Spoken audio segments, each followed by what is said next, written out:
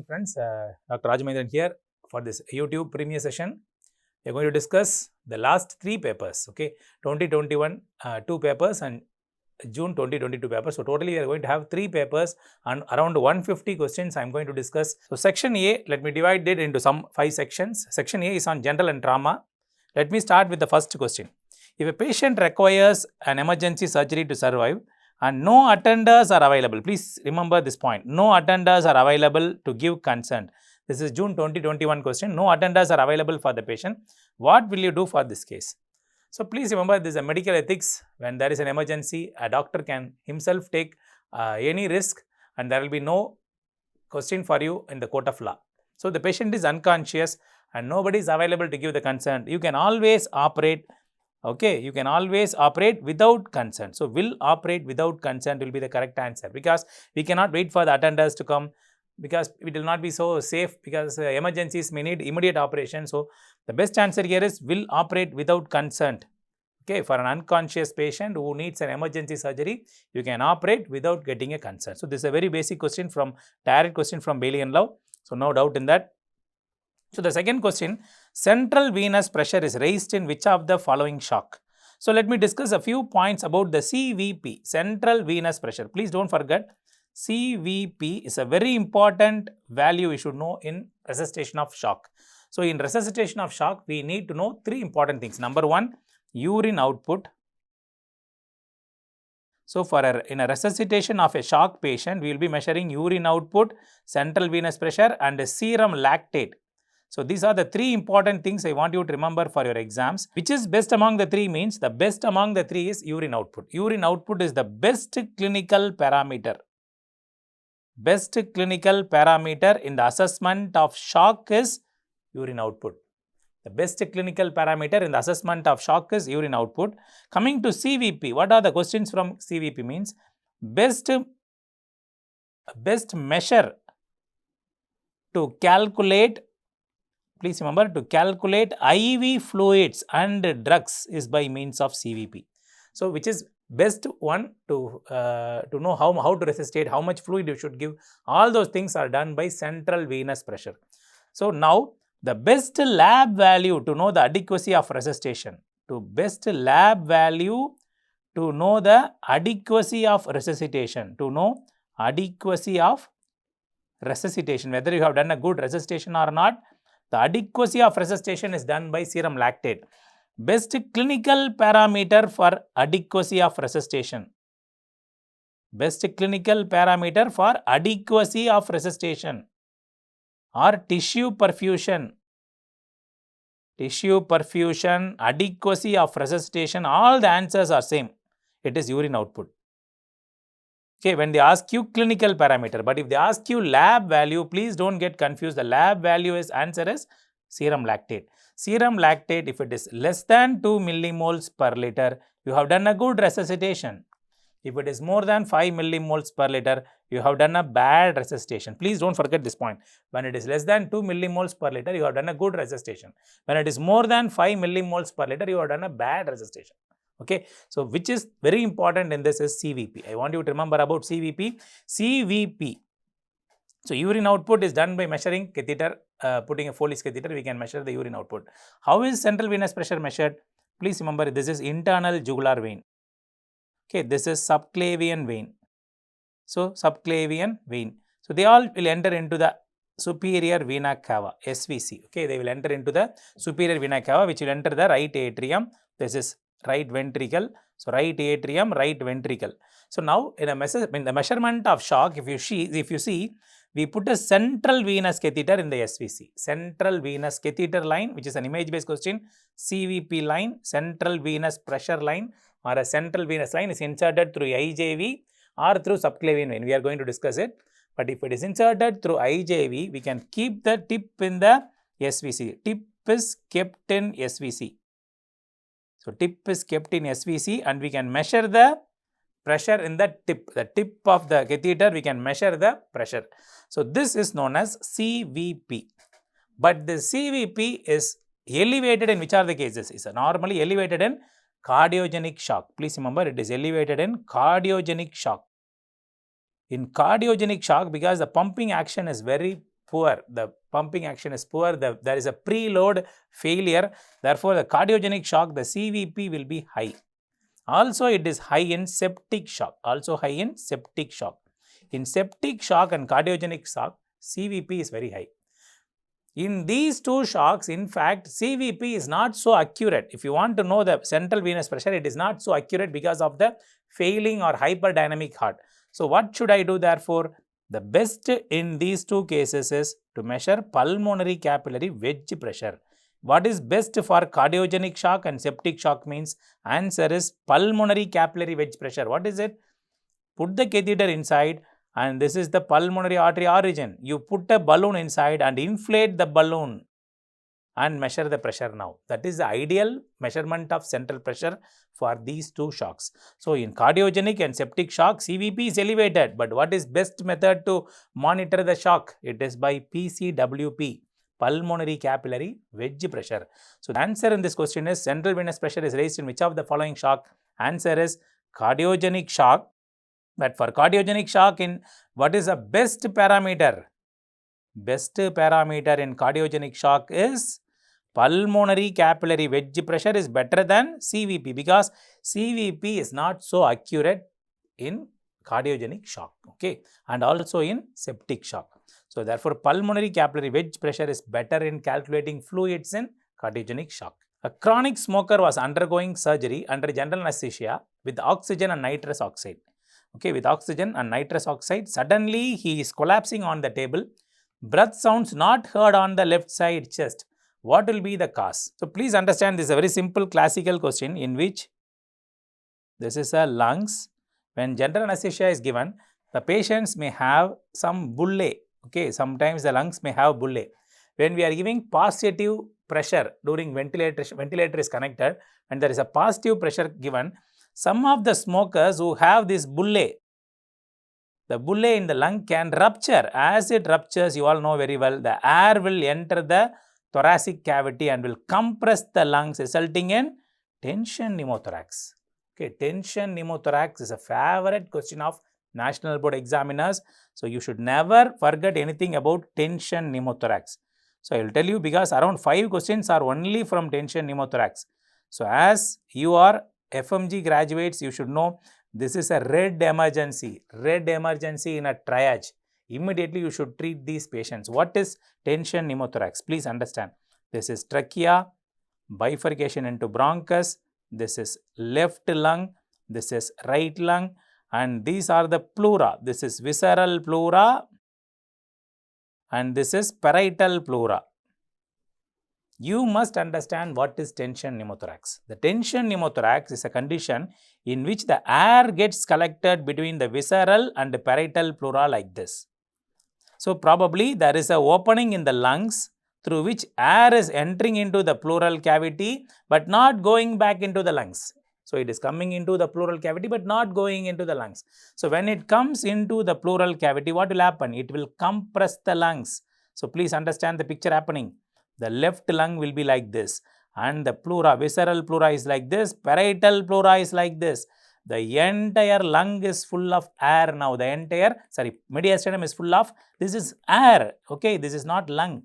You should not get confused in finding this air and the air inside. How to differentiate? How to differentiate? This is not a lung, this is only full of air. In X-ray, you should look for bronchovascular markings. If it is a lung, we will have this bronchovascular markings with air will be present. Please don't forget this. Pure air will be black, full black X-ray finding will be there. That is a very classical finding. They will have a classical 3 features like raised JVP, hypotension, Number 3 is what? JVP is raised, hypotension and absent breath sounds. So, please don't get confused with the Beck's triad. Okay, Beck's triad is seen in where? Yes, please type in the chat box. Beck's triad is seen in which condition? It is seen in cardiac tamponade. Okay, it is seen in cardiac tamponade. Beck's triad is seen in cardiac tamponade. Same findings will be there. Raised JVP, hypotension and absent absent heart sounds or muffled heart sounds. Muffled heart sounds are seen. Okay. Raised JVP, hypotension, absent or muffled heart sounds are the features of Beck's triad. So, raised JVP, hypotension, absent breath sounds are seen in tension pneumothorax. Now, the patient is having breathlessness, dyspnea. This tension pneumothorax can happen due to many causes. In your exam, you will be getting here and there like trauma. The question will be giving on trauma causing pneumothorax or following a central venous line. When I am putting a central venous catheter, I can cause tension pneumothorax. So, in your exams, you can get many questions related to tension pneumothorax, but the treatment, everything is same. So, immediately what should I do? As I see a tension pneumothorax, Bailey and Love says, in the second intercostal space, in the mid-clavicular line, this is a mid-clavicular line, in the second intercostal space, I should put a wide bore needle and let out the gas. Wide bore needle you put and let out the gas. Okay, put a gas. When you leave out the gas, actually I am going to put a needle at this point and I am going to let out the gas. So, gas comes out, the lungs will expand. But this is only a first aid, it is not the treatment of choice. Needle insertion is a first aid. This is known as needle thoracocentesis. So, this is only a first aid, okay, it is a first aid. Immediately what should I do? After putting the needle, I should arrange and put a intercostal drainage tube. Please don't forget, after putting the needle, I should put an intercostal drainage tube. Intercostal drainage tube, where is it inserted? It is inserted in the 5th intercostal space in mid-axillary line. In the 5th intercostal space in the mid-axillary line, I should put the ICD tube. So, this is from Bailey and Love. What I am telling you now is from Bailey and Love. Bailey and Love says, in an emergency, where will you put the needle? In the mid-clavicular line, second intercostal space. Putting the needle, the gas will be coming, arrange for ICD tube, intercostal drainage tube. Put the tube in the 5th intercostal space in the mid-axillary line. This is Bailey. Okay, this is Bailey and Love point. This is Bailey and Love point. What is then ATLS? ATLS is a latest concept. ATLS 10th edition is a latest concept. He is saying you should put needle where? Instead of second intercostal space mid-clavicular line, this is saying you should put the needle in the 5th intercostal space itself in mid-axillary line.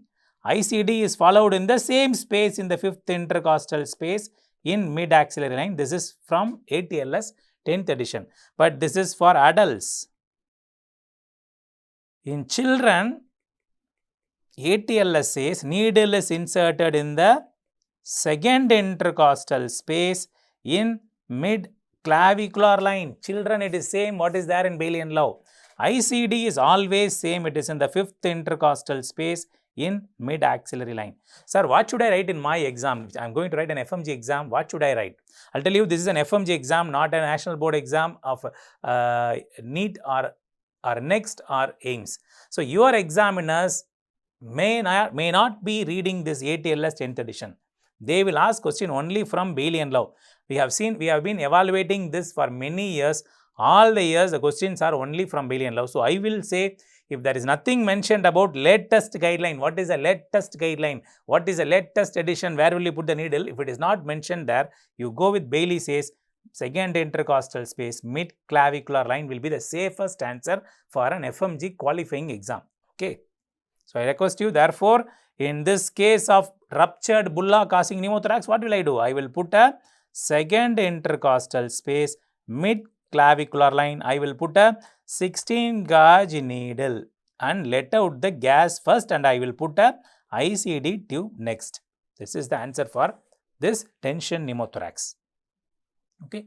Let us go to the next question now. A patient who had burns some years back now presents with ulcerations over the burns area. So, burns area going for malignancy, that is known as Marjolin's ulcer. Marjolin ulcer is what? It is a squamous cell cancer. Please remember, it is a squamous cell cancer arising from where all it can arise? It can arise from number 1, burns scar. See, burns scar, number 1. Number 2, keloid scar.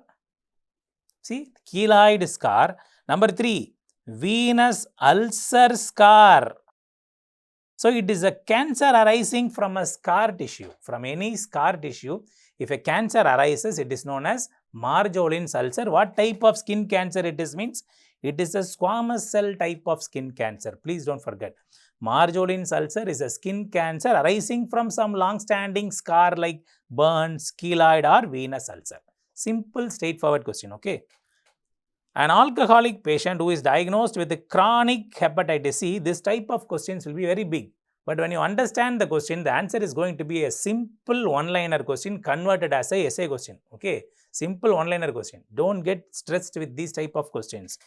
An alcoholic patient who is diagnosed with chronic hepatitis has been admitted in emergency room for vomiting of blood. So, vomiting of blood, we call it as hematomas. Since the last 2 days, he is vomiting and patient is in shock now. You are the doctor and you have started the first line treatment, but the patient died. What is the underlying cause of death? So, this is a question on shock. This is a question arising from shock. So, shock, yes, this patient died in shock. What shock? Patient vomited blood known as hematomas. Hematomas is usually from where? It is from bleeding esophageal varices. Esophageal varices are a feature of portal hypertension. They will vomit around 2 liters of blood. 1 to 2 liters of blood would have been vomited. So, the patient developed hemorrhagic shock and died. So, this cause of death is hemorrhagic shock, which is a part of hemorrhagic shock is a type of hypovolemic shock. What are the causes of hypovolemic shock? Hypovolemic shock is due to bleeding, diarrhea, vomiting. See, many causes are there. Dehydration is a cause for dehydration due to vomiting. All these things can cause hypovolemic shock, and we surgeons, we deal with only hemorrhagic shock. Okay, diarrhea causing shock and other causes of shock will be dealt by physicians. So, we will be dealing with hemorrhagic shock. Hemorrhagic shock is a cause of hypovolemic shock. So, this is a case of hypovolemic shock. Young patient was brought to emergency with an hypotension. See, he is in low BP with a cold extremities. Cold extremities means it's type of hemorrhagic shock. Blood pressure was 90/60.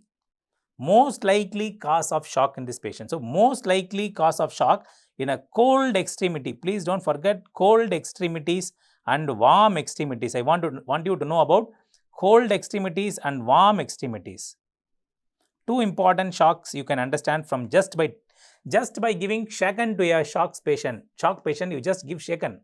From the moment you give shaken, you can find out, okay, this is a case of hemorrhagic shock. Cold extremities are due to hemorrhagic shock because as a compensatory mechanism, in a hemorrhagic shock, there is peripheral vasoconstriction.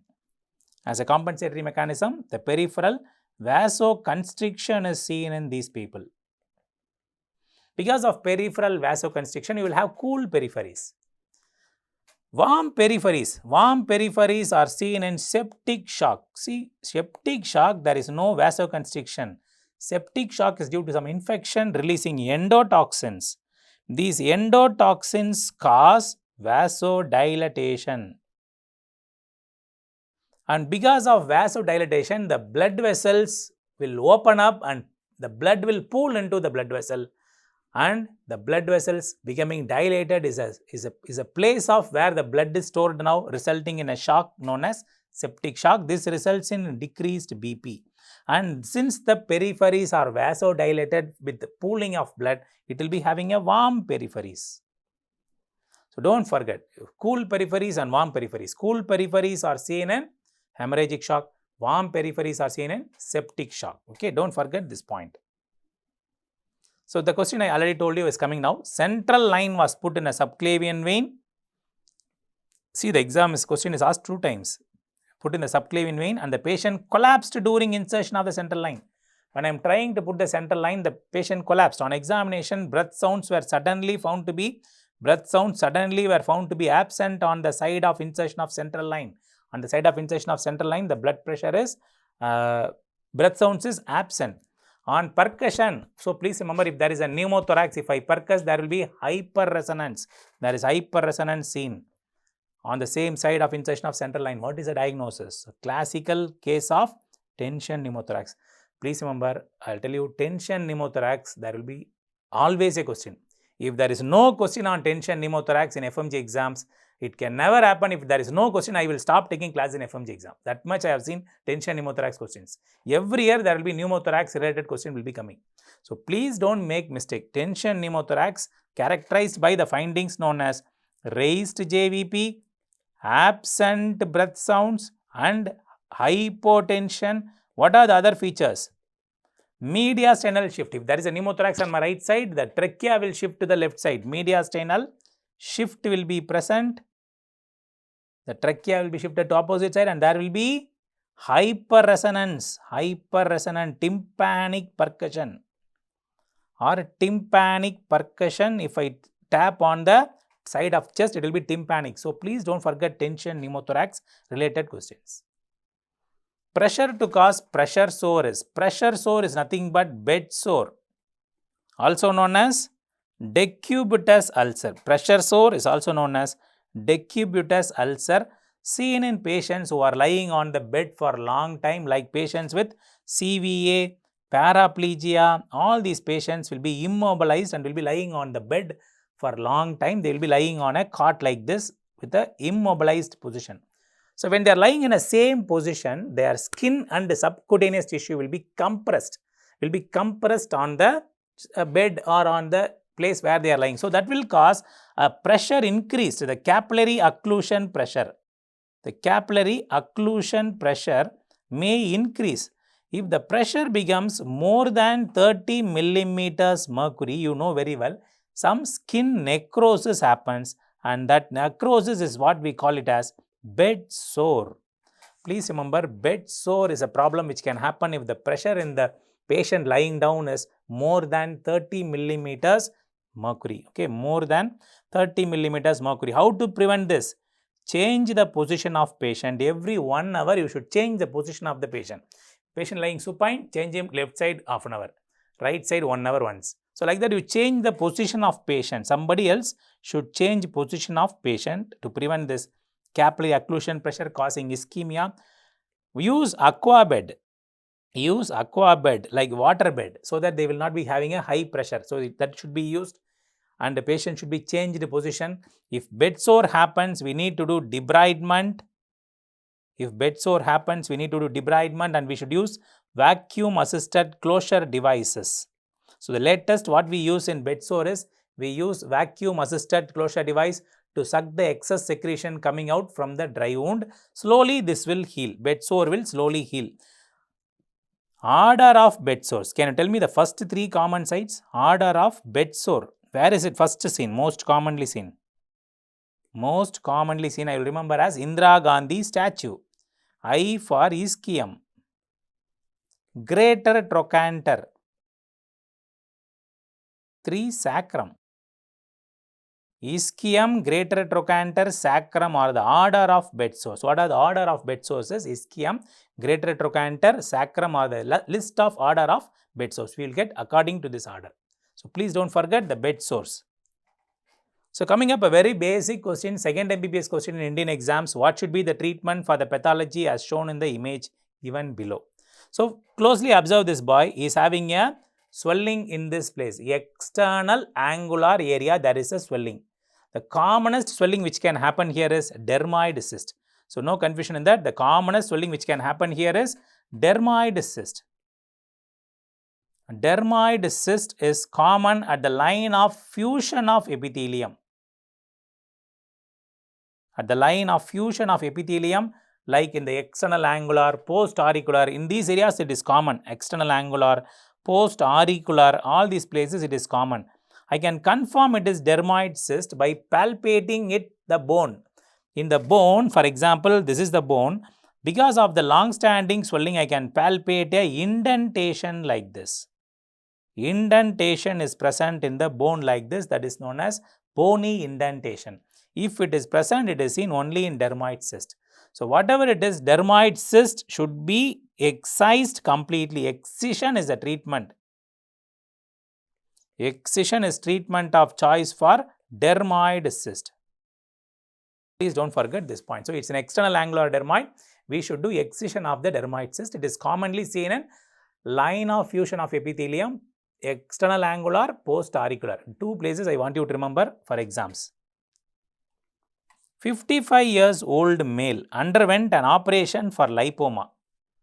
So, okay, 11 months later, for example, let us assume this is a lipoma. I have removed it by a incision like this. This is an incision I have closed. 11 months after surgery, patient coming to you with the itching and burning on the operative side. I can now see this where a scar is formed, thick scar is formed in this operative site, which is limited to the wound boundary like this. What is this? So, if I have operated, the scar is like this, the scar is like this, and there is a scar formed within the wound. What is it? If the scar is like this, a wound is formed like, scar is formed like this, extending beyond the original incision. What is it? So, please remember, if it extends beyond, it is known as keloid scar. It is known as keloid scar.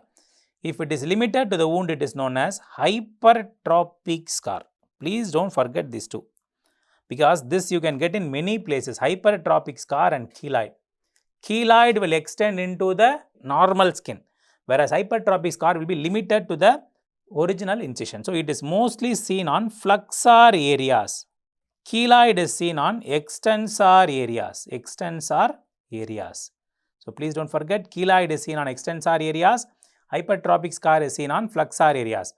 Hypertrophic scar I can do excision, careful excision.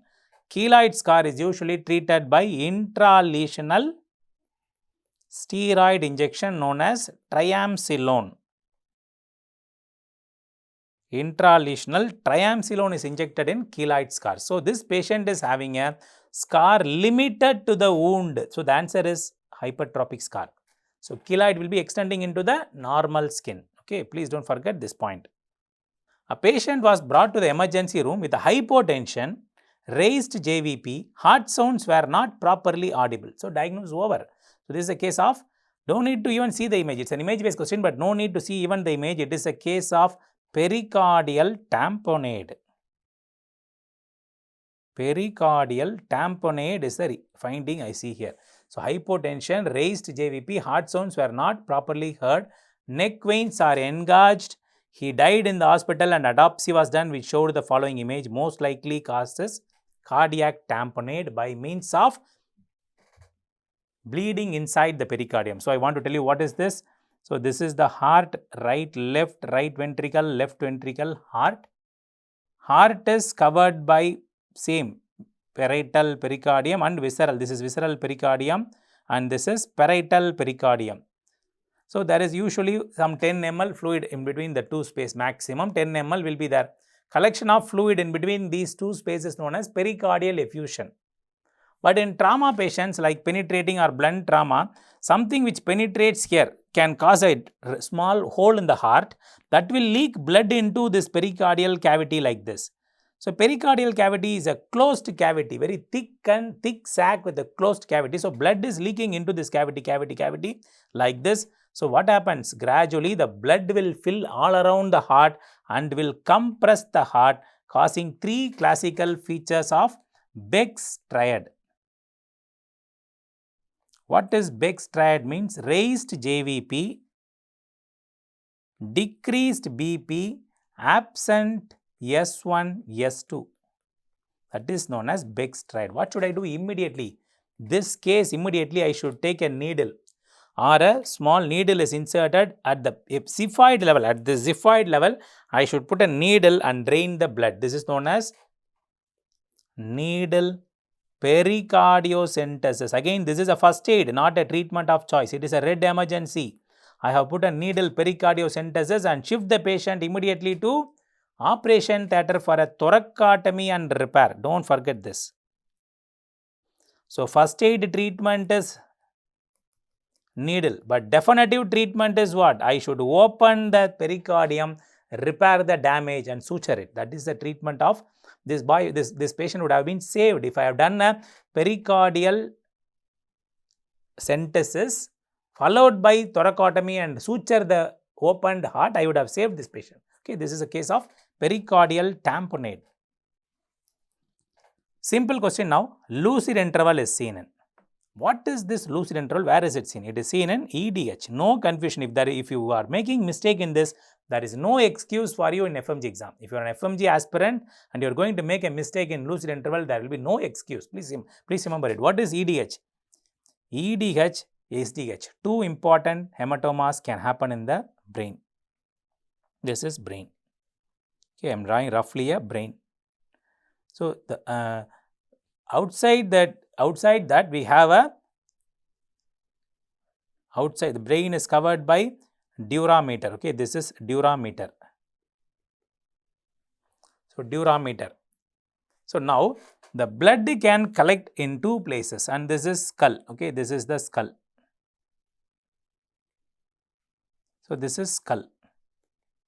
So, now this is a durameter and this is brain. Okay, brain. Now, the blood can get collected in trauma in two places. The blood collected outside the durameter like this is known as what? Blood getting collected outside the durameter is known as extradural. Very simple. If you understand anatomy, surgery is nothing. Extradural hematoma. Collection of blood outside the durameter is known as extradural hematoma. Collection of blood below the durameter like this is known as, inside the durameter is known as subdural hematoma.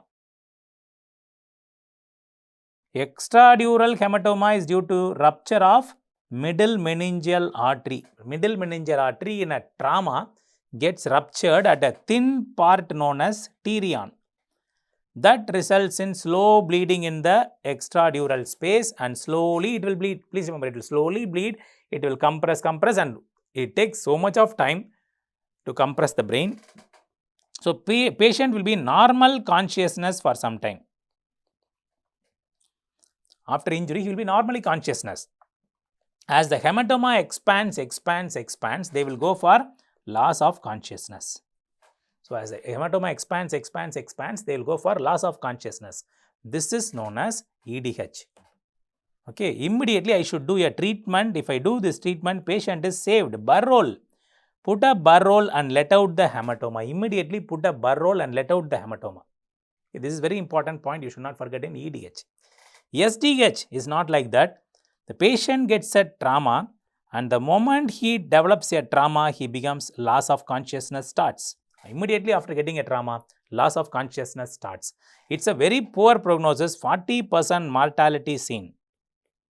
You must immediately plan for a decompression craniotomy should be done. Decompressive craniotomy should be done for these cases of subdural hematomas. Please don't forget this thing.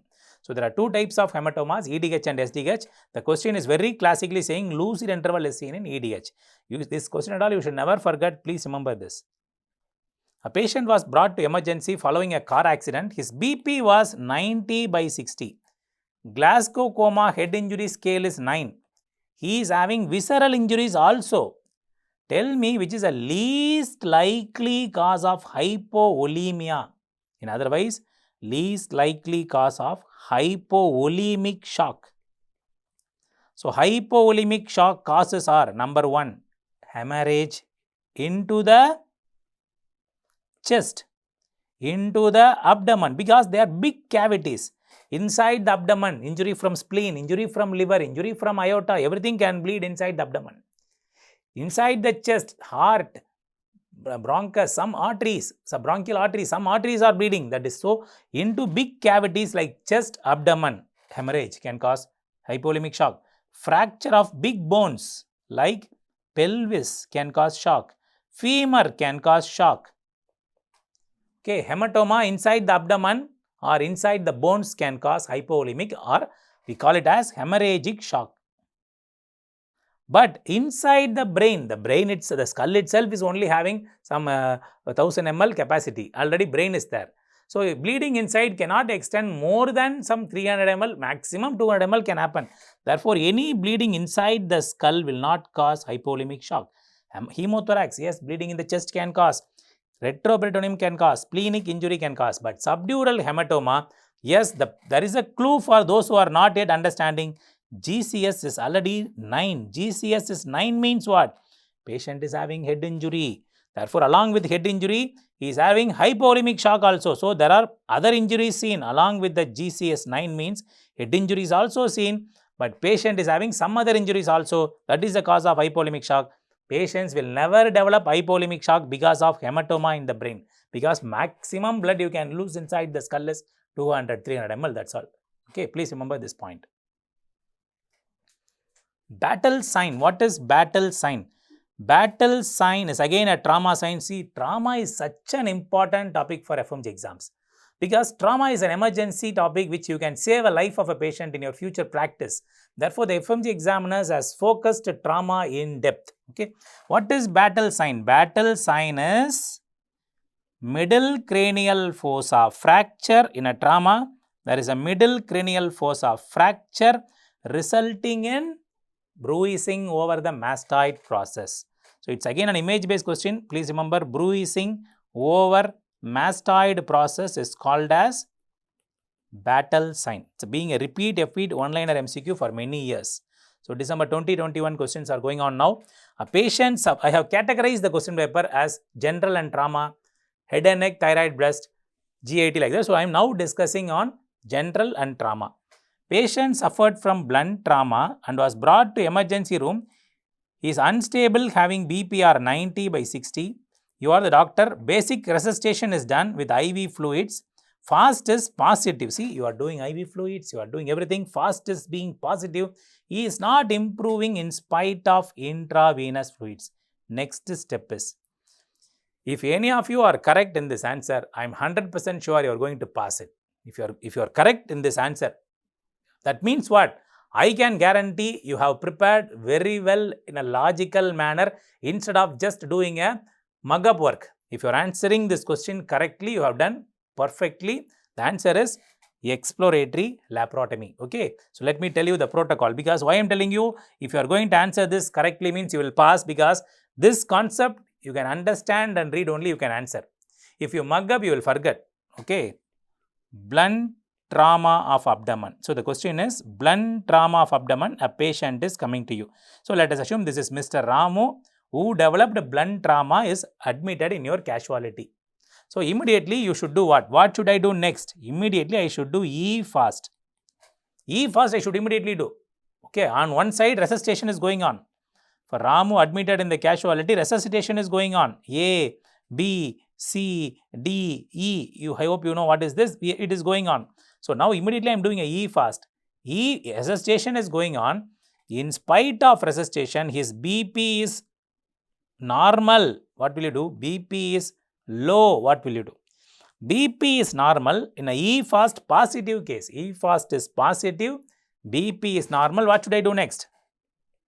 CT abdomen.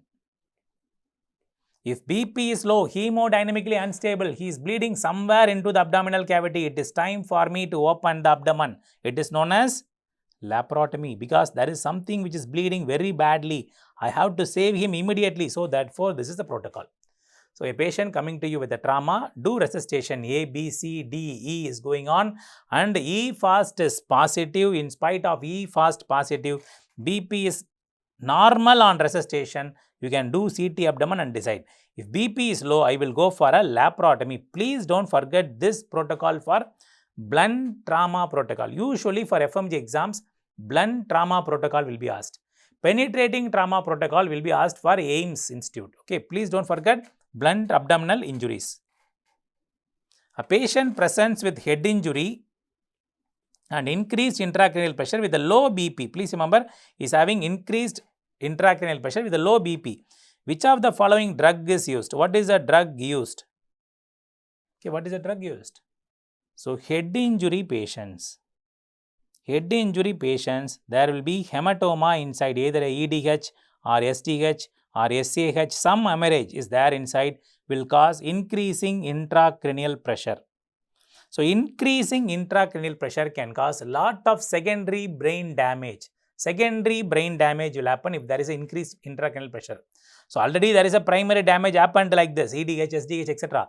If you are going to keep the ICP raised, there will be secondary brain damage will happen. Therefore, I should do things to reduce the intracranial pressure. Number one I will do is IV mannitol I will give. It is an osmotic diuretic. I will give IV mannitol. Injection furosemide I can give. Yes, I can give, but if BP is normal. If BP is normal, furosemide can be given. So, what fluid should not be given? What fluid should not be given? Dextrose containing fluid should not be given. Dextrose must not be given because the patients are already in a stress, and there is dextrose can cause more fluid accumulation inside the brain. Okay, when there is a dextrose given, at plain dextrose containing fluids will cause more fluid accumulation in the brain. So, dextrose must not be given. Steroids must not be given. Steroid is a stress hormone. Steroids must not be given in already a stressed head injury patient. So, the two things that should not be given, don't forget. Steroids will not be given, and also dextrose must not be given. So, a patient with head injury, which of the following drug is used in this? Furosemide also is correct, mannitol is also correct. But if the BP is mentioned as low, the question is mentioning very clearly low BP. So, I cannot use furosemide also. So, I will use mannitol. So, give mannitol, furosemide, injection, barbiturates to sedate the patient because they will be more aggressive and agitated. Don't give diazepam, give only barbiturates. Diazepam is a respiratory suppressant. So, diazepam not be given. So, what all not to be given? I have given very clearly: dextrose, steroids, diazepam not to be given. Mannitol, furosemide, barbiturates are given. Okay. Please don't forget these points. It's related to head injury. A patient presented to emergency with a blunt abdominal trauma with a low blood pressure. What should be the initial step? So, I am now again going to the same protocol, blunt trauma protocol. So, blunt trauma protocol, what I told you, I will do A, B, C, D, E. Then I will do E fast. If E fast is positive, patient is stable, what I will do? I will do CT. This is the protocol. No confusion in this. Same protocol I am drawing now. So, what is A for? A for airway, B for breathing, C for circulation, put Venflan and put the fluids, D for disability, E for exposure. So, in this circulation is done. Airway should be done. Is there any question on airway? No question. Start resuscitation with IV crystalloids, immediate laparotomy, get CT scan and start fluids later, start resuscitation with the blood products. So, even a staff nurse will tell, get CT scan and start IV fluids is wrong. Okay, nobody will wait for a CT scan. We should start the fluids immediately. Even a house surgeon will tell, immediate exploration with laparotomy will not be done because blunt trauma, we don't know where is the bleeding. Sometimes it can be a chest trauma, thereby bleeding from the chest also. Therefore, I should find out whether there is a bleeding from the abdomen. So, start resuscitation with IV fluids and blood products are correct. Both are correct. But you know very well, they are asking what is the initial step. We don't immediately start with only blood. Blood will be arranged. In between, I will start with circulation management. I will start with 2 green Venflan minimum. 2 green means 18 gauge Venflan. Minimum is put on both sides. 2 green Venflan put on both sides. Infuse 1 liter of crystalloids. 1 liter of crystalloids are infused. The fluid of choice is normal saline, is the best fluid, and you keep resuscitation along with injection tranexamic acid. Tranexamic acid is given to stop the bleeding, and it is all going on one side. Meanwhile, you arrange the blood. Let the blood come. Blood is arranged. O negative is done if there is an emergency. We don't have time to do cross matching. O negative is universal donor blood group. So, universal donor group is O negative can be infused because cross matching will take 1 hour time. I hope you all would have know what happens in the blood bank. When you go to the blood bank, give cross matching, the staff nurse has to make ready, the doctor has to confirm, the blood bank medical officer has to confirm the cross matching, and it will take at least 1 hour. We cannot wait for 1 hour. It's a golden time. So, therefore, O negative blood is transfused in a universal donor. But Bailey says in males we can give O positive also. In reproductive, post-reproductive females, those who have completed the family, post-reproductive females also, you can give O positive. But if they are not mentioning these lines, go with O negative is a universal donor in the resuscitation of shock. See, so many questions from trauma. I am discussing 3 papers. I am not discussing so many papers. Just 3 papers, you can see enormous questions are coming. A patient following RTA was brought to hospital with a high heart rate, low BP. Respiratory rate is also increased. What should be the next step? So, please remember, this is a case of hemorrhagic shock. So, hemorrhagic shock, I want to tell you about some points about the hemorrhagic shock. Hemorrhagic shock,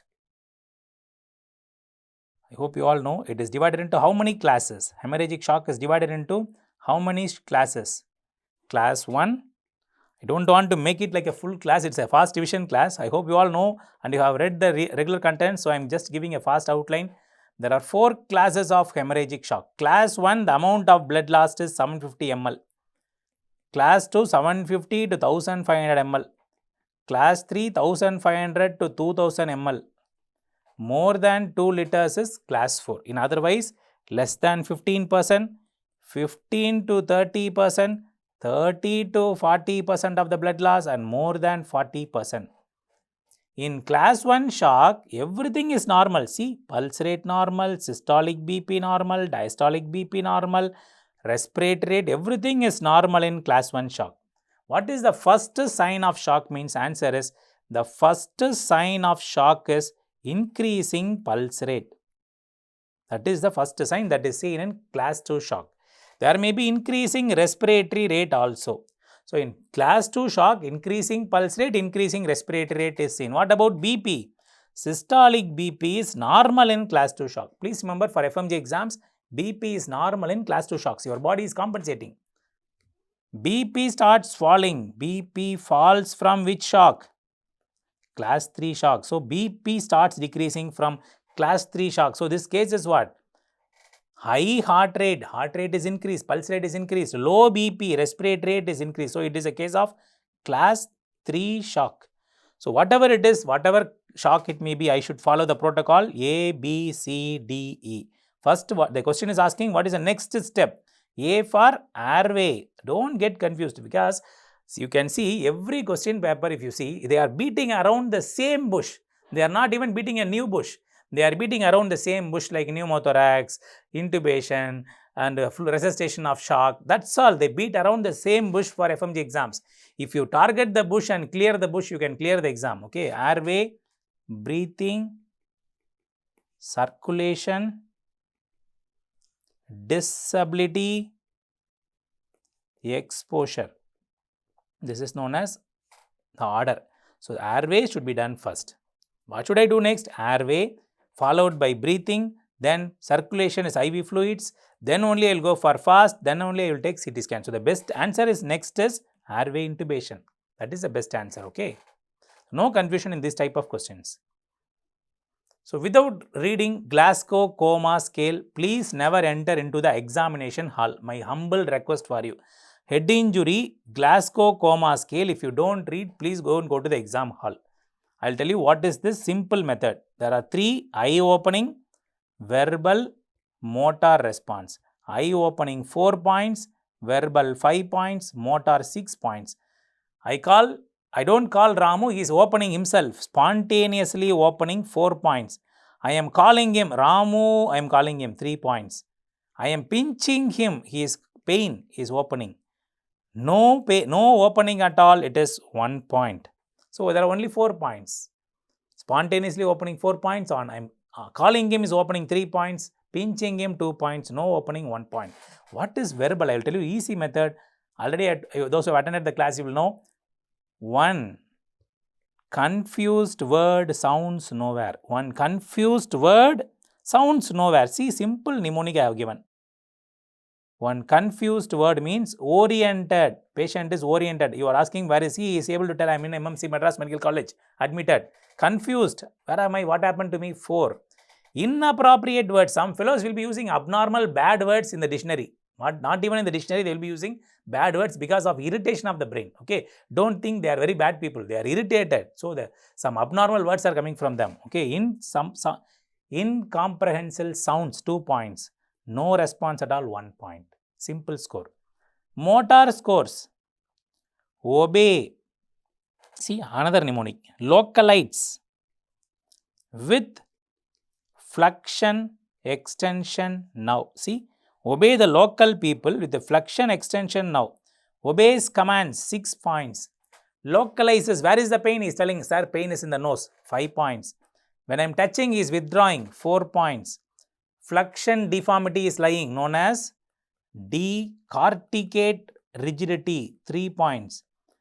Decerebrate means extension, 2 points. No response at all, 1 point. So, this score you should not forget. Glasgow coma scale, totally it is 15 and 15 out of 15 is normal.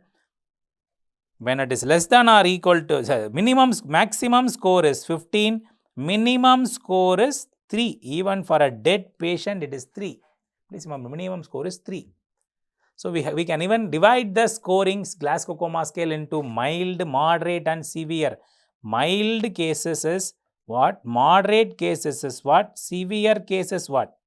So, patients with LOC presenting to you with the loss of consciousness, 14 or 15 is mild, 9 to 13 is moderate, 3 to 8 is severe.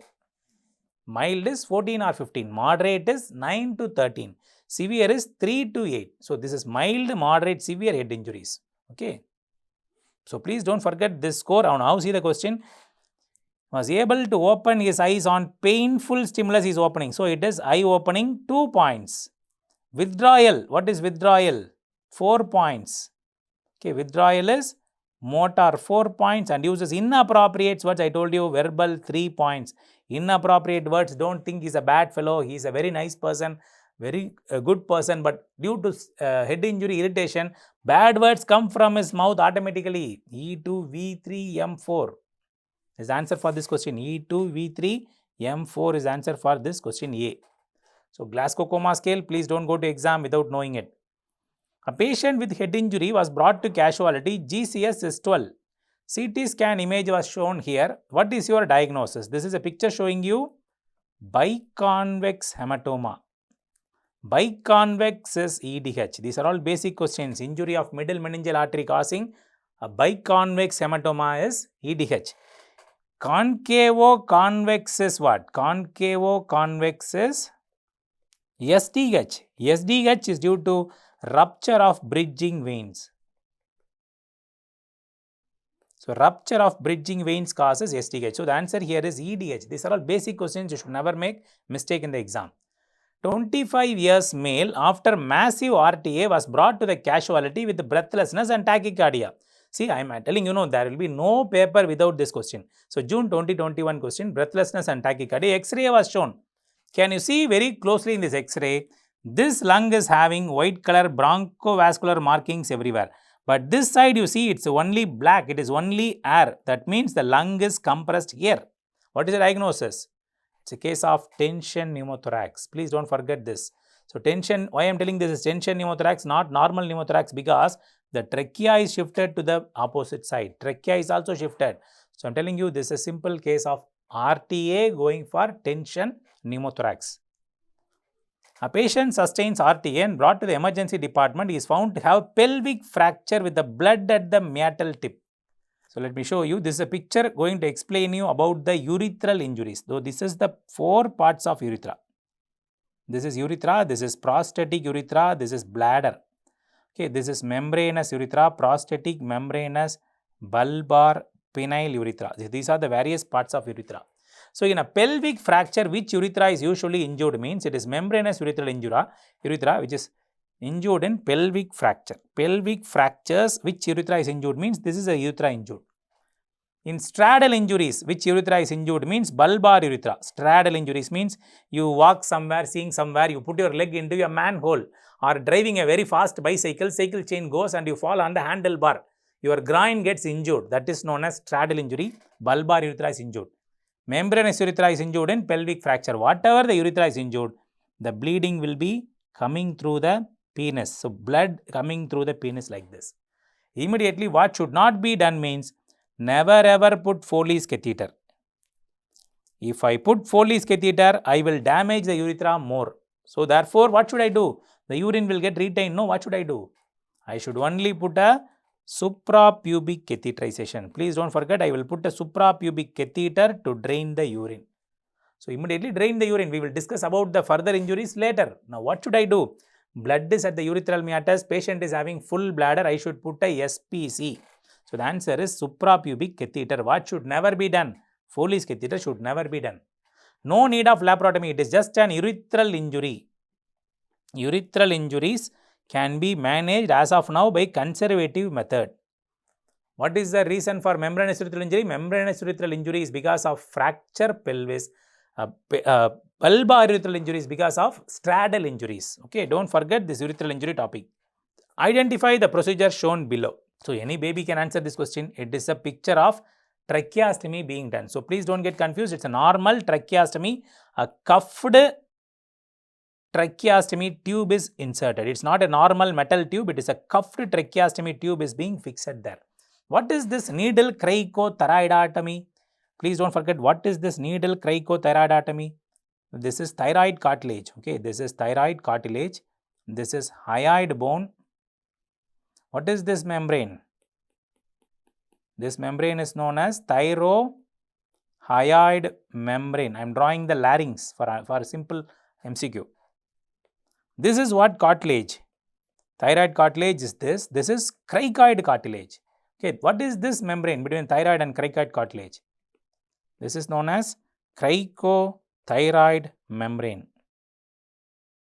So, below the cricoid cartilage, you can see the various essential things which will start. So, various tracheal rings will start below that. Tracheal rings will start below that. So, 1, 2, 3, 4 like that. So, tracheostomy, what we do is we should not open the first ring. So, we have to open second and third ring and we will put a tube inside this. So, that is a tracheostomy you will be reading in ENT. So, tracheostomy is done at second and third ring levels. Emergency or elective, whatever it is done at second and third ring levels. But there is one more procedure before doing a tracheostomy. If patient develops sudden respiratory difficulty, I can put a needle in this membrane. So, needle cricothyroidotomy. So, needle cricothyroidotomy is done at this cricothyroid membrane. I will put a needle in the cricothyroid membrane and I will put a small tube and give oxygen to the patient. This is known as needle cricothyroidotomy, also known as needle tracheostomy. So, needle tracheostomy is done via which membrane is also asked in the exam. It is done through cricothyroid membrane. Tracheostomy is done through second and third tracheal rings. Don't forget this MCQ on tracheostomy. The picture is shown here is C, tracheostomy image. Okay, don't forget this question. 2 years old pediatric patient admitted in the casualty with an unconscious state. He was given having profound diarrhea and mild pneumonia. In the management of this baby, we are doing A, B, C, D. What does D stands for? See, again they beat around the same bush only. Disability. Now, patient in a trauma or whatever it is in a resuscitation, A, B, C, D, E. D stands for disability evaluation. Disability evaluation. Okay. Patient undergone surgical procedures. These are all 2022 last exam question for surgical procedure for pathology, wherein preoperatively the left lung was collapsed as shown in the image. So, preoperative image. This is a picture showing you preoperative image. Normal bronchovascular markings. There is no marking. So, this is a pneumothorax. I am telling you, there will be no question without pneumothorax. So, pneumothorax. So, this patient has now recovered fully. You can see this patient has recovered fully. So, actually don't catch this picture. This is actually something else even here is wrong.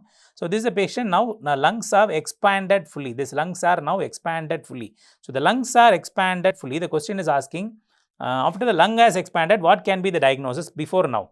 Tell me what happened before. Before it is left pneumothorax. So, previously patient had a left pneumothorax. They might have done ICD tube and the lung has now expanded normally. The lung is now expanded normally. So, this is a case of expanded lung. So, they would have done a left pneumothorax, they would have done an ICD tube insertion. That is the picture shown here. So, some procedure is done is nothing but intercostal drainage procedure.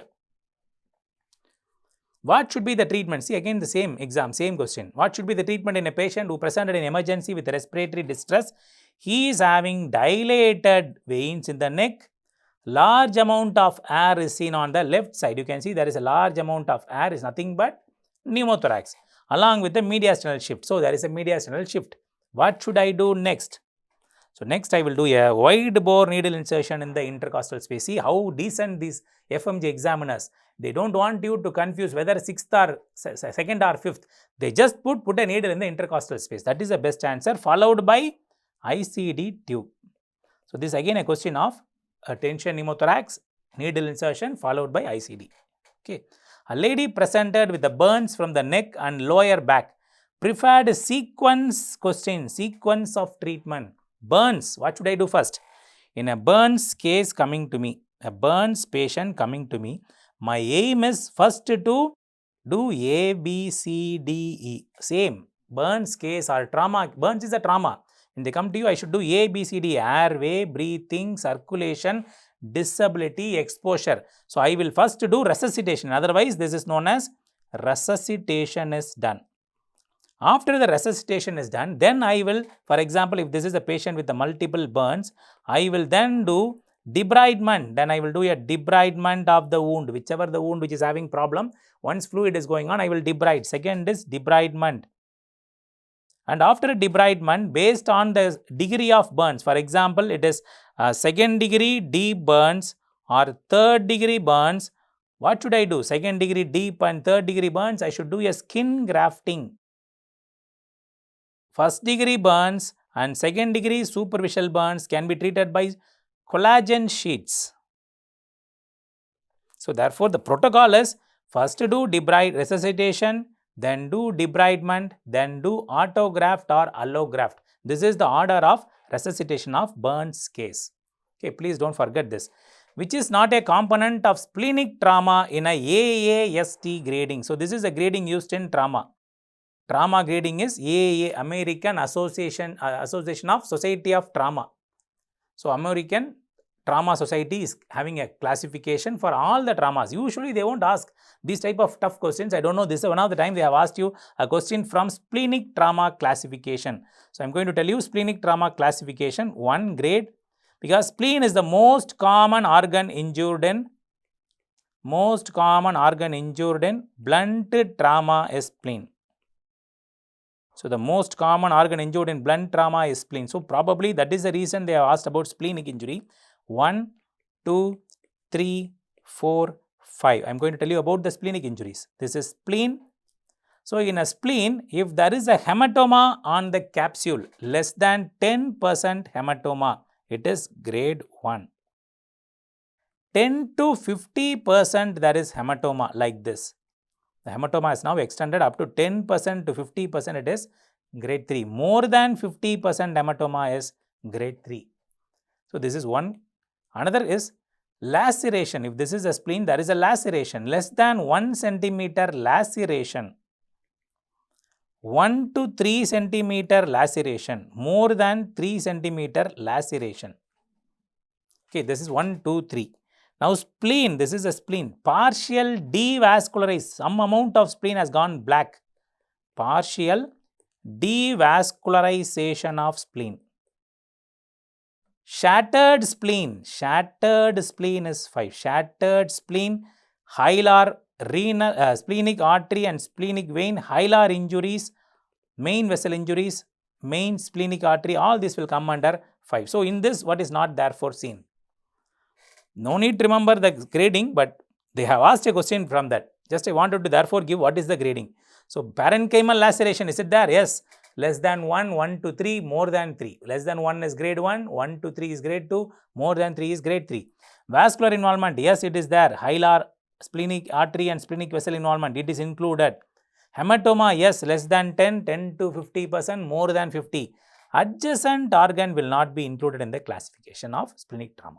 So, adjacent organ is not included in splenic trauma classifications.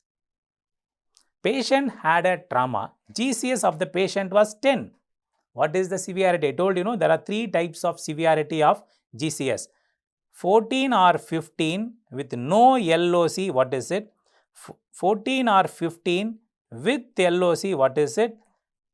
9 to 13, 3 to 8. This is the grade known as minor is GCS 15 with no loss of consciousness, mild 14 or 15 moderate 9 to 13, severe GCS 3 to 8. So, the answer here is moderate injury. So, 3 to 8 is severe, 9 to 13 is moderate. So, the case is moderate injury of head injury. So, in this chapter, I want to tell you, in the first module of general and trauma, you should know about IV cannulas, the colors and codings.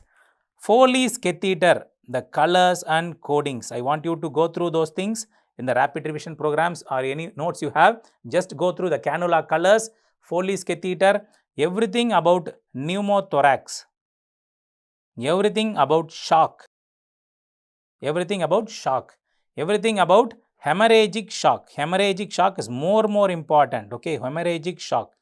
And please don't miss about the small swellings in the surface of the body and sutures. And most important, though there is no question in the last two papers on nutrition, you should know about central venous line and nutrition is also very important. In this section, first section module MCQs, these are the questions asked and these are high yield focused areas for your exams. So, now we are going to see the section B, head and neck, thyroid, breast hernias. You know, these are the clinical cases of final MBBS students in India. So, these are questions, these questions are very common in FMGE exam. So, I am going to show you the important questions asked in this from the exam. Identify the lesion shown in the image, 2021 image, June 2021. This is a picture showing you leukoplakia. Leukoplakia is nothing but a white patch in the oral cavity. So, leukoplakia is white patch. Please don't forget leukoplakia. What is leukoplakia means? It is white patch in the oral cavity. What is erythroplakia? It is a red plaque. So, red plaque is erythroplakia, white patch is leukoplakia. So, please don't forget the lesions in the oral cavity.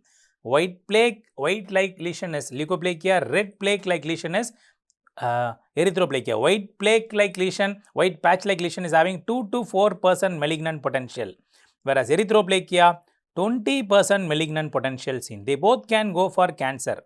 Please don't forget they both can go for cancer. Definitely they may ask you again, leukoplakia can come for your exam. It's a very commonly seen pre-malignant lesion. The commonest pre-malignant lesion in the oral cavity is leukoplakia.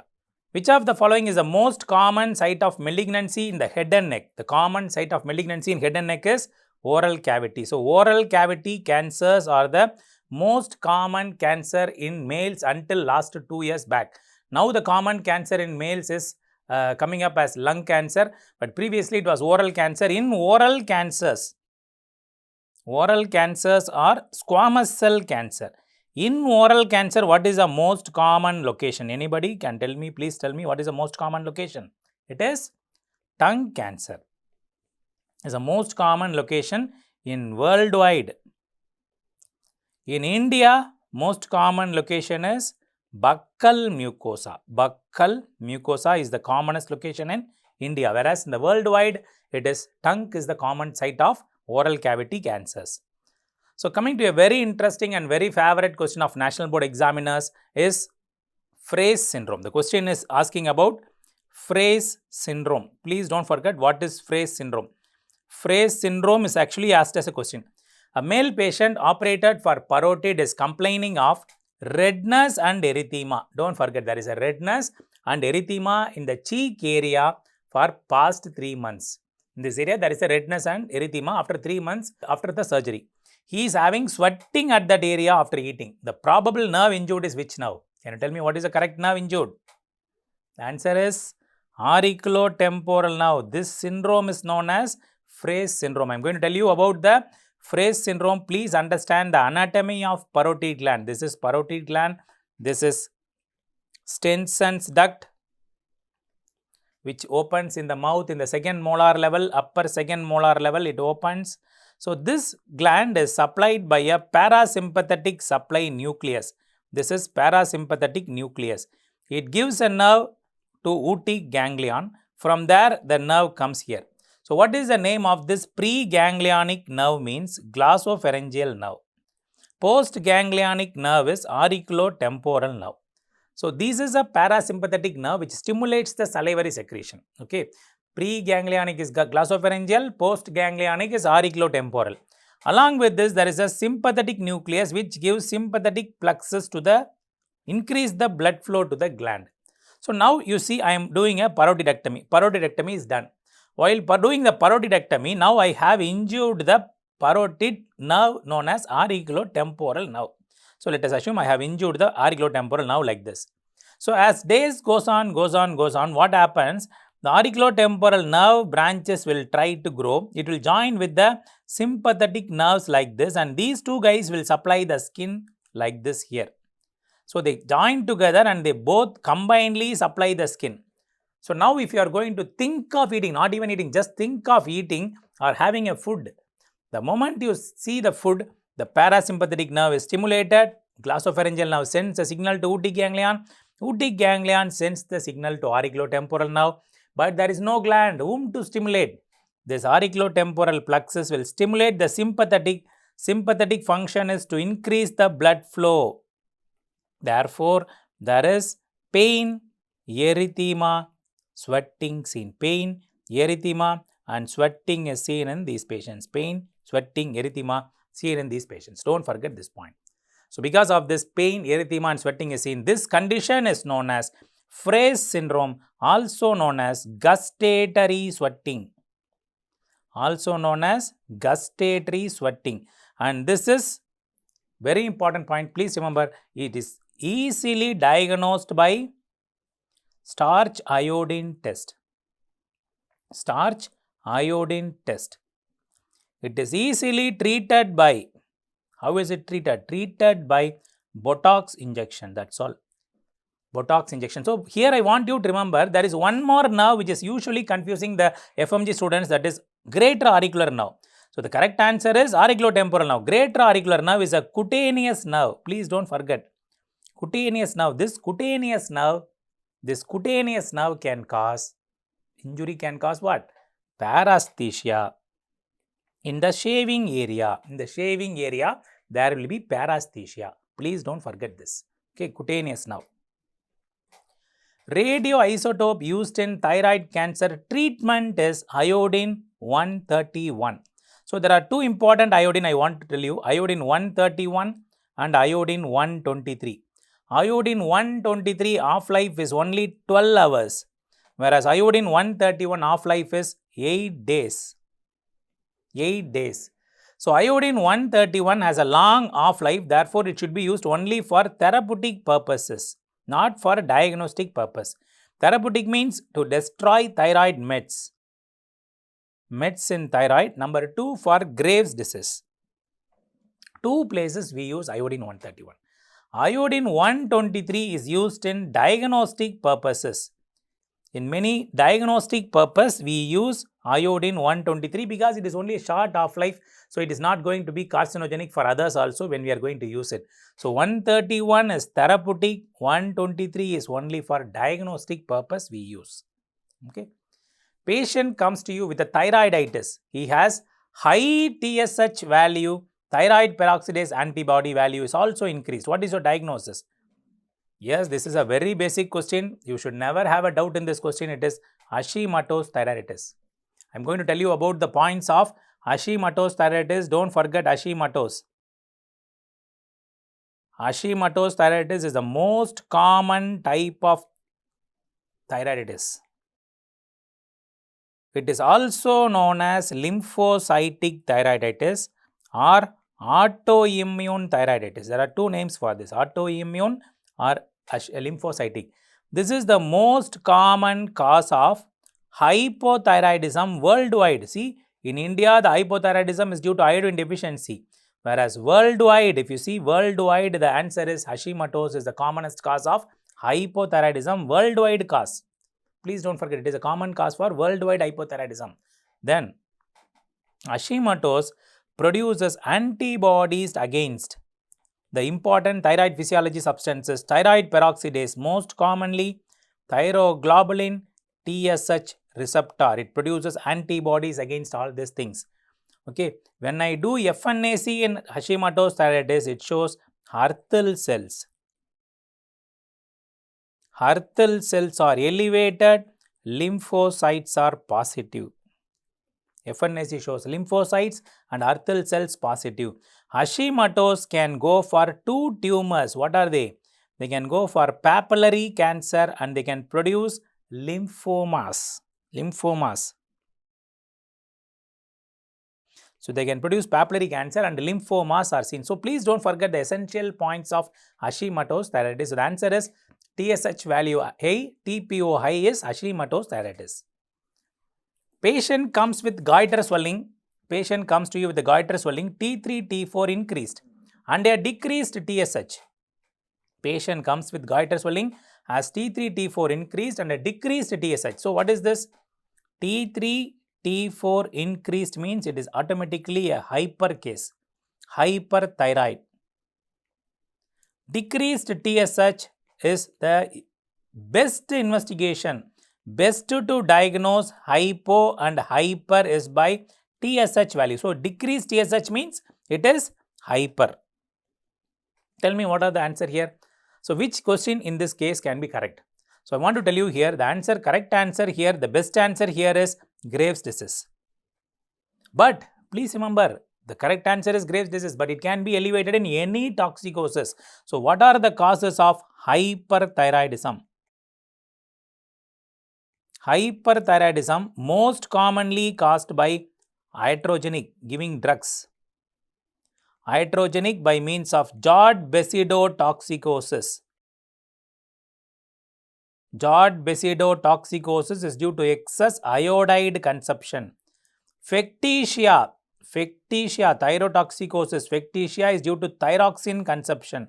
So due to drugs or due to iodide supplementation, patient can develop hyperthyroidism.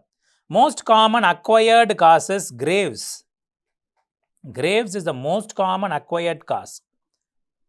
A long-standing nodular goiter like this, can become hyper. It is known as Plummer's disease, also known as secondary toxicosis. It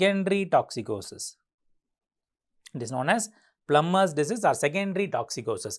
So in this question, Plummer disease is also correct, but best answer is most common is Graves' disease. So I will go with Graves' disease. So Graves' disease will be the correct answer in this question. So Graves' disease is the best answer. A patient came with a goiter swelling, T3, T4 increased and a decreased TSH is due to Graves' disease. Don't forget this answer. So Graves' disease clinical findings are given in this. So please again I will tell you, whenever you see a big question, don't get scared. That is a very important thing when you are appearing for FMGE exam. So getting scared with the bigger questions will make you fail. You just be cool. It is going to be a simple one-liner. I will tell you why it is a one-liner only. See, the patient presents with a thyroid swelling, weight loss, physician found cervical nodes positive and decided to go for thyroid FNAC. FNAC of the patient suggested orphan nuclei. What is the diagnosis? Question is actually a one-liner. Orphan nuclei seen in dash. Answer is papillary thyroid cancer. That's all. So FNAC of thyroid, MCQs I'll tell you. FNAC in thyroid cancer. What are the questions which are asked? Urethral cells, where are they seen? Just now I told you, FNAC is a procedure done for thyroid. We should not usually do a true cut biopsy. FNAC is enough. FNAC shows Urethral cells in Hashimoto's thyroiditis. FNAC shows psammoma bodies, nothing but concentric calcifications like this, known as psammoma bodies. FNAC shows cells with no nuclei like this, like a orphan anni. This is known as orphan anni. Nuclei, without nucleoli. These two are findings of papillary cancer. Third FNAC finding. When I am doing an FNAC shows amyloid stroma. Amyloid stroma is a finding seen in medullary cancer thyroid. Amyloid stroma is a finding seen in medullary cancer of thyroid. Okay. FNAC cannot differentiate adenoma versus carcinoma in which condition? Adenoma or cancer we cannot differentiate because of the capsular invasion. It is follicular cancer. Which are the cases I will advise you can go for true cut biopsy? True cut biopsy is usually not done for thyroid. But in 2 cases, I can advise true cut biopsy. One is anaplastic cancer, 2 lymphoma, 3 Riedl's thyroiditis. So in these cases, I can advise true cut biopsy. If you want, you can do true cut biopsy, nothing wrong. True cut biopsy can be done. Anaplastic, lymphoma, Riedl's thyroiditis. So please don't forget the FNAC and thyroid findings. Now 35-year-old pregnant female with hyperthyroidism, which antithyroid should be drug should be given in first trimester. Now you should know about the antithyroid drugs. It can be a pharmacology question, but it's important for surgeons also. Antithyroid drugs used are used to inhibit trapping of iodine and inhibits oxidation of iodine to iodide by thyroid peroxidase. There are 2 steps: trapping, oxidation, binding, coupling. This is the 4 steps of thyroid hormone production. In this, these antithyroid drugs will inhibit trapping and oxidation. What are the 2 commonly used drugs means? Carbimazole and or its next generation methimazole. And another drug is propyl thiouracil. The problem with the carbimazole or methimazole is they can cause decreasing WBC count can happen. That is very dangerous problem of carbimazole. They can cross placental barrier. Okay, therefore, in case of pregnancy, the best drug is propyl thiouracil. And another important function of propyl thiouracil is it prevents peripheral inhibition, conversion of T4 to T3 is also inhibited by propyl thiouracil. Propyl thiouracil has a benefit of preventing peripheral T4 to T3 conversion. So, the best answer here is propyl thiouracil is used in pregnancy. Okay, because it will not cross the placental barrier. So, next question is a classical national board question. Again, a simple question only.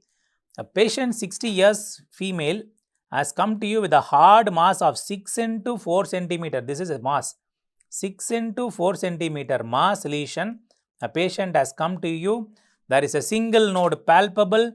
So, there is single node palpable. What are you going to do for this case? 6 into 4 single node means around N1. What should be the ideal treatment for this case? So, from the classification and staging, it is locally advanced breast cancer. It is a locally advanced breast cancer. So, for locally advanced breast cancer, the concept is we should give neoadjuvant chemotherapy followed by surgery. Okay, neoadjuvant chemotherapy followed by surgery. How to know it is locally advanced or early breast cancer? Please remember TNM staging. I request all FMG students should understand and go what I am telling you now. Just a few points. T1 is less than 2 centimeter tumor. 2 to 5 centimeter is T2. More than 5 centimeter is T3. T4A is chest wall involvement. I hope you know what is chest wall in the breast area. Ribs, intercostal muscles, serratus anterior muscle. What is not chest wall? Pectoralis major is not chest wall. That is MCQ. Which is not included in chest wall means pectoralis major is not included in chest wall. What is skin involvement? Skin involvement. T4B is skin involvement. Pudiorange. Lymphatic infiltration is known as pudiorange. So many questions are going to come from the staging. Please focus. Ulceration. Satellite nodules. All these are skin involvement. What is not skin involvement? Fixity, tethering, dimpling, nipple retraction. All these are not skin involvements. Okay, T4C is both A and B. D is inflammatory breast cancer. Inflammatory breast cancer. So, in the TNM staging, T staging is very important for your exams. So, even N staging sometimes they may not ask you, but T staging essential for your exams. Please don't forget, T staging is essential exam question for you. T1, T2, T3, T4A is chest wall, T4B is skin, T4C is both. So, in the classification we come to a locally advanced breast cancer means we should give chemotherapy followed by surgery followed by chemotherapy, and this chemotherapy is known as neoadjuvant chemotherapy. Before surgery, we give is known as neoadjuvant chemotherapy. Definitely there will be a question on breast abscess for you. Please remember, postpartum lactating female. It is very common in lactating female, presents with redness and swelling in the breast. Identify the pathology shown here. You can see there is a fluctuating mass in the left breast. In the left breast with the redness, it is nothing but breast abscess. So breast abscess, how I am going to approach? Breast abscess, a patient is usually a complication of mastitis. Mastitis only goes for breast abscess. Can you tell me what is the commonest organism causing a breast abscess? It is caused by Staph aureus. Infection from the mouth of the baby enters the nipple and causes the abscess, Staph aureus. So this breast abscess patient comes to you. What should I do? Mastitis patient when they come to you. When you see a patient with mastitis, immediately start injection cloxacillin. Drug of choice is it. But once it has become breast abscess, if it is very small abscess less than 2 cm, we can wait and watch with a cloxacillin. With the cloxacillin alone can be given, antibiotic can be given and you can wait and watch. If it is bigger size, bigger abscess, what should I do? What is the latest treatment? For bigger abscess, the old treatment what we used to do in our PG days is, we will do an incision drainage. No more incision drainage done, that is an MCQ. IND not done. Then what will I do? I will do ultrasound guided repeated needle drainage, needle aspiration. Put a syringe and aspirate repeatedly, that is a treatment. For a bigger abscesses, ultrasound guided repeated needle aspiration is enough. This is having an advantage because when I am doing an ultrasound guided aspiration, during that time, that breast can be used for the baby to give milk. If I am doing IND, breastfeeding cannot be possible. So when ultrasound guided repeated needle aspiration helps me to feed the baby. Okay. In IND done patients, we usually don't give breast milk in that breast. We will only express the milk out. Anyhow, you need not know the IND because it is no more done. You just remember ultrasound guided repeated aspiration is the treatment. Following image is suggestive of which breast cancer? Can you see what is there seen in this picture? There is a nipple retraction and very important skin change known as pudy orange. Pudy orange, what is it? Pudy orange is a subdermal lymphatic infiltration. Subdermal lymphatic infiltration. This is nothing but T4B. T4A is chest wall. T4B is skin involvement. So I just now told the staging T4B. See, the question has come in June 2021. Again, I am telling you, they will beat around the same bush in any chapter, in any subject, in any system. So whether it is a medicine, surgery, OG, the repeated questions will be repeated.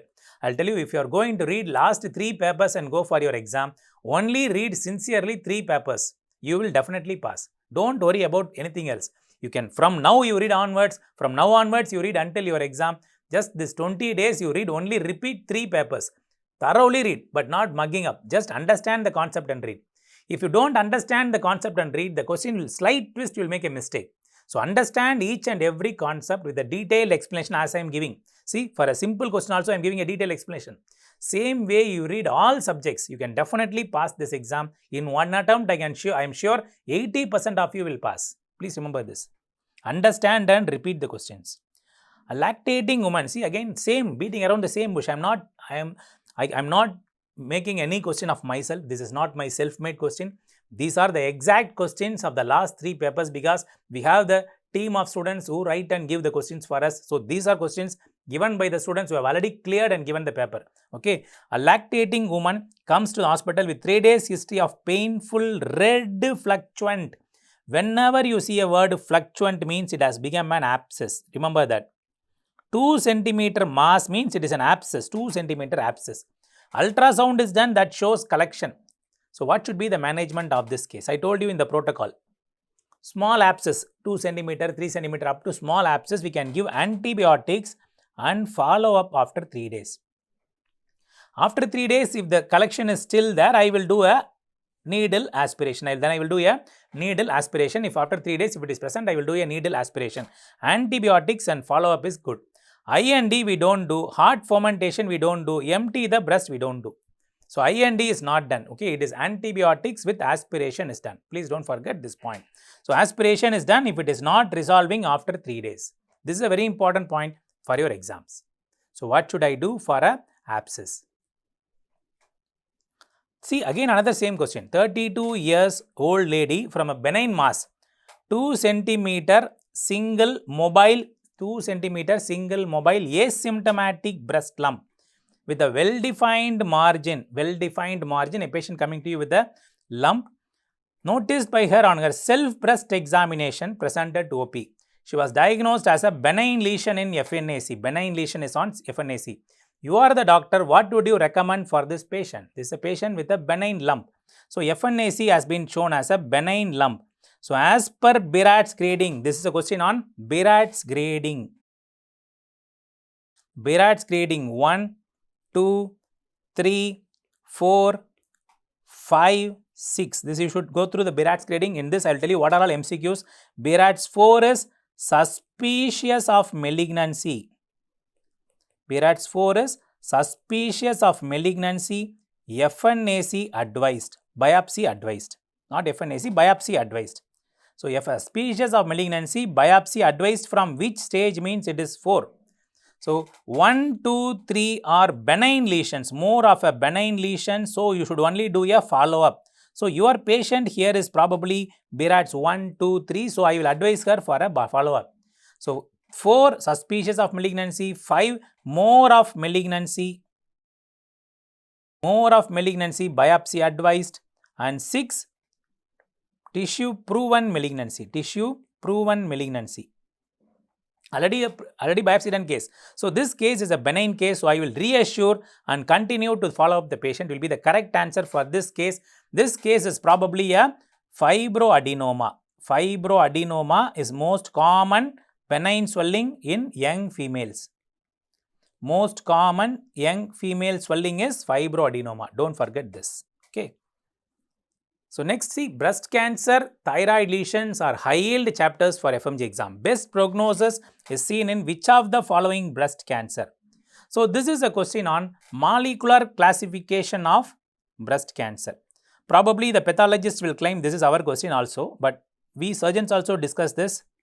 Molecular classification of breast cancer is divided into luminal A type, luminal B type, HER2 type, basal type. These are the 4 types of breast cancers according to molecular classification. How to differentiate them? I should do ER, PR, HER2. I should do 3 immunohistochemistry. ER positive, PR positive, HER2 negative is the luminal A type. This is the best prognosis. And this is the most common type. Please don't forget this is most common type and this is the best prognosis. So, luminal A type is ER, PR positive, HER2 negative. ER, PR positive, HER2 negative is known as luminal A type and it is having the best prognosis and it is a most common type. Luminal B, I will say if you are B, you should be B positive, all are positive. If you are all negative, you will be in the base, all negative. HER2 positive, others negative, which is worst prognosis. Basal type is worst prognosis and it is seen with BRCA1 mutation. BRCA1 mutation is worst type. Okay, basal type is worst prognosis seen with BRCA1 mutation. So, luminal A is best prognosis, most common type. Luminal B, HER2, basal type. HER2 is positive in HER2 type. Basal is triple negative. Luminal B is all positive. So, B positive, basal all negative. This is luminal.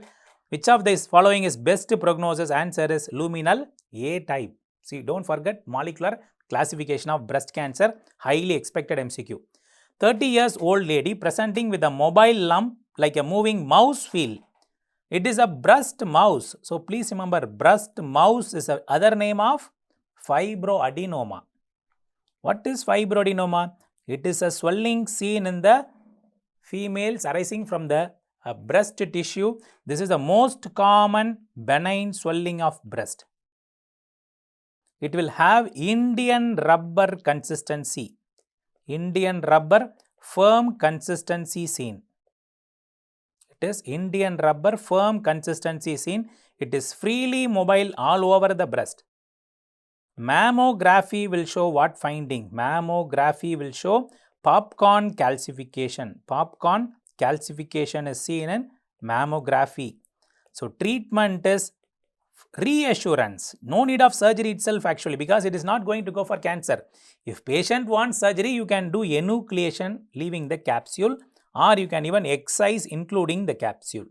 So, reassurance is enough for most of the fibroadenomas, but if the patient compels for surgery, you go for surgery. Okay. The answer is on fibroadenoma. Very commonly mobile swelling is fibroadenoma. Fibroadenoma is also known as breast mouse only. It is like a breast mouse, it will move in all the quadrants of the breast. A female presented with the pain and redness in the left breast. She is lactating. See again breast abscess, beating around the same bush. I am telling you, in 3 papers itself I am telling you how they beat around the same bush. On examination, local temperature is raised, cracked nipple noted, ultrasound showed significant liquid collection, more liquid collection. What should be the next line of treatment? The next line of treatment should be IND, multiple needle aspiration, antibiotics, breast support. Actually, the next line of treatment I would have gone for antibiotics if it is a small collection less than 3 cm. Less than 3 cm I can start antibiotics, but this is a huge collection. For example, this is a 10 cm collection. If I start antibiotics, it will become an antibioma. It will become a lumpy swelling like an antibioma. Therefore, aspirate next and do culture sensitivity, and according to the pus, give antibiotics. That will be the correct answer for a significant collection of abscess. Small collection, 1 cm, 2 cm, 3 cm, I can do antibiotics. But significant, they are telling you there are more collection, better to go for needle aspiration. That is the best answer in this question. So, they are asking next. So, next actually will be antibiotics if it is a small collection. Significant, I will go for multiple needed aspirations. Which of the following is considered as having better prognosis in a lady presenting with the breast lump or breast cancer in the lower quadrant, axillary node positive, diagnosed as invasive breast cancer? Now, the question is very simple. Prognosis of breast cancer.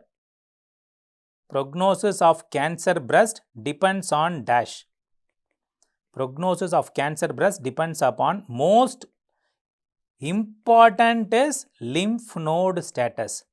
So, lymph node positive is poor prognosis. Please remember. Number 1, first point, most important prognostic factor is lymph node status.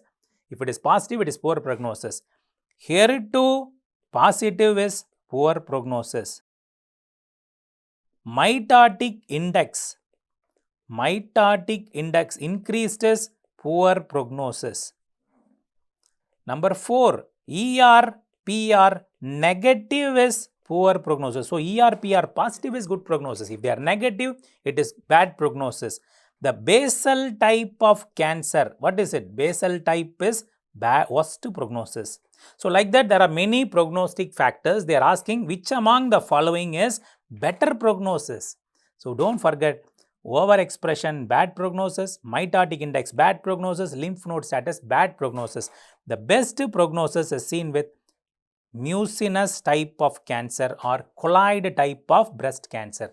Keloid or mucinous type of breast cancer is having the best prognosis of all the cancer breast you have. Okay. So, best is mucinous or keloid type of cancers. 30 years old female presented with a mass in the inguinal region. So, inguinal canal anatomy. I will tell you, don't ever think of going into the examination hall without knowing anatomy of inguinal canal. What is indirect, what is direct, what is femoral, through which way they come, what will happen, all those things are very basics for MBBS. Okay. 30 years female patient. So, old female patient presented with a mass in the inguinal region which produced a gurgling sound on reduction. So, if I am compressing, the sound going is like that is nothing but bowel reduced on lying down. Mass completely disappears on pressure via which ring? Via the deep ring. That's the answer. Which hernia comes through deep ring and goes into the deep ring? It is indirect inguinal hernia. So, please don't forget the openings. I am showing you the openings. This is anterior superiliac spine, pubic tubercle. This is pubic tubercle, anterior superiliac spine. This is the deep ring above the inguinal ligament, mid-inguinal point. This is inguinal ligament. This is deep ring. This is the inguinal canal. This is superficial ring. Okay, this is superficial ring. So, there is other openings like this is femoral ring. This is saphenous opening. So, what are the roots of hernia I am drawing now? Indirect hernia comes through deep ring and comes through superficial ring like this. This is indirect hernia. Direct hernia comes via the Hasselbalch triangle like this.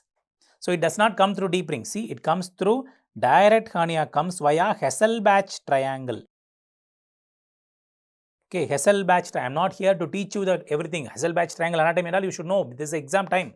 Okay, Hasselbalch triangle mounted medially by rectus abdominis, laterally by inferior epigastric artery, inferiorly by inguinal ligament.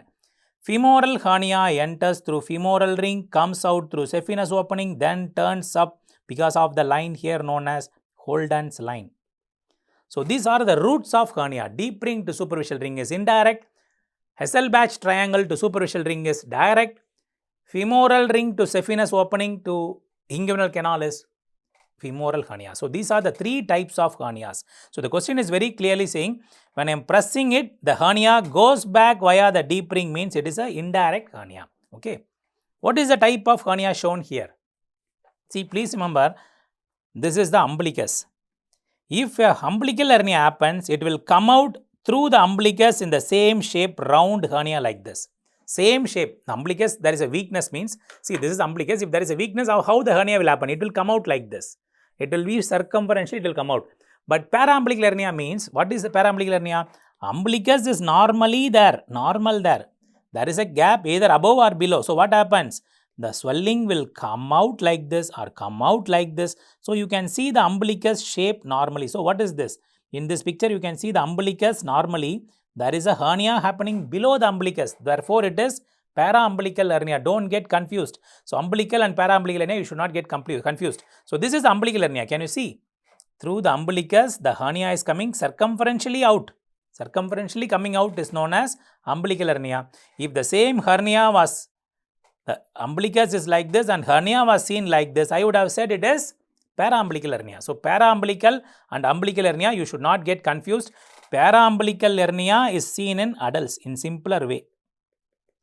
Paraumbilical hernia is an acquired hernia. It is seen in obese adults. Okay, always mesh repair done. Please remember, it is because of the defect or weakness only it is happening. Always mesh repair done for paraumbilical hernia. Paraumbilical hernia will look like this. Umbilical hernia can be seen in adults as well as children. It can be congenital as well as acquired. Congenital in children, we can wait up to 2 years because in 2 years it will resolve. As per Bayesian law, Sebastian says we can wait even up to 5 years. After 2 years, I can do anatomical repair. I can do anatomical repair means no mesh. I can directly close it. Anatomical repair is done for smaller defects, or you can even do mesh repair for bigger defects. Both can be done. Very small defect like 1 centimeter, 1.5 centimeter, 2 centimeter and all, we can directly close it. If the defect is very big, I will keep a mesh and close it. So, umbilical and paraumbilical hernia. Children will develop umbilical hernia only. Children's small babies will not develop paraumbilical hernias. See, again same question. A patient has presented with the herniation of intestinal loop which passes along the spermatic cord, and reaches till the scrotum. So, the hernia is travelling along the spermatic cord. Spermatic cord comes through deep ring to superficial ring and this is testis. So, hernia is happening along the spermatic cord is this. Again it is indirect inguinal hernia. See, same the questions are again and again repeating. So, 2020 question, 2021 this is the question. So, just in 1 year they ask the same question. So, I am telling you repeated questions if you read you will pass. Okay. So, these are the points in this chapter. In the second chapter I want to tell you cancer breast is important. What are the important topics for you in this chapter?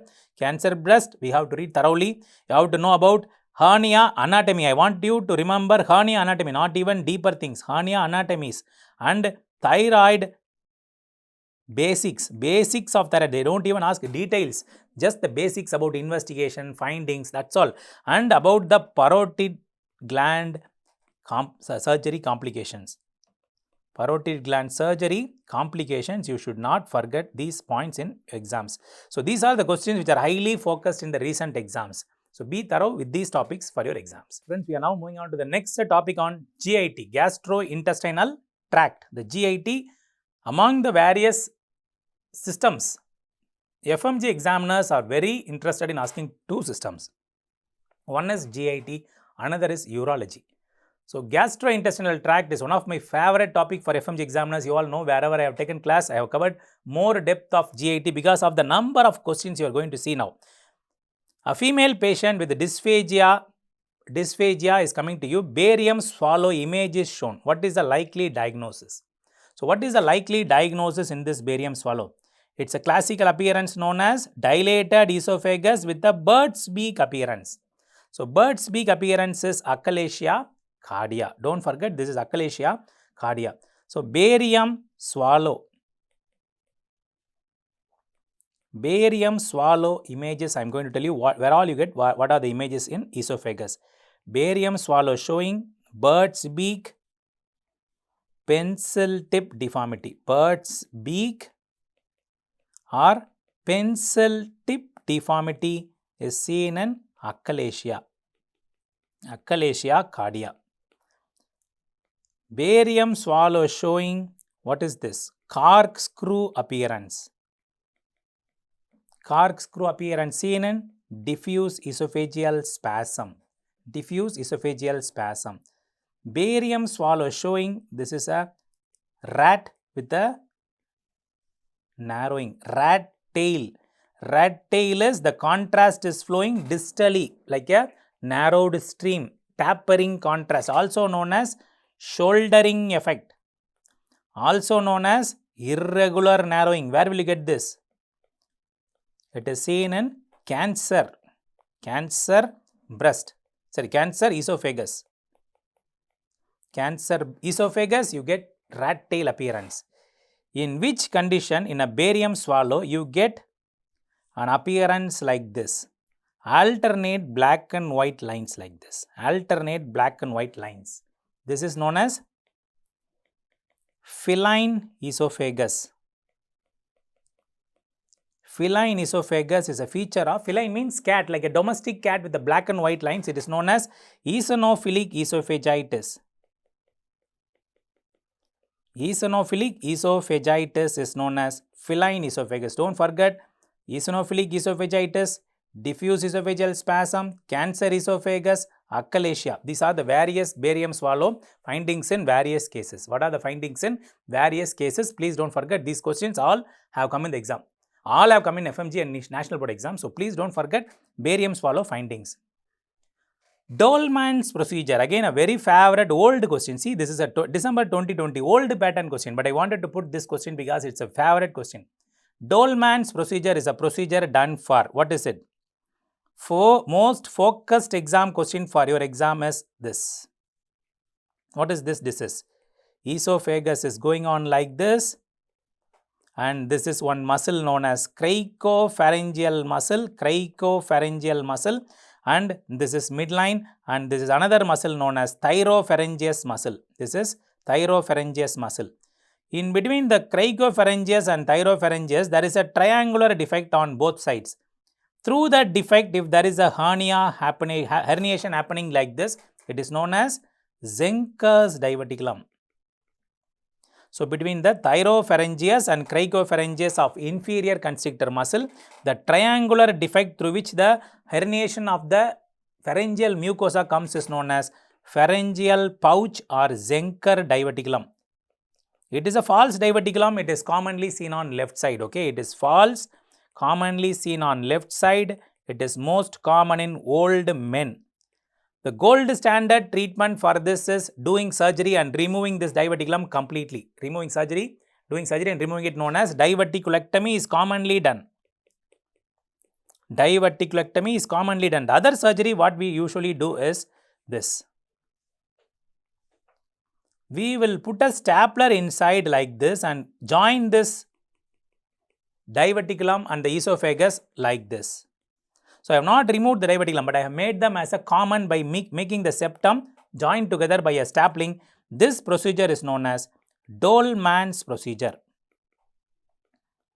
Dollmann's procedure is done for more than 3 cm size diverticulum. More than 3 cm size diverticulum, we do Dollmann's procedure. So, Dollmann's procedure is for more than 3 cm. Less than 3 cm, the stapler will not enter. So, only for more than 3 cm, I can do Dollmann's procedure. Please don't forget Dollmann's procedure. Okay. Which of the following is not a natural constriction of esophagus? Which of the following is not a natural constriction of esophagus? AC pudunga sir. Which of the following is not a natural constriction of esophagus is, we are going to discuss about the natural constrictions in esophagus. This is the esophagus I am showing you. See, simple anatomy question. What is the length of esophagus? The length of esophagus is 25 centimeters. Please remember, the length of esophagus is 25 centimeters. This is the length of esophagus. Esophagus has serosa layer absent. Serosa is not seen in esophagus. When I do endoscopy, esophagus starts at 15 centimeter only. From the mouth, if I pass endoscopy at 15 centimeter, the layer coming is cricopharynx. At 15 centimeter, cricopharynx comes. After that, the second natural constriction happens at arch of aorta and left bronchus. So, this is known as left bronchus and aorta, arch of aorta. This constriction is at 25 centimeter and at 40 centimeter is diaphragmatic pinching. Diaphragm is around 40 centimeter, we have this constriction. So, there are 3 natural constrictions: 15 centimeter, 25 centimeter, 40 centimeter. So, these are the constrictions image we can see on barium. So, the question is asking which is not a natural constriction in esophagus. The answer is thyroid position is not a constriction. It is pharyngoesophageal junction known as cricopharynx is the most narrowest part of esophagus. It is the most narrowest part. Yes, it is at 15 centimeter. Aortic region at 25 centimeter, diaphragmatic at 40 centimeter, not natural constriction is thyroid position is not a natural constriction. After a binge drinking of alcohol, a young male presents with sudden vomiting and hematomas. Please remember, a young male comes with sudden vomiting and hematomas. What is your diagnosis? Patient is coming to you with the sudden vomiting followed by hematomas. Now you should understand, sudden vomiting with hematomas is sudden vomiting is going to cause 2 problems. One is Mallory-Weiss, another is Borav syndrome. Borav syndrome causes mediastinal rupture of esophagus. Mallory-Weiss tear is a partial tear of esophagus. You should not get confused because both history are same. See, this is the esophagus. This is stomach, patient is having alcohol, everything, and they are going to vomit. When they are going to vomit, the food particles coming up, the glottis is not opening, glottis closed. What will happen? Glottis closed. I have told you the story of Ramu and Somu. Ramu and Somu having alcohol. Ramu vomited against a closed glottis and he collapsed because there is an esophageal rupture which happens in the lower end of esophagus. So, most common site of rupture is left lower esophagus. The left lower end of esophagus, there is a rupture which is happening. So, left lower end of esophagus, there is a rupture, full thickness rupture which happened resulting in collection on the left side of the chest. Left lower end of esophagus, there is a rupture causing collection in the lower end of the chest. These patients will come to you with the Mackler's triad. Vomiting, chest pain and subcutaneous emphysema. This condition is known as Boerhaave syndrome. Very sick patient. Many of them will die if you are not going to operate in 24 hours. So, Boerhaave syndrome is Mackler's triad due to rupture of the esophagus. On the other hand, interesting condition that is known as Mallory-Weiss tear. Mallory-Weiss tear is very common phenomenon. Many of the people will develop when they vomit very forcefully. When the vomiting is coming very forcefully, it will cause a tear in this place. Tear, only partial tear, mucosa, submucosa, below OG junction in the lesser curve of cardia of stomach. It's a partial tear, there will be only hematomas. There will be simple hematomas, patient will vomit blood and the bleeding will stop automatically. There will be vomiting of blood and the bleeding will stop automatically. Hematomas will be there and the bleeding will stop. So, this is known as Mallory-Weiss tear. Please don't forget Mallory-Weiss tear and hematomas happening in Mallory-Weiss tear. So, the question is very clearly telling patient vomiting and hematomas is seen. Following this thing is Mallory-Weiss tear. So, the answer here is Mallory-Weiss tear. Okay, that is the correct answer for partial tear. Full thickness Borave syndrome. Killian's dehiscence. See, just now I told you the question. Killian's dehiscence is a dehiscence between cricopharyngeal muscle. This is cricopharyngeal muscle. This is midline. And what is this muscle? This is thyropharyngeus muscle. So, you can see there are two triangles on the right side and left side. These triangles through which the herniation happens is Zenker's. This is known as Killian's triangle between thyropharyngeus and cricopharyngeus. As such, it is inferior constrictor muscle. It is an inferior constrictor muscle. Inferior constrictor muscle has two parts, that is thyropharyngeus and cricopharyngeus. Don't forget this. Simple question. 9 years old boy was having dinner with his parents and after he is swallowing a food bolus, he is eating a food bolus, dry food bolus that has got choking sensation. Choking, not difficulty in breathing. It is not causing difficulty in breathing. The food has gone into the esophagus and has got choked. Choked means it is obstructed. The food bolus gets obstructed. The common cause of this type of food bolus obstruction in old ages is cancer. Please remember, when a fellow is eating a biryani, suddenly he will come to you unable to swallow. An old man, you should think of cancer. Okay. Many causes are there for such food bolus obstructing. One of the important causes is these small babies eating a dry food without proper liquefaction or without drinking water, that will go and occlude at the esophagus. Nothing to worry. Just give 7-Up or Pepsi, whatever you want, some soda drinks you should give them. Some fizzy drinks or water will push it down. That's all. That is the treatment for this simple case. Don't get confused. It is not choking. It is not tachypneic or breathlessness. It is choking sensation. They feel like the esophagus is obstructing at the esophagus. The food is obstructing. It is not obstructing at the trachea. If it is in the trachea, if a foreign body enters trachea, you will do the maneuver known as Heimlich maneuver. Heimlich maneuver is for patient presenting to you with the breathlessness due to foreign body in the trachea. Then only we will go behind and press the abdomen. Upper abdomen thrust will be given so that they will make the food bolus to come out. That is Heimlich maneuver. It is not due to airway obstruction. It is a food pipe obstruction line. This is a line. And why I am telling you, you should know one important thing, that is all the surgery questions, like 40 questions comes per paper. All these 40 questions are only from Bailey and Love. This line is straight from Bailey. Okay, just a simple line from Bailey and Love. Give 7-Up or Pepsi to swallow. That's all. Identify the pathology given in the image. Just now I told you this image. This is known as diffuse esophageal spasm, showing you corkscrew appearance. Okay, corkscrew appearance shown in diffuse esophageal spasm. Patient is having retching pain, vomiting, retrosternal burning. So, you just think there is very common disease. All of you would have had this symptom. Those who are having lax LES, this lax LES. So, lax lower esophageal sphincter will cause a basic problem, acid reflux. So, the acid from the stomach will strike the esophagus. Esophagus is a squamous epithelium. It cannot tolerate the acid. So, therefore, it can develop erosions like this known as reflux esophagitis. The commonest complication of GRD is reflux esophagitis. Reflux esophagitis is characterized by retrosternal discomfort. They will tell, sir, I am feeling somebody sitting on my chest. Retrosternal discomfort. Pain, severe chest pain.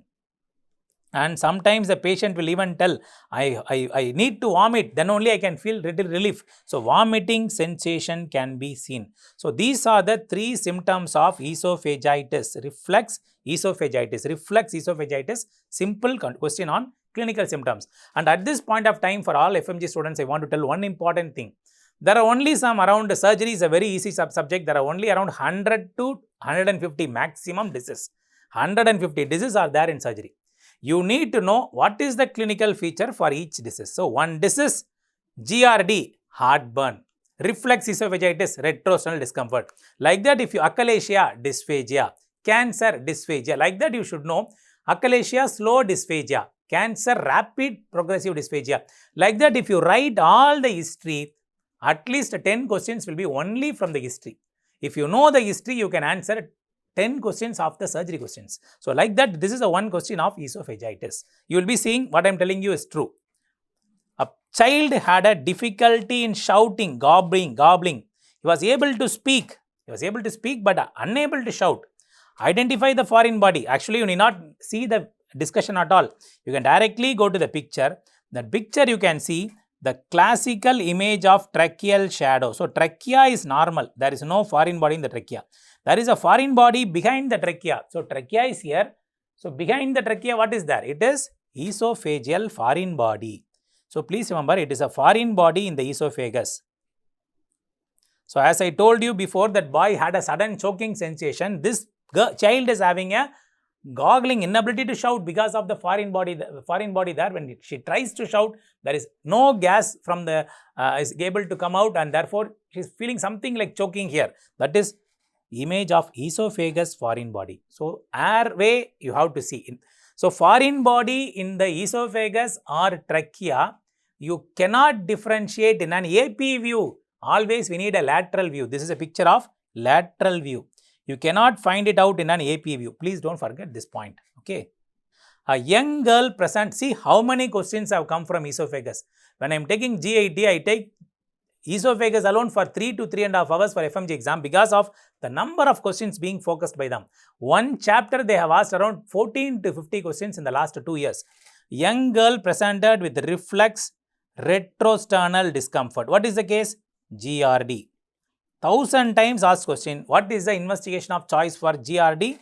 24 hours ambulatory pH monitoring. So, 24 hours ambulatory pH monitoring is the gold standard to diagnose GRD, and in this we derive a score known as D-Meester score.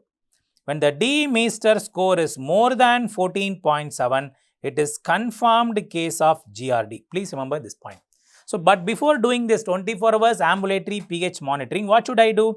I should tell the patient to stop proton pump inhibitors for 7 days.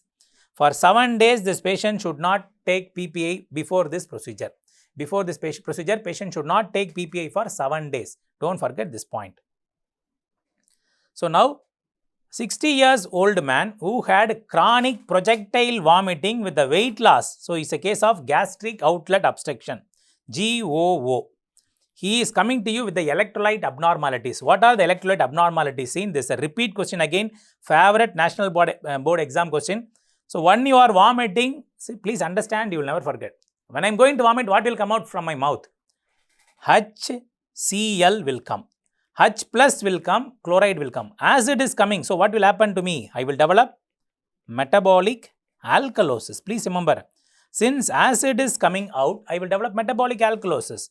So, there is hypochloremia. So, initially what I develop is hypochloremic metabolic alkalosis. Hypochloremic metabolic alkalosis I will initially develop. So, when there is hypochloremic metabolic alkalosis developing for me, hypochloremic metabolic alkalosis developing for me, what is the function of my kidney tubules now?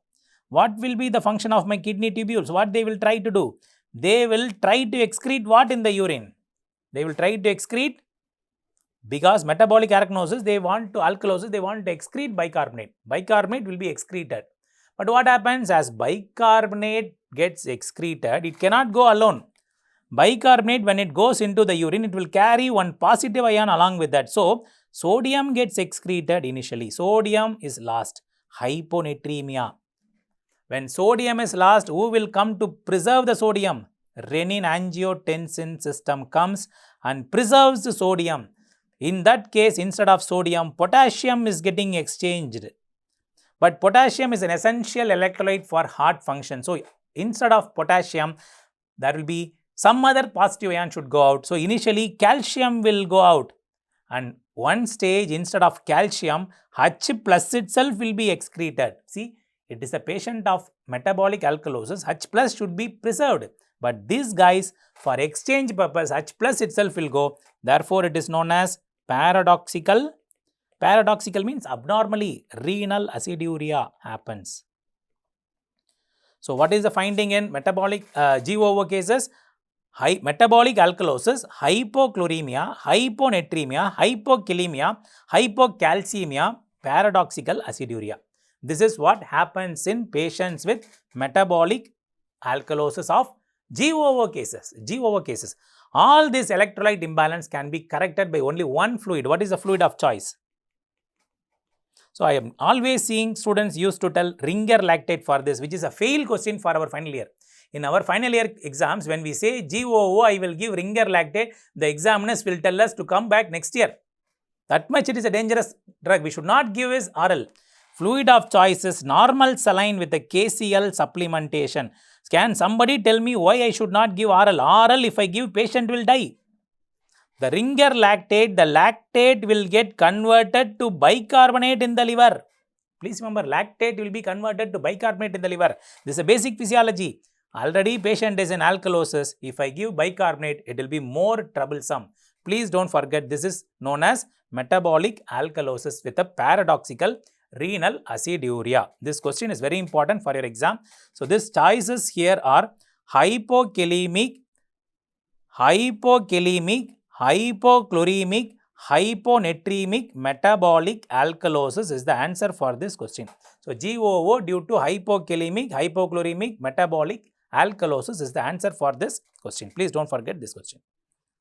A 5-week-old male child is brought to emergency with multiple episodes of non-bilious vomiting. See, classical non-bilious. So, babies can have two types of vomiting, non-bilious, bilious. Non-bilious is less dangerous because it is probably a case of picture showing you what sign is this shown in the picture. It is mushroom sign. The picture is showing you mushroom sign, also known as string sign. This is a case of congenital hypertrophic pyloric stenosis. Always there will be one question from this disease. So, this case, the obstruction, see the obstructions in the GIT of babies. So, this is the GIT of the babies I am drawing now. Okay, please understand the various causes of vomiting. The pyloric stenosis, this is pylorus muscle, circular muscle hypertrophy of pylorus. The circular muscle hypertrophy of pylorus causes non-bilious vomiting. These babies will present with same symptom, hypokalemic, hypochloremic, hyponatremic, metabolic alkalosis. Okay, any obstruction distal to the ampulla, this is ampulla, like duodenal atresia, jejunal atresia, ileal atresia. This gut getting a rotation known as malrotation of gut, or it is going for a abnormal twist known as midgut volvulus. All these babies will have bilious vomiting. So, bilious vomiting is more dangerous. Non-bilious vomiting is nothing to worry. Congenital hypertrophic pyloric stenosis, investigation of choices ultrasound, treatment of choices Ramstad's pyloromyotomy. Simple operation. See, achalasia cardia, modified Heller's cardiomyotomy. So, this case Ramstad's pyloromyotomy. Ramstad's pyloromyotomy. Don't forget this point of congenital hypertrophic pyloric stenosis. So, I am seeing you in the recent exams of FMGE, they are giving questions from classification systems. Classification systems, they are asking questions. So, following staging is done for which of the following cancers? So, this question you can see, there is a mucosa in which there is a polypoidal lesion, ulcerative lesion, ulceroproliferative lesion, and this is Linitis plastica like lesion. So, polypoidal, ulcerative, ulceroproliferative, Linitis plastica are the 4 types of lesions shown here. So, 1, 2, 3, 4 are the various types of lesions shown here. They are seen in gastric cancer known as Borman. Borman's classification. This is known as Borman's classification. Polypoidal, ulcerative, ulceroproliferative, Linitis plastica are the 4 types of gross appearance of cancer classification. So, what is the microscopic classification of gastric cancer? Anybody? Microscopic classification of cancer stomach. Answer is Lawrence classification. Lawrence classification is diffuse type and intestinal type. Diffuse type is the type which is containing signet ring cells. Please don't forget, signet ring cells are seen in diffuse type. Okay, diffuse type will have signet ring cell presentation, and diffuse gastric cancer is the one which is associated with what mutation? E-cadherin mutation, where I should do a prophylactic gastrectomy. Prophylactic gastrectomy should be done. Please don't forget this. Prophylactic gastrectomy should be done for E-cadherin mutation patients. So, these are all Borman's classification of gastric cancer classification. Simple questions. In stomach chapter, they asked very simple questions only. A patient underwent total gastrectomy. Which of the following deficiencies would be seen? Which vitamin needs one factor which is produced from the stomach? That's the question. Stomach secretes one factor which is needed for absorption of one vitamin. What is that factor? Intrinsic factor is produced from the stomach. So, intrinsic factor produced from the stomach is essential for B12 absorption. So, therefore, if I have done a total gastrectomy, intrinsic factor is totally absent. Therefore, patients will develop B12 deficiency. So, we have to supplement them with injection B12 every month once. Injection B12 supplementation is given every month for these patients who underwent gastrectomy. Please don't forget this. Okay. So, they also can develop other deficiencies like iron deficiency. Iron deficiency is also very common, most common after gastrectomy surgeries. Please don't forget, iron deficiency is most common deficiency after gastric surgeries. A female who was taking NSAID for a long period of time for her arthritis presented to emergency room with a severe pain. Abdominal radiograph is shown here. If an FMG student is not going to answer this question, you are not fit for exam. Why I am telling you this? Because this question is the question which will be asked every year compulsory. This is 1 mark. I am telling you now, after 300 marks in your exams, 1 mark is already I am leaking. Not I am leaking. This is a leaked question by FMG exams. Every year there will be one question on this. There will be no paper. See, FMG December 2, 2021, June 2021, every year there will be a picture of this. So, what is this picture? Actually, there is no need of history. This picture is very clearly showing you. This is the right side diaphragm. Under the right side diaphragm, there is an air. What is this air? On the left side diaphragm also there is air. What is this air? Can we tell me? Right side diaphragm, if you have an air, that is known as pneumoperitoneum. Means there is a perforation inside your GIT. Something has perforated, stomach perforation, duodenal perforation, ileal perforation, some perforation which is leaking the gas inside the lumen of bowel is causing pneumoperitoneum.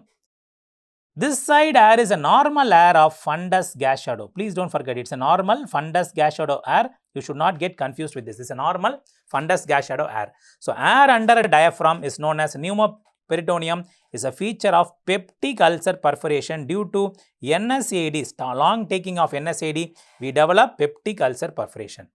So, this is a classical case of peptic ulcer perforation. So, peptic ulcers going for perforation is most common in which place?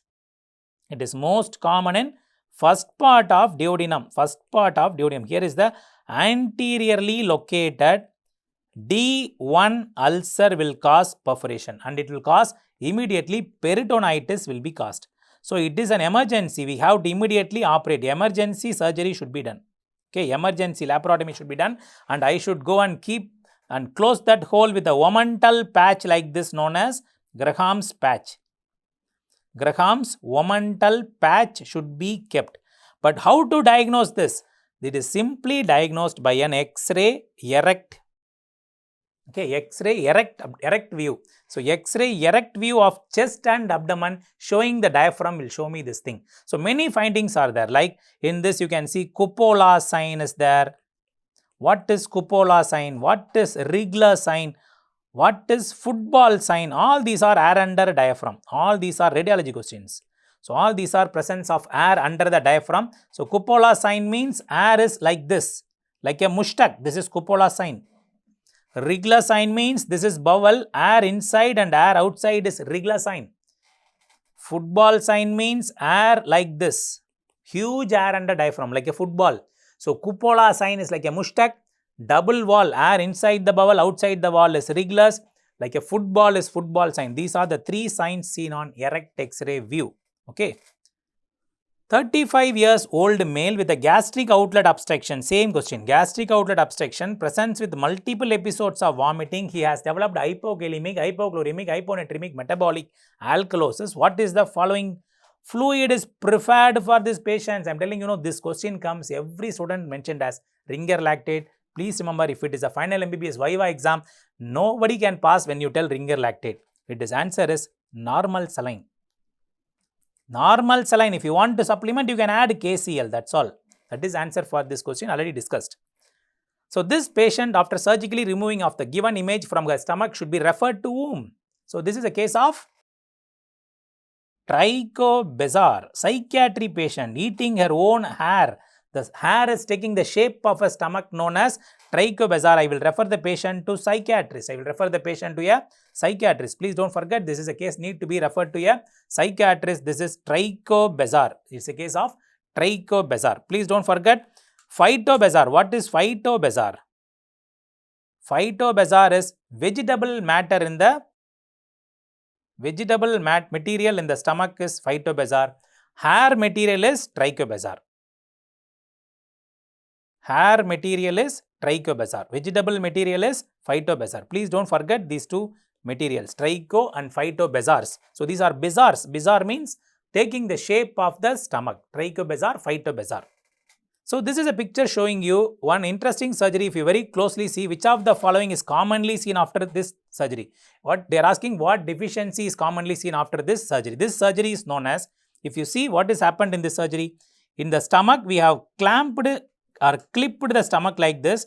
So the proximal stomach is made like a pouch, and to that we have connected a jejunum, and the remaining anatomy is here. What is this operation? It is a bariatric surgery. Bariatric surgery operation you would have learnt as bypass operations, like bypass surgeries. So bypass operation, this is a bypass operation in which we are doing a pouch is anastomosed like this. This is known as GJ and this is JJ. So there are two operations done. So hereafter whatever you eat, for example, I am eating a idli. This idli will go where? Like this only it will go. It will not go into the duodenum at all. So what are the things which are observed in the duodenum? So this bypass operation is known as Roux-en-Y bypass. So Roux-en-Y bypass is a bariatric surgery, weight reduction surgery we do, and in this what are the things which are observed in the duodenum? Iron and calcium are observed in the duodenum. Iron and calcium are observed in the duodenum. So the patients will develop a deficiency of iron and calcium. Both will happen. But which is common? The commonest is iron. So therefore I will go with the iron, most common. So the substances which are observed in the second part of duodenum are iron and calcium. So the iron deficiency and the calcium deficiency are common following a bariatric surgery procedure. Please don't forget this point. Okay. A man presented with vomiting, nausea and fever. He was admitted for appendicectomy after diagnosing appendicitis. See, one patient was admitted. See, I am again and again telling you, don't worry about the big questions, especially in FMGE exam. Big questions are made only to make you more confused. So don't worry about big questions. A man presented with vomiting, nausea, fever. He was admitted for appendicectomy after diagnosing appendicitis. So during the surgery, surgeons found an incidental finding as shown below. There is an incidental finding shown below. What is this? Which is seen at distance of 2 feet from ileocecal junction. What is the most likely it is? It is Meckel's diverticulum. Simple question. Meckel's diverticulum. Please understand what is Meckel's. This is the umbilicus. Okay, umbilicus of baby. This is the small bowel. Okay, this is small bowel. This is cecum. During the intrauterine life, there is a connection from the umbilicus of the baby to the GIT like this, so that the nutrition from the amniotic fluid can directly go into the baby's GIT, and some contents can also come out directly from the baby's GIT. So this duct is actually known as vitaloenteric vitelo-intestinal duct. Please remember, it is known as vitelo-intestinal duct. So, usually after birth, in the fetal life, this disappears. This duct will disappear. If the duct persists like this, proximally like this, it is known as Meckel's. So, please remember, persistence of this duct proximally is known as Meckel's. If the duct persists distally, is known as raspberry tumor, also known as umbilical adenoma. These are all embryology questions. Umbilical adenoma. By chance, if the duct is persisting fully like this after birth of the baby, what will be the complaint of the baby? Full duct persistence, full vitelo-intestinal duct persistence will cause fecal discharge. A baby is coming to you with the persistent fecal discharge via the umbilicus. Motion coming via the umbilicus is very classical MCQ. Fecal discharge coming is known as persistent vitelo-intestinal duct. So, vitelo-intestinal duct persistence proximally is known as Meckel's. Please don't forget, Meckel's diverticulum is a favorite topic of National Board examiners. Most common symptom of this babies is bleeding. Bleeding is the most common presentation. It is because of ectopic gastric mucosa. Ectopic gastric mucosa in the children will develop peptic ulcer and will bleed. Investigation of choice in children is technetium 99M pertechnetate scan. That is the investigation of choice to diagnose Meckel's in children. So, please remember, there is a rule of 2 in adults, not in children. In adults, we call it as rule of 2. That is nothing but it is seen in 2% individuals, 2-inch length, 2 feet proximal to ileocecal junction. So, 2%, 2-inch, 2 feet proximal. So, that is why this is a man. So, we have to see 2 feet proximally it is seen. That is a clue. 2%, 2-inch, 2 feet proximal to ileocecal junction. Actually, there is no clue needed for this image. In spite of that, they are giving you clue so that at least you can find out from the clue and the image, it's a Meckel's diverticulum. Okay. So, this is an X-ray showing multiple air fluid levels. You can see there are multiple air fluid levels. Bowel is dilated. Which part of bowel is this? Fully dilated. This is a picture showing you jejunum. Why I am saying this is jejunum?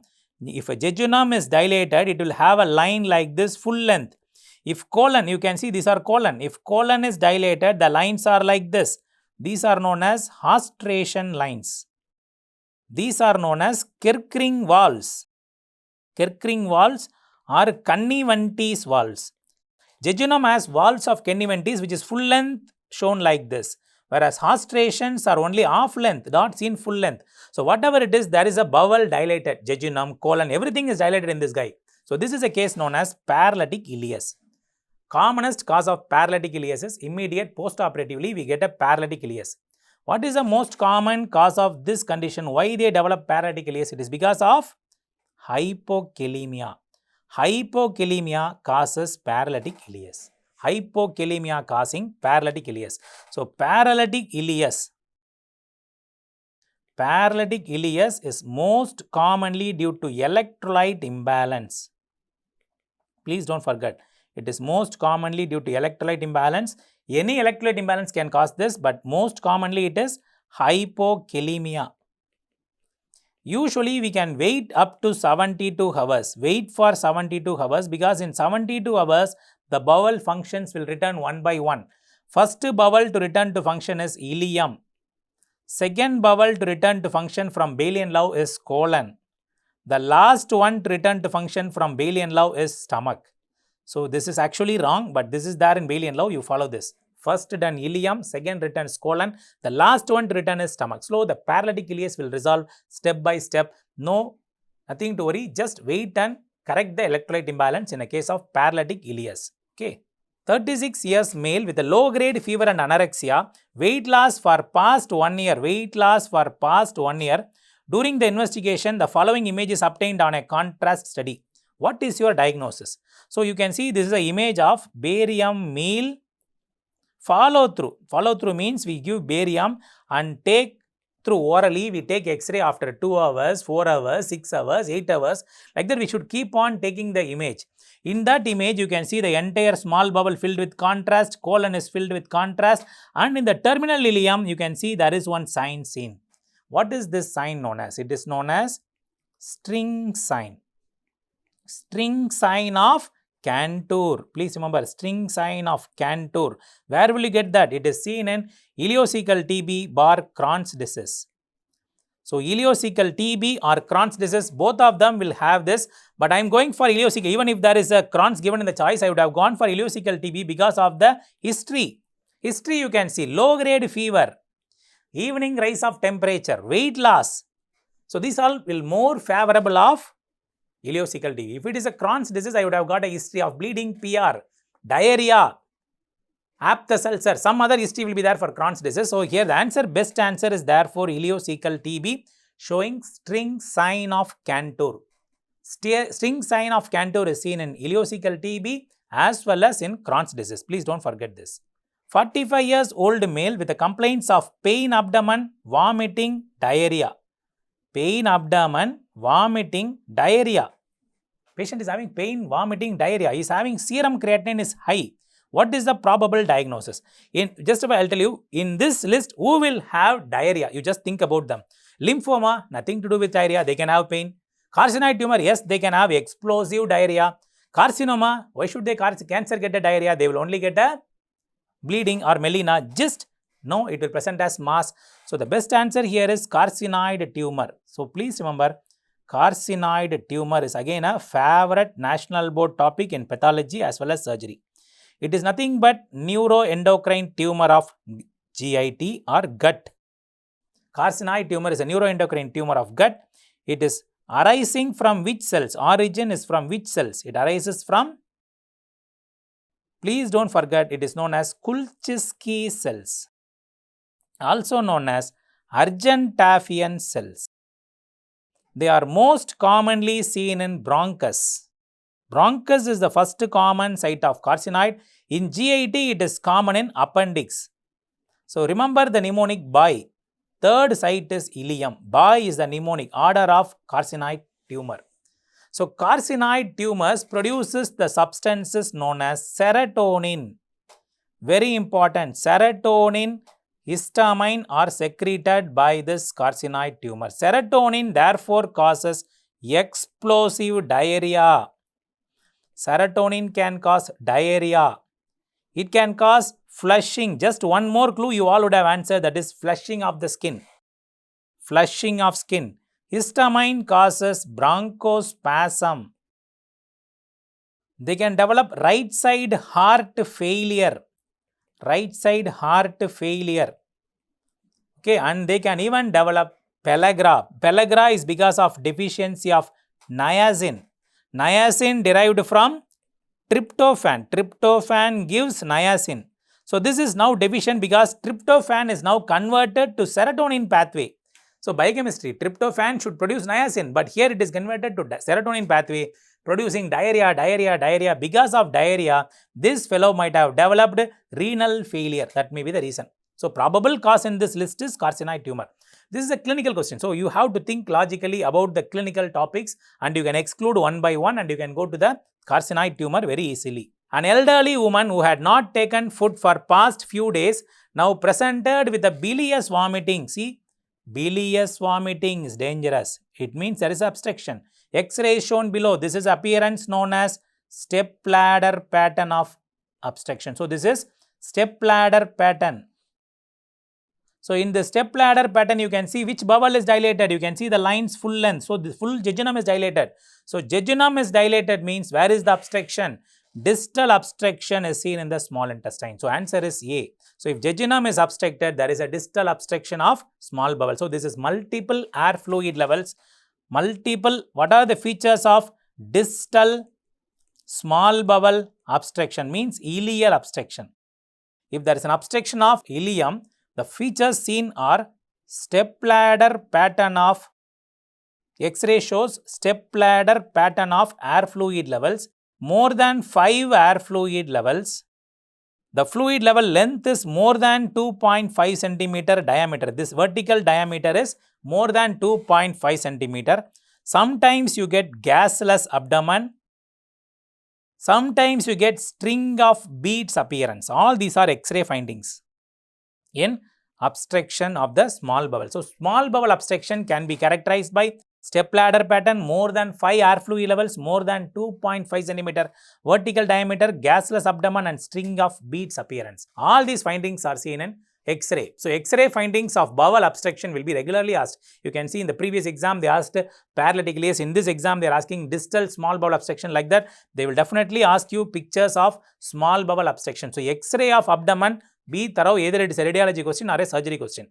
25 years old female who had pain in the right iliac fossa with vomiting was managed conservatively. So, right iliac fossa, what are the causes of pain? Now, when you are reading the question itself, you should think of various options. Right iliac fossa, okay, it can be a right iliac fossa, mostly appendicitis, ureteric stone, right side, some cecal inflammation, something like that, the organ seen in the right iliac fossa. So, let us see. He was stable for 2 days, after which he had worsening of symptoms. Worsening of symptoms happened, for which extraperitoneal drainage is done. Can you tell me what case will you do an extraperitoneal drainage means? For an abscess in the appendicular area. So, it is a case of appendicular abscess. Probably they thought of managing conservatively by Ashna-Sharon regimen, but it could not be managed because of abscess formation. So, extraperitoneal drainage done, that is appendicular abscess. So, for an appendicular abscess, they have done an extraperitoneal drainage. So, what is the conservative regimen for appendicular mass? Please remember, if it is an appendicular mass, what should I do? We don't operate them. We will manage them by a non-operative method known as Ashner-Sharon regimen. We give them IV fluids, antibiotics and keep them nil oral until the bowel becomes normal. We have antibiotics, IV fluids and measure the chart, and we operate after 6 weeks. After 6 weeks, known as interval appendicectomy. This is known as interval appendicectomy we will do. We should do a surgery after 6 weeks. Appendicular mass we will operate after 6 weeks. Known as interval appendicectomy is done for those cases. So, please don't forget appendicular mass and appendicular abscess. So, appendicitis is a favorite national board exam question for especially FMGE exams. Appendicitis is a very favorite question. You should not be having any doubt. You should read it thoroughly. Only 3 pages of appendix material we have. You should follow that material. What is the site of maximum pain in appendicitis? So, maximum pain in appendicitis is seen at McBurney's point. Tell me what is McBurney's point. That was an old question. This is umbilicus. This is anterior suprailiac spine. McBurney's point is medial 2/3, lateral 1/3 along the line drawn from umbilicus to anterior suprailiac spine. Umbilicus to anterior suprailiac spine, I am drawing a line. Medial 2/3 and lateral 1/3. This point is known as McBurney's point. This is the point of tenderness, heavy tenderness. Don't forget, this is appendicitis point. So, whenever I tell about appendicitis, there is a very favorite question for FMG exams, not asked past 3 years, known as Alvarado score. This score is based on a mnemonic known as Mantrels. Mantrels is a mnemonic. M for migratory pain, A for anorexia, N for nausea, T for tenderness, R for rebound tenderness, E for elevated temperature, L for leukocytosis, shift of neutrophils to left, means immature neutrophil. So, Alvarado score, migratory pain is given 1 point, anorexia 1 point, nausea 1 point, McBurney's tenderness 2 point, rebound tenderness 1 point, elevated temperature 1 point, leukocytosis 2 point, shift of neutrophils 10 point. When it is more than or equal to 7 out of 10, it is appendicitis. When it is more than or equal to 7 out of 10, it is appendicitis. 2 point is given for McBurney's tenderness and leukocytosis. So, please don't forget, Alvarado score is highly expected question from appendicitis. Appendicitis itself is a favorite question. McBurney's point tenderness. Don't ever forget that. 5. So many questions. I am telling you, GIT is the major chunk of system for FMG exams. I usually take 1.5 to 2 days for the classes itself because that much it is important. So many questions are there. 5 years old boy having constipation. We are giving stool softeners, but he is still able to pass only 1 stool 1 week. So, this is a diagnosis over. A baby with a constipation passing motion once in 10 days, once in 15 days. There is a history of passing delayed meconium after 48 hours of birth. What is this case? If you know the case only, you can tell the investigation diagnosis. The answer is congenital megacolon, known as what? Congenital megacolon, known as Hirschsprung disease. Please don't forget, it is known as congenital megacolon or Hirschsprung disease. In this disease, what is happening? There is a failure of migration of neural crest beyond one point, like this. For example, from rectum, it is not migrating. So, therefore, this is constricted part of bowel and this is dilated part of bowel. Which bowel is abnormal in this? So, very simple question. That is what Hirschsprung found. Hirschsprung disease is known as Hirschsprung because he found out which part is abnormal. The constricted part is abnormal, which is having absent of ganglion cells. Absent of ganglion cells in R-batch plexus and Meissner's plexus. R-batch and Meissner's plexus, there is absent of ganglion cells in the constricted part. Therefore, the dilated part is normal. It is normal. Therefore, when I am going to diagnose this disease, I need to take full thickness biopsy of rectum. Investigation of choice is full thickness biopsy of rectum. Because I want to know whether there is absence of ganglion cells. Full thickness biopsy of rectum is advised. And if you want, you can do anal manometry also. Manometry will show you the poor reflexes. There is absence of reflexes can be shown. Absent rectal anal reflexes can be shown. Recto-anal reflexes can be detected in anal manometry. So, this is a Hirschsprung disease. Surgery done is we have to resect this constricted part and we should pull through the normal GIT and anastomose with anus. The pull through operations are known as Duhamel, Swenson, Swayave. Duhamel, Swenson, Swayave are all known as pull through surgeries. Please don't forget pull through surgeries.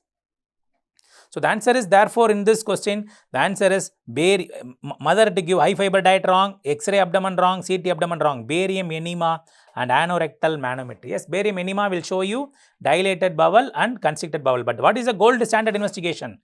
Gold standard is biopsy. For a Hirschsprung disease, gold standard investigation is biopsy. We can have a clue. We can get clue from manometry. We can get a clue from the barium enema. But the gold standard is, please don't forget, biopsy. So, what is this investigation? Excellently, we are seeing a bowel. See, jejunum with all the lines. Bowel is shown as if there is a contrast inside. A black contrast like thing is seen in the bowel. So, it is a picture showing you all the bowel. So, classically, this is a picture of enteroclysis. It is an enteroclysis image.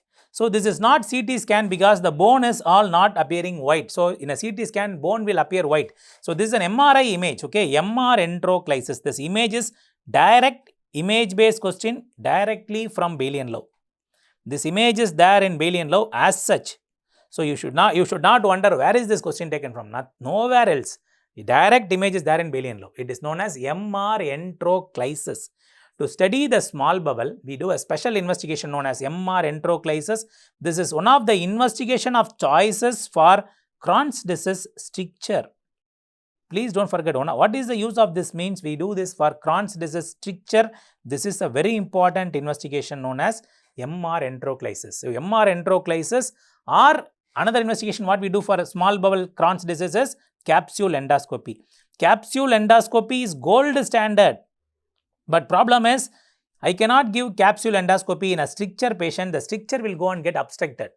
The capsule will go and get obstructed. So, therefore, for a Crohn's disease stricture cases, we will go for MR enteroclysis. So, lady is in first trimester of pregnancy, presents to emergency room with an acute abdominal pain. She is diagnosed to have acute appendicitis. What is the next step? Please remember, whoever comes to hospital, acute appendicitis, the treatment of choice is emergency appendicectomy. That's all. That is the answer. Whenever anybody comes to you with acute appendicitis, there is no second thought. Always the treatment is emergency appendicectomy by putting an incision in the right side of the abdomen. So, this is the incision I make. What is the name of this incision? This incision is known as gridiron incision, known as MacArthur incision. This is the incision we commonly make for doing appendicectomy. But for girls alone, we will make incision like this. Transverse incision at the same McBurney's point. This incision is known as lance incision. For girls, for cosmetic purpose, so saree they will put, no, that saree will go along this line known as lance incision along the saree line. So that is known as cosmetic incision of lance.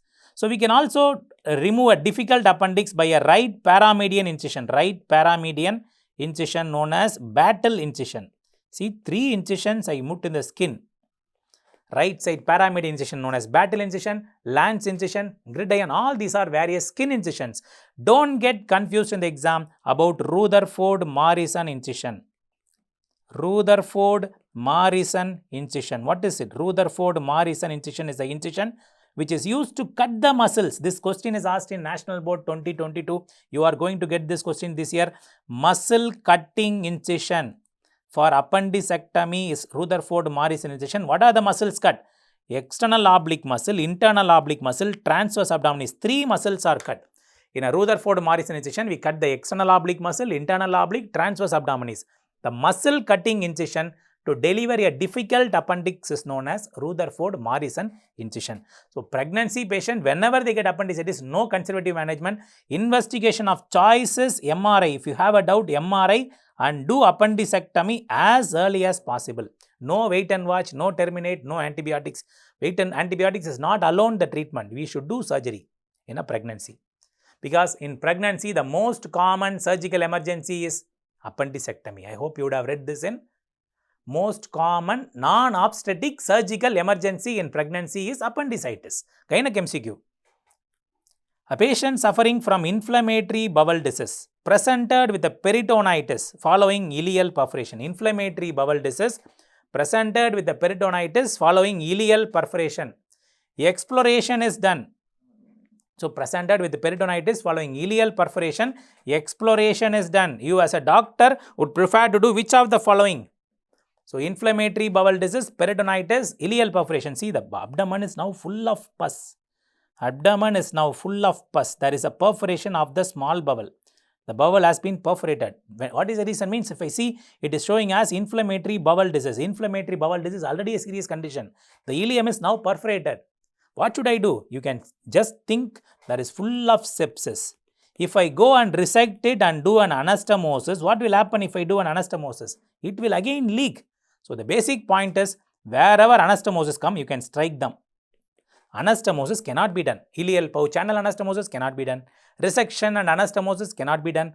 Right hemicolectomy, ileotransverse, whatever the anastomosis we will not do. As of now, what will I prefer means I will do ileostomy and I will do surgery later. I will do just an ileostomy. Ileostomy is the treatment of choice. Okay, ileostomy, I will bring the ileum out as a stoma. Please remember, I will bring the ileum out as stoma, that's all. I will don't do anything. Ileostomy is bringing the bowel out as stoma. Okay. Which of the following incision is preferred for appendicectomy? You can see how many questions have come in GIT. So, these are various incisions. A is known as MacArthur incision. Just now I told you.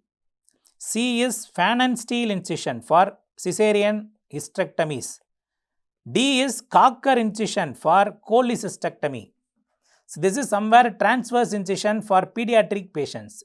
Babies, we put a transverse. In children, we don't open by midline. We open by muscle cutting incision because they are need to grow, no? So, the scar, muscles, everything will become strengthened later. So, transverse incision in children, fan and steel, MacArthur. So, the answer is for appendicectomy, the incision used is A, MacArthur incision. Okay. See the question, next question. A patient presented with a history of bronchospasm. Tumor was present in the ileum with increased 5-HIAA. Diagnosis over. Diagnosis already over. I am telling you, this is a case of carcinoid syndrome. So, carcinoid tumor patient coming to you. Carcinoid tumors or syndrome patient coming to you. What is the investigation protocol? Investigation of choice to diagnose. They are going to secrete enormous serotonin. Please remember, they are going to secrete enormous serotonin and histamine.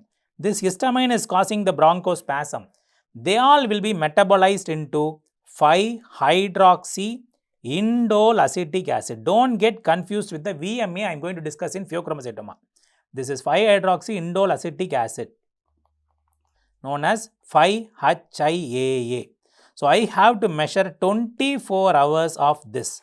24 hours of 5-hydroxyindole acetic acid is the investigation of choice to diagnose carcinoid tumor. If you want, we have tumor markers. What are the tumor markers available for carcinoid tumor means? Chromogranin A. There is chromogranin A and synaptophysin is used. Chromogranin A and synaptophysin are the two tumor markers available for diagnosing this. Chromogranin A and synaptophysin are the two tumor markers. We are going to diagnose them. So, now investigation of choice to locate the tumor. How will I locate the tumor? There are some special investigations known as DocTutorials scan. DocTutorials scan is a special investigation. It is a somatostatin receptor scan. So, just remember, it is a somatostatin receptor scan, DocTutorials scan. I use this scan to diagnose, to locate the tumor, I will use this. So, do not forget these 3 MCQs. Diagnose urinary 24 hours 5-HIA, urine. This is not in blood, okay, it is urine. And tumor marker is chromogranin A. Location is DocTutorials scan. DocTutorials scan as such as an MCQ. DocTutorials scan is used for will be an MCQ, okay, do not forget that. Identify the stoma shown in the right iliac fossa. Is this and all you should not get confused. I have already told you in the regular session, very important is stomas. They are going to definitely ask stomas. So, the stoma found in the right iliac fossa is what? Any stoma in the right iliac fossa will be ileostomy only. In this region, the colon, transverse colon is going to come. So, any stoma here is colostomy, transverse colon colostomy.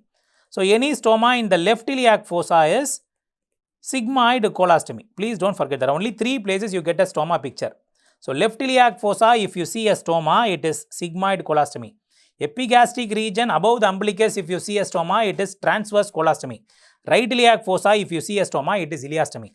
If only one opening is seen like this, it is end stoma. If I am going to do a loop stoma, there will be 2 openings seen like this. If I am going to do a loop stoma, there will be 1 opening, there will be opening, 1, 2 openings. So, what is this stoma? This is right iliac fossa. So, this is loop ileostomy. Do not get confused. See, you can see 1 opening, 2 opening. There are 2 openings seen. This is a classical loop ileostomy picture. Okay, loop ileostomy. So, barium enema image. So, barium enema images may be asked in radiology. So many questions are there in barium enema. What is this appearance known as? This is known as sawtooth appearance. Please do not forget, sawtooth appearance is seen in sigmoid diverticulosis. Sigmoid diverticulosis. So, I am going to draw all the barium enema images. What is this? The colon looks like a lead pipe. Lead pipe appearance is seen in ulcerative colitis. Ulcerative colitis. Sawtooth appearance like this is sigmoid diverticulosis, diverticulum. Apple core appearance, this is an apple.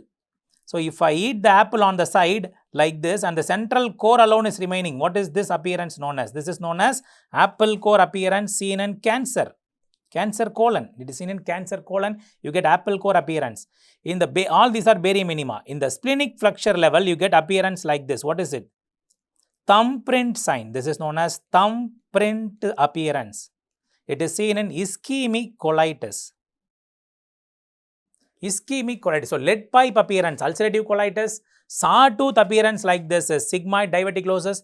Apple core appearance is cancer. Thumbprint appearance is seen in ischemic colitis. Ischemic colitis. Identify the pathology shown in the image below. So, you can see this is a classical pathology. Actually, it is not a surgery question, it is a pathology question only, but more surgical points are there. So, I want to tell in this. So, this is a picture showing you more than 100 polyps in the colon. So, more than 100 polyps in the colon is known as FAP. Familial adenomatous polyposis is a condition which the colon is having more than 100 polyps. It is autosomal dominant condition. Why am I very much worried about this FAP is because, please remember, these polyposis conditions will 100% convert into colorectal cancers. So, 100% risk of colorectal cancer is seen in these patients. So, that is why I am very much worried about these cases.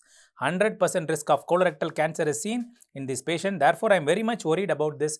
And by 40 years, by 40 years age, all of them will die if you don't operate before itself. All of them die by 40 years. Therefore, how to prevent them being going for mortality due to cancer? Prophylactic, please remember, prophylactic. Before cancer happens, I should do a total proctocolectomy should be done for these guys before the age of 20 years. Before high school, actually the book says as not 20 years, they say as before they go to high school. So, prophylactic total proctocolectomy should be done for these guys, followed by ileal pouch anal anastomosis. This line you should not forget. What is the surgery done for FAP means? I will remove the entire colon and with the jejunum, with the ileum, this is ileum, I will create a J pouch like this and anastomose with the anus like this. So, this is known as ileal pouch anal anastomosis. Total proctocolectomy with ileal pouch anal anastomosis is the treatment for FAP. So, FAP is a very dangerous condition having hundreds of polyps in the colon. We have to be very serious and we have to treat them very sincerely. So, because most of these patients will die by 40 years if you are not going to operate them before 20 years. So, colon cancer, the important predisposing factor is this, and there is one more such polyposis syndrome known as HNPCC, hereditary non-polyposis colorectal cancer, which is due to mutation in mismatch repair genes, MMR genes. The genes are MLH1, MSH2, MSH6, like that many genes are there. Mutation in these genes results in microsatellite instability. Microsatellite instability happens in these mutations.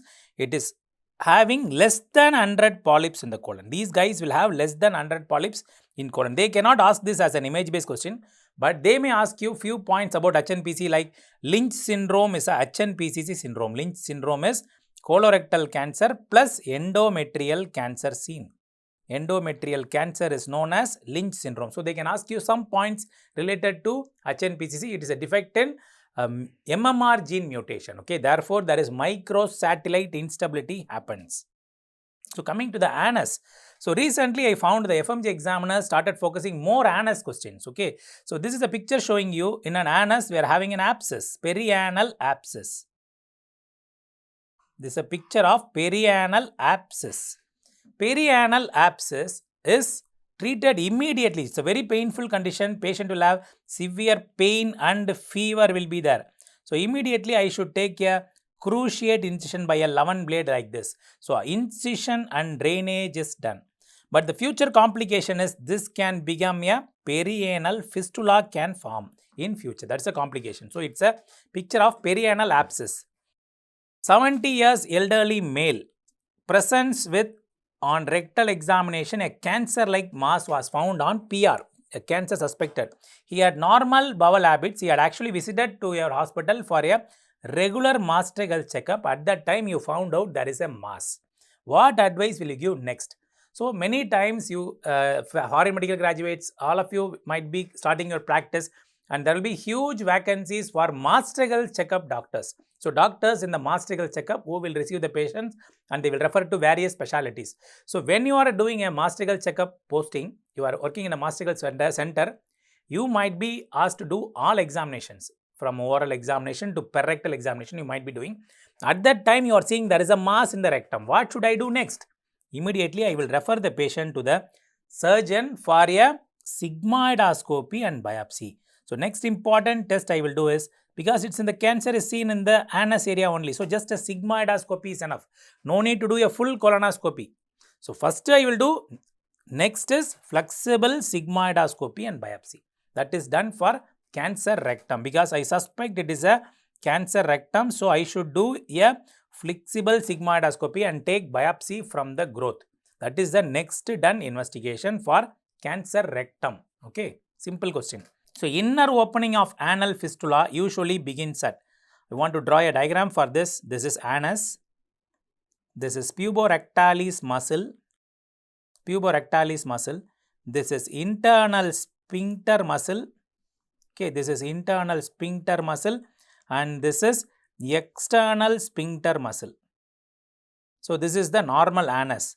So, in the anus, we have two types of epithelium based on this line. Above this is known as columnar epithelium. These are columnar epithelium. Below this is squamous epithelium. This line is known as dentate line or pectinate line. So, in the columnar epithelium, we have one columns known as columns of Morgagni. Anal columns of Morgagni or crypts of Morgagni will be seen. In the crypts, we have many glands. We have glands. Those glands which will get infected here like this. So, this crypts of the glands above the dentate line will get infected, and this crypts will rupture out, the abscess will rupture out, forming the fistula. This is the reason for fistula. So, crypts at the dentate line is a cause of inner opening. So, where will be the inner opening? It will be there above the dentate line in the crypts. But there is a rule to find out internal opening. Please remember, this is anus, scrotum, this is anus opening. So, this is 12 o'clock, this is 6 o'clock, this is 3 o'clock, this is 9 o'clock opening. So, now draw a line at 3 to 9 like this. Any fistulas located anteriorly will drain straight like this. Please remember, any fistulas located anteriorly will drain straight like this. Any fistulas located posteriorly will form a horseshoe track and drain at 6 o'clock only. So, posterior fistulas from 3 to 9 o'clock, for example, 4 o'clock, 5 o'clock, 6 o'clock, 7 o'clock, 8 o'clock, wherever it is, they will form a line and join at 6 o'clock. Anteriorly located 10 o'clock, 11 o'clock, 12 o'clock, 1 o'clock, they will directly join by a straight line. So, anterior fistulas have a straight tract. Posterior fistulas have a horseshoe tract and drain at 6 o'clock only.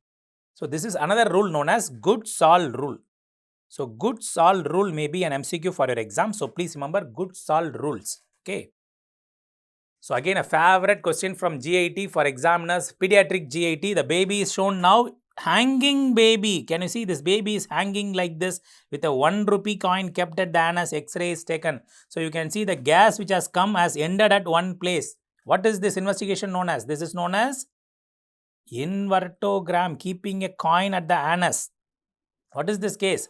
It's a case of imperforate anus. A newborn baby has come now out of the uterus with no anal opening. So, how to find out where is the distal end of rectum is by taking an X-ray after 24 hours after the birth of the baby.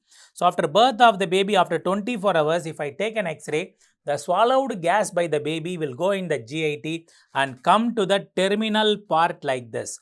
So, now I can say where is the opening. Now, I will open and operate and create new anus by this operation. So, this is known as imperforate anus. Imperforate anus will need a reconstruction operation of anus known as P-SARP operation. P-SARP operation is about to be done by us. After 24 hours, we will do this operation based on the invertogram image. So, please remember imperforate anus. This image will be your exam question. This image of invertogram will be your repeated MCQ for your exams. So, in GIT, what are the important topics? I will tell you what are the important topics for last minute. Don't forget achalasia cardia. Achalasia cardia, everything you should know about it. Zenkus, everything you should know about Zenkus. And GRD, basically you should know about the various points of GRD. And in stomach chapter, GOO and its complications. Congenital hypertrophic pyloric stenosis. Very favorite question. Congenital hypertrophic pyloric stenosis.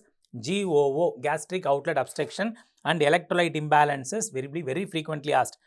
Perforation of duodenal ulcer. Perforated duodenal ulcer is a favorite question again.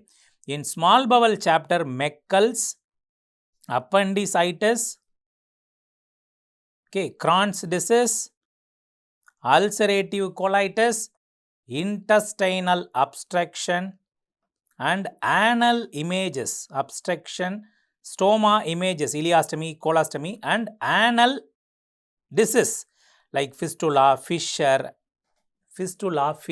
hemorrhoids, abscess, all these can come for you as image based question. These are GIT essential areas. High focused areas in GIT. Don't forget these high focused areas in GIT. Now we are moving on to the next topic on hepatobiliary and pancreatic system. It's a section D on hepatobiliary and pancreatic system, specialty surgeries. So, this is a very basic chapter. Very few questions have come in the past some years. So, let us see what are the questions come from 2020 August I have covered. Patient with right hypochondrial pain, water lily sign is seen on ultrasound. Can you see this is swelling in the liver with is showing a floating water lily appearance. It is known as hydatid cyst. So, hydatid cyst, there are many interesting images in CT scan.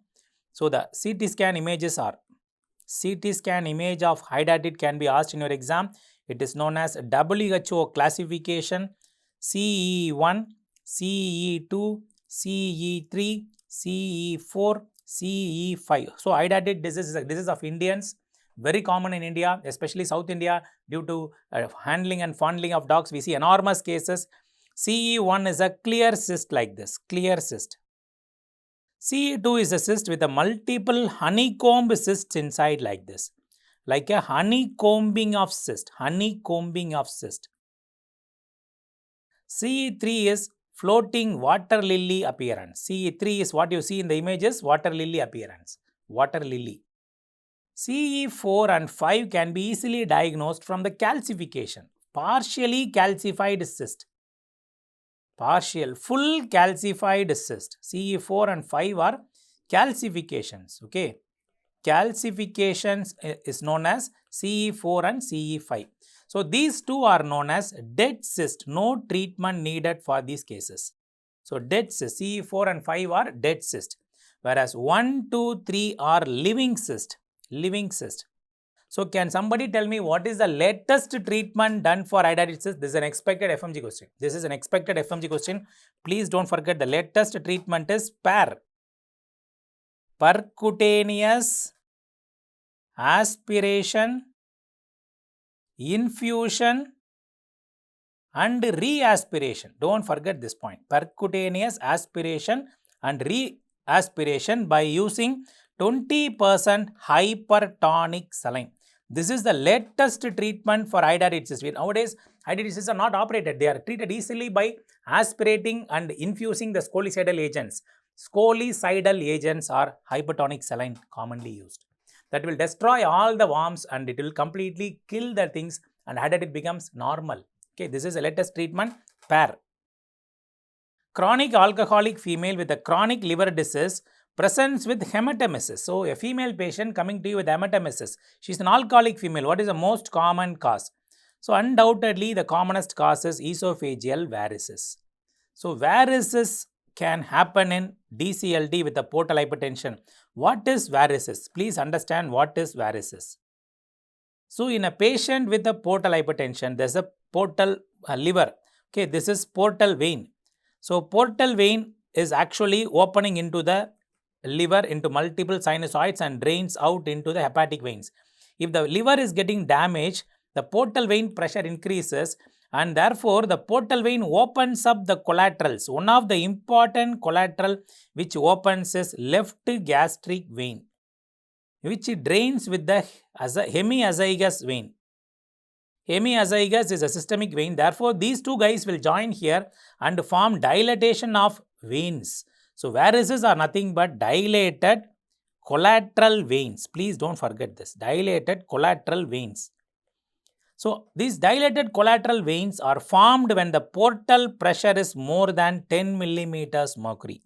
When the portal venous pressure is normally, it is 5 to 8 millimeters normal pressure. When it becomes more than 10 millimeters, the varices are formed in the esophagus. When it is more than 12 millimeters, it will rupture resulting in hematomas. Hematomas happens because of rupture of the esophageal varices. That will now cause massive hematomas. So, rupture of the esophageal varices causes massive hematomas. Okay, the patients now will vomit and there will be so much of blood coming out and therefore, the drug of choice for varices is injection octreotide. Immediately I should do a octreotide injection. Treatment of choice for this is endoscopic banding. I should put a endoscopy and band the varices.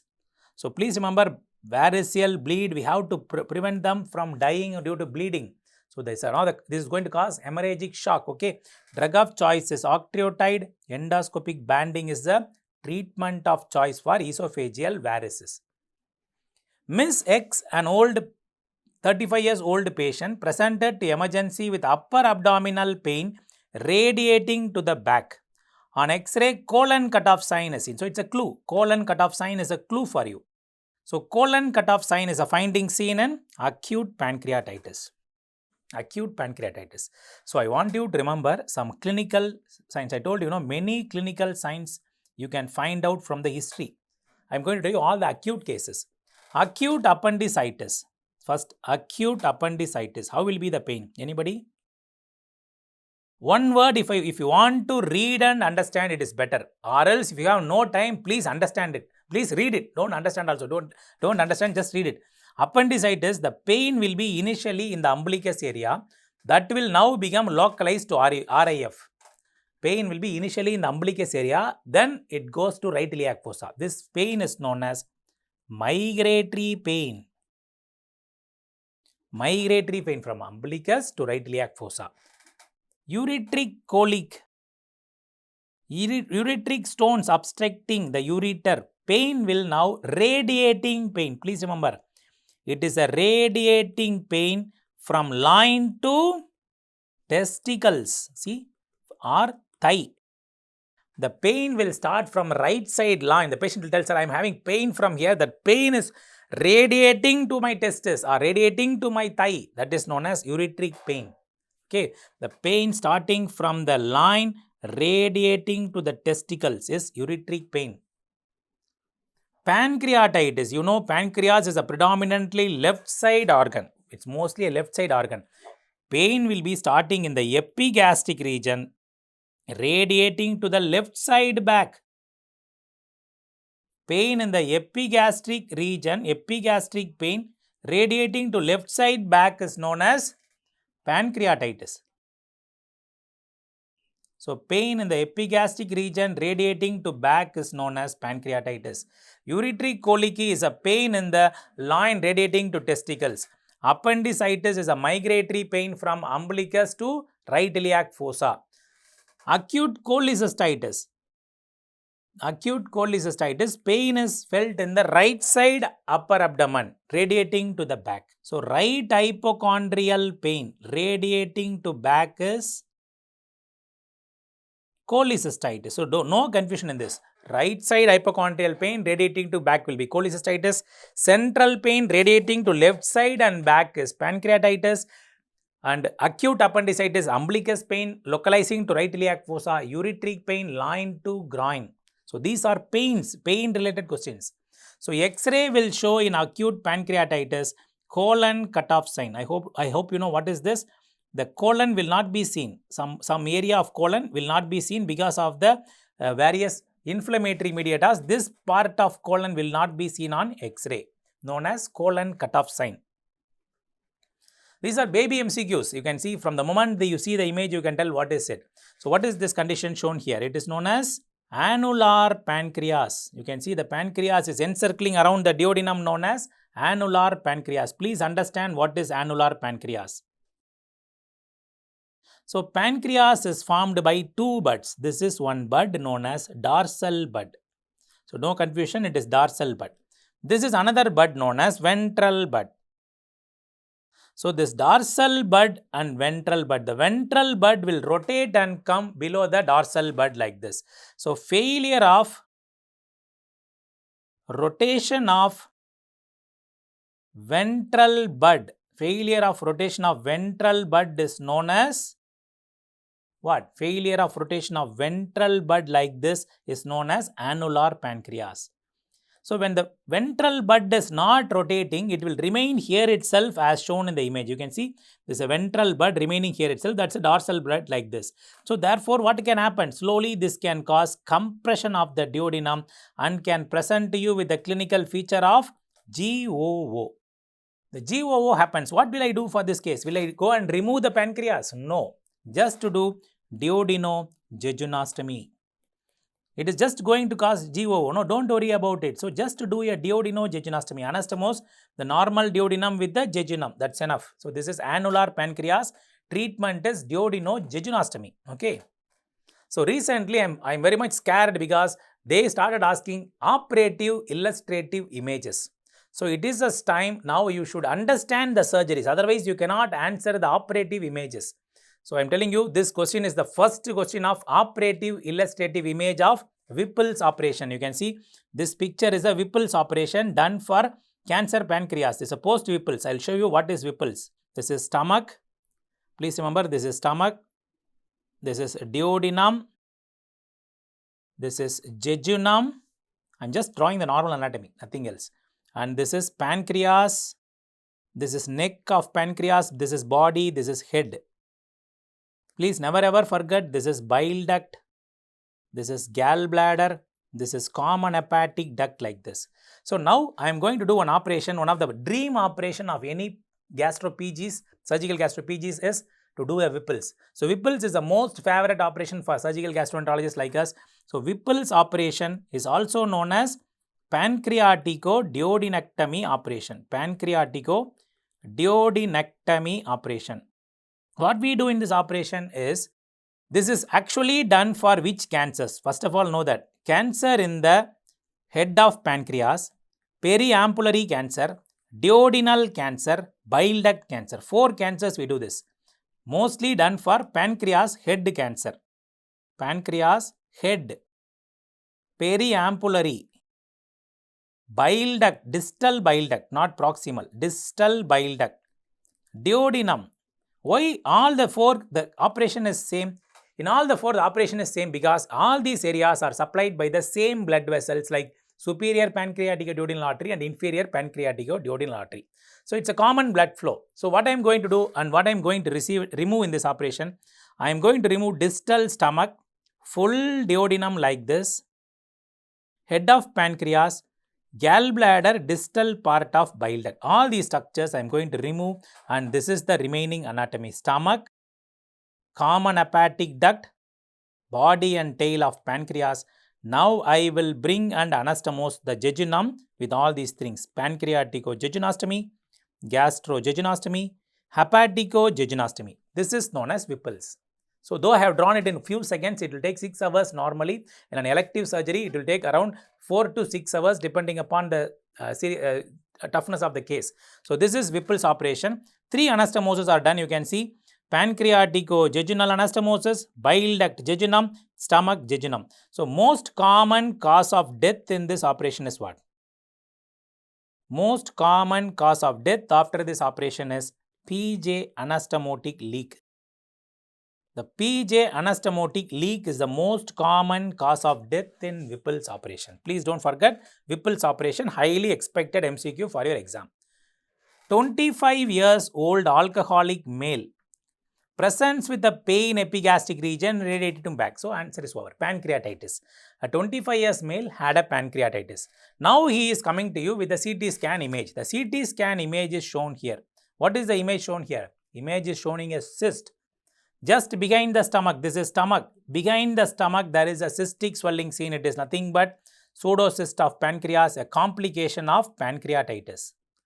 So complication of acute pancreatitis is pseudocyst. So for a pseudocyst, what is the treatment of choice? So this is stomach, and you all should not forget this is the pancreas, and this is the huge pseudocyst formed behind the stomach. So what is the treatment? So pseudocyst can get infected, therefore, and also it can cause compression and pain. Therefore, what I should do?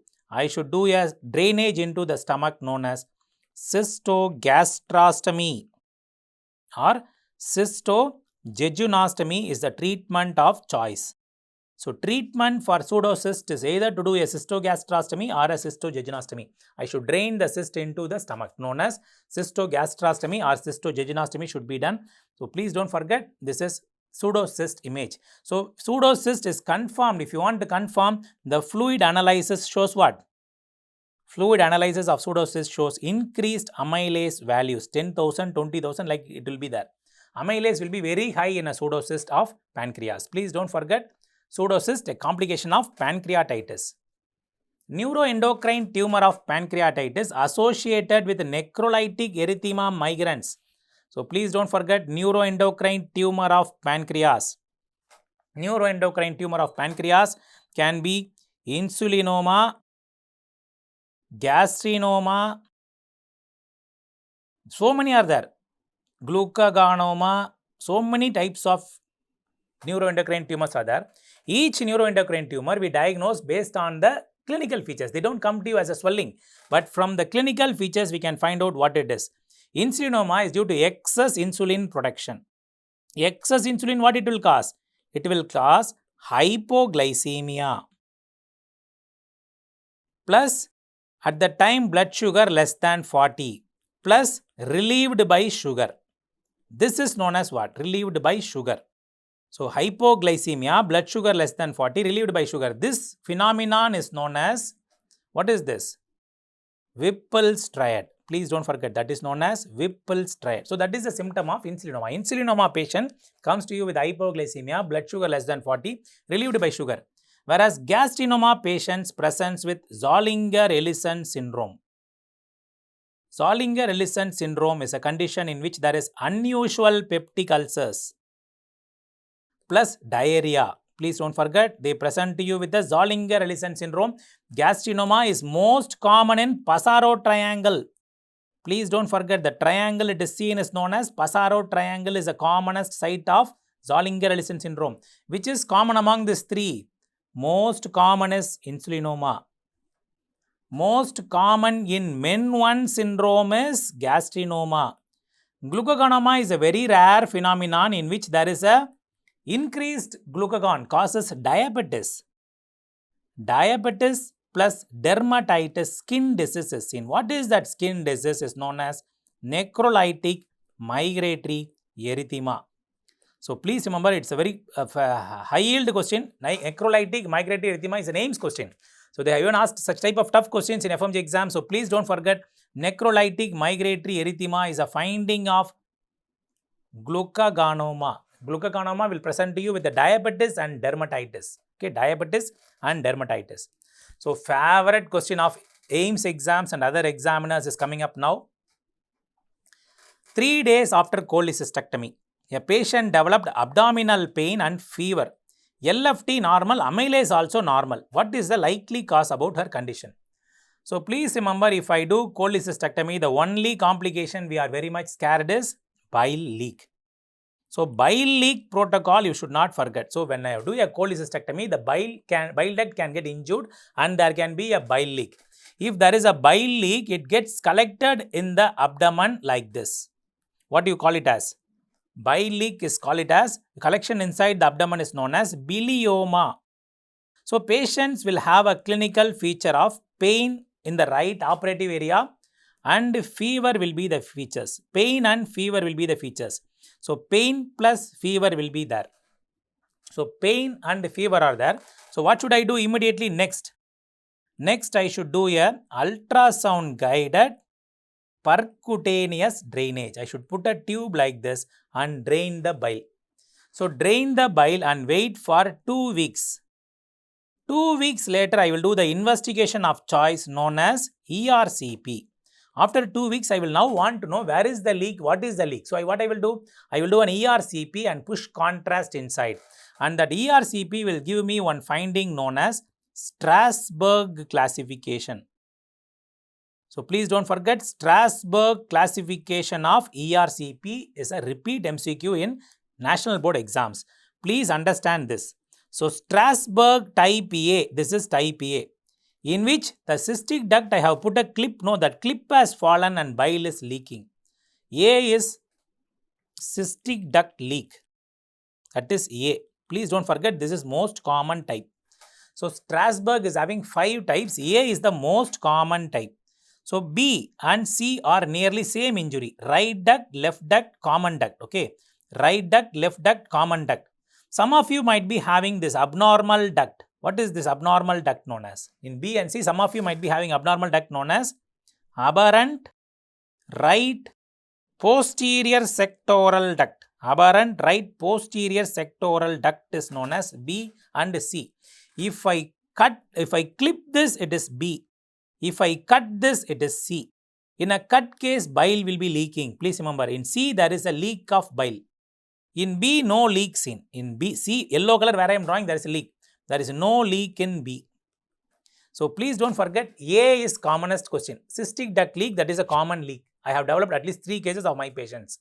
B and C are nothing to worry. B is cyst.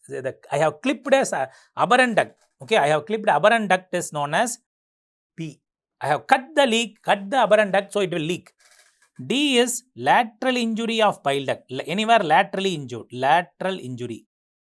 E is I have cut it circumferentially. Circumferential injury. Circumferentially I have cut this E. Laterally I have cut this D. So these are the Strasbourg classifications. A is cystic duct leak. B is no leak. C is leak present. D is lateral injury. E is circumferential injury. These are the Strasbourg classifications of bile duct injury. The question is asked in the exam. It will be coming. A lady was incidentally diagnosed with a 0.5 centimeter solid mass in her gallbladder.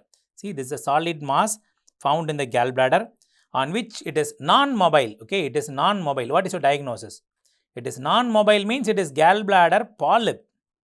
If it is a gallstone, what all will be the findings? If it is a gallstone, what are the findings? It's an image-based question for your exams. Gallstone will have mobile and it will have posterior acoustic shadow. So gallstones will have posterior acoustic shadow and it will be mobile. So it is non-mobile, so it is a gallbladder polyp. So now gallbladder polyp, when will I operate? That is my question. Answer in this question is reassure and follow up. So gallbladder polyp is operated when the size is more than 1 centimeter. Number 1. Increasing size of polyp. I have to do repeat ultrasound every 6 months once. When I am repeating the ultrasound, the polyp size is becoming bigger and bigger. That is second point. Increasing size of polyp more than 1 centimeter. Polyp is associated with the stone. And when the age of the patient is more than 60 years. So what is the age of this patient? Not mentioned. So if it is a 70 years lady, I would have done a cholecystectomy. But age above 60 years, polyp with stone, increasing size of polyp more than 1 centimeter. Only these cases I will do laparoscopic cholecystectomy. Please remember, laparoscopic cholecystectomy should be done for these cases because these cases can become cancer. In other ways, this question is also different. What are the causes of cancer in gallbladder polyp? More than 1 centimeter, increasing size of polyp, polyp plus stone, age more than 60 years are the causes of polyp going for a cancer. So please don't forget this question. Now you are doing a laparoscopic cholecystectomy. In this chapter of hepatobiliary chapter, most important topic is gallbladder, stones and gallbladder related topics. Okay. So what do you expect in a lady after gallbladder being removed? So though it is a very rare complication, they have asked it. What is the function of gallbladder? Gallbladder concentrates the bile. So whatever bile secreted from the liver, which is coming in yellow color, actually the bile which is coming yellow color from the liver is becoming green color in the gallbladder because of the concentration. The bile gets concentrated. The bile gets concentrated because of the absorption of water and other things. So this is a very important physiology question. So bile is now, cholecystectomy is now being done. So there is a concentrated bile is not available when you eat a fat. When I eat a fatty food, that will stimulate the cholecystokinin. Cholecystokinin will contract the gallbladder. Gallbladder will contract and that will now digest the fat. Now because gallbladder is not present, the fat may become indigestible for some period of time, causing steatorrhea. But it is only a transient steatorrhea. Gradually as days goes on, the bile ducts will function, take up the function of gallbladder and they will digest the fat. So steatorrhea is a transient feature. It is actually a hypothetical. We never see such cases. Hypothetically, they have steatorrhea for some period of time. Only for MCQ, you can remember this. A patient has an ultrasound finding of gallstone abutting the cystic duct with a dilatation of common hepatic duct. These are all very basic questions. The moment I draw the image, you should tell what is it. This is a gallbladder. Okay, this is a gallbladder. Patient is now having a stone like this, huge stone like this. This stone is now compressing the bile duct and causing jaundice. What is this syndrome? So stone in the gallbladder compressing the common hepatic duct or common bile duct is known as Mirizi syndrome. Simple. Stone is, please remember, the stone has not yet entered the bile duct. It is just in the gallbladder only. Where in the gallbladder? In the cystic duct it is present. It is in the cystic duct or in the neck of gallbladder it is present. It compresses the bile duct, causing jaundice is known as Mirici syndrome. Please don't forget, these are all simple one-liner questions. One-liner questions of old patterns. A female presents with epigastric pain. See, epigastric pain and right hypochondrial pain radiating to back. No confusion. Epigastric pain, right hypochondrial pain radiating to back. What is the diagnosis? It is, she has similar episodes on and off. This is typical acute cholecystitis. So I told you, left side pain, pancreatitis. Right side pain, cholecystitis. No confusion. Okay. A patient presents with the pain in the right hypochondrium, cholecystitis, pain in the right hypochondrium. Blood investigation shows AST elevated, AST, ALT normal, bilirubin is 5 milligrams, alkaline phosphatase is increased. What should be the next investigation? So, for a biliary pathology, patient coming to you with a biliary pathology. So, from this question you can see it can be a gallbladder stone, or a cholecystitis, or a CBD stone. Probably a CBD stone also is chances are there because the bilirubin is elevated. So, what is the first done investigation for any biliary pathology? Answer is ultrasound abdomen. No confusion in this. First done investigation or next done investigation is ultrasound. Based on the ultrasound findings, if there is a CBD stone, what is the investigation of choice?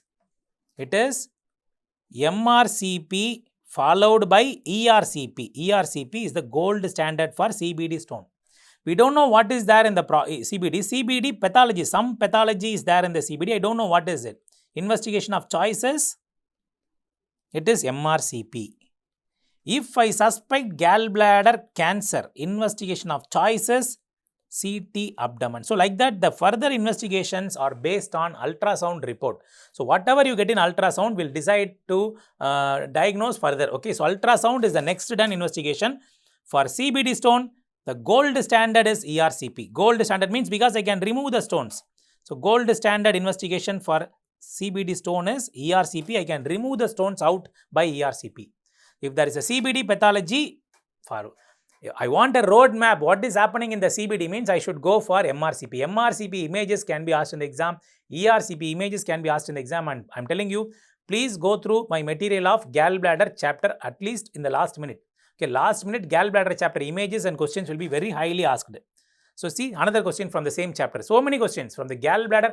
Many students are thinking in FMGE exam they won't ask tough questions and they will ask only from basics. But sometimes they have covered every area they keep a touch. So, that is why I am also covering this QRP session. All the questions, all the topics which are asked, all the recent 3 years questions, 3 papers, including some important questions of more than 2-3 papers also I have done. So, this is a picture showing you choledochal cyst. So, what is type 3 choledochal cyst in this picture? That is the question. Can you tell me which is type 3 choledochal cyst? So, this is a choledochal cyst. In this picture, you can see there is a dilatation here. In this, there is a dilatation here. In this, there is a dilatation here. In this, there is dilatation here. So, please don't get confused. This is a question on, the answer is A. This is Todani classification. This is a question on Todani classification, also known as Alonso classification. I am telling you, nowadays I am seeing in FMGE exams, they started asking classification systems. That is why I am little scared. I want you all to know about all the classification systems. So, you should go through all the classification systems. Type 1 is a simple fusiform dilatation of bile duct. This is fusiform dilatation of bile duct. This is the most common type of choledochal cyst. Type 2 is, this is a congenital pathology. Please remember, it is a congenital pathology. Type 2 is a diverticulum type like this in the bile duct. Diverticulum type. Type 3 is a diverticulum near the ampulla. Near the ampulla level there is a diverticulum called as choledococele. That is the least common type. Please don't forget, they have asked in the image which type is type 3 is choledococele. The dilatation is seen near the ampulla. This is known as type 3. Least common type is type 3. 4A. What is 4A? 4A means the ducts, all the ducts in the liver is also dilated. What is there outside the liver is also dilated like this. 4A for all ducts dilated. 4B is for liver ducts are normal. There is only dilatation of extrahepatic ducts. Extrahepatic ducts. So, I am sure they are going to ask you this question. Number 5, what is number 5? 5 is the liver is having multiple cysts in the liver like this. What is it? Outside the liver it is normal, but inside the liver there are multiple cysts known as Caroli's disease. Caroli's disease is a favorite question for the examiners, and there is high chance Caroli's disease will be coming for this exam. Type 5 Caroli's disease is type 5 is Caroli's disease. In CT scan that will show an interesting sign. What is it? In a CT scan the cyst will have a central dot known as central dot sign. Central dot sign is seen. Central dot sign is seen on CT scan. So, 1 is fusiform dilatation, 2 is diverticulum, 3 is choledococele, 4A all ducts, 4B extrahepatic, 5 is Caroli's disease. Never ever forget Caroli's disease. Caroli's disease, the treatment of choice is liver transplant. Okay, don't forget this point. So, the answer here is A. This is the answer for this question. Patient has undergone cholecystectomy few days back, and now the patient has presented with upper abdominal pain. MRCP done. See, MRCP was done, showed leaking of bile from cystic duct stump. So, Strasbourg A. Patient is hemodynamically stable. Which of the following should be the next line of management? So, there is a small leak coming from the cystic duct. There is a pain. What should I do now? I will initially manage with the conservative treatment with antibiotics. We will wait.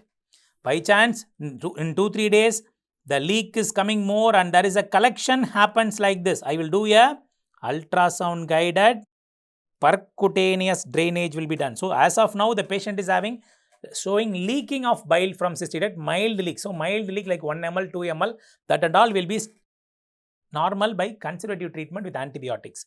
If there is a question, if MRCP shows a collection of 5 centimeter or 10 centimeter, they would have given, means I would have gone for a ultrasound guided PCD. So, not needed to do ERCP now itself. Please remember, ERCP is not so urgent. ERCP is not urgent. ERCP is done if there is a persistent leak for more than 2 weeks only, we do ERCP. Don't forget this rule. It is a rule. If there is a leak from the bile duct for more than 2 weeks, then only I will do a ERCP.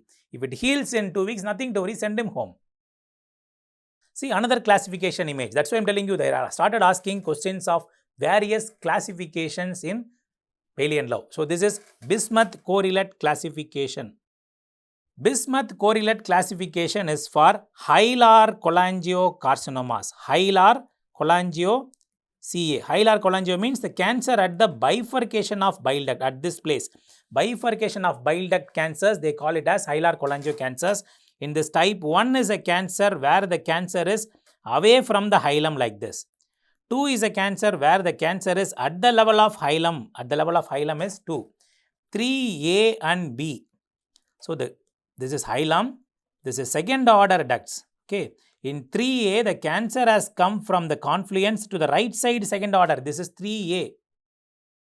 3B, the cancer has gone into the left side second order ducts. That is 3B. 4 is both side involved. Both the ducts involved.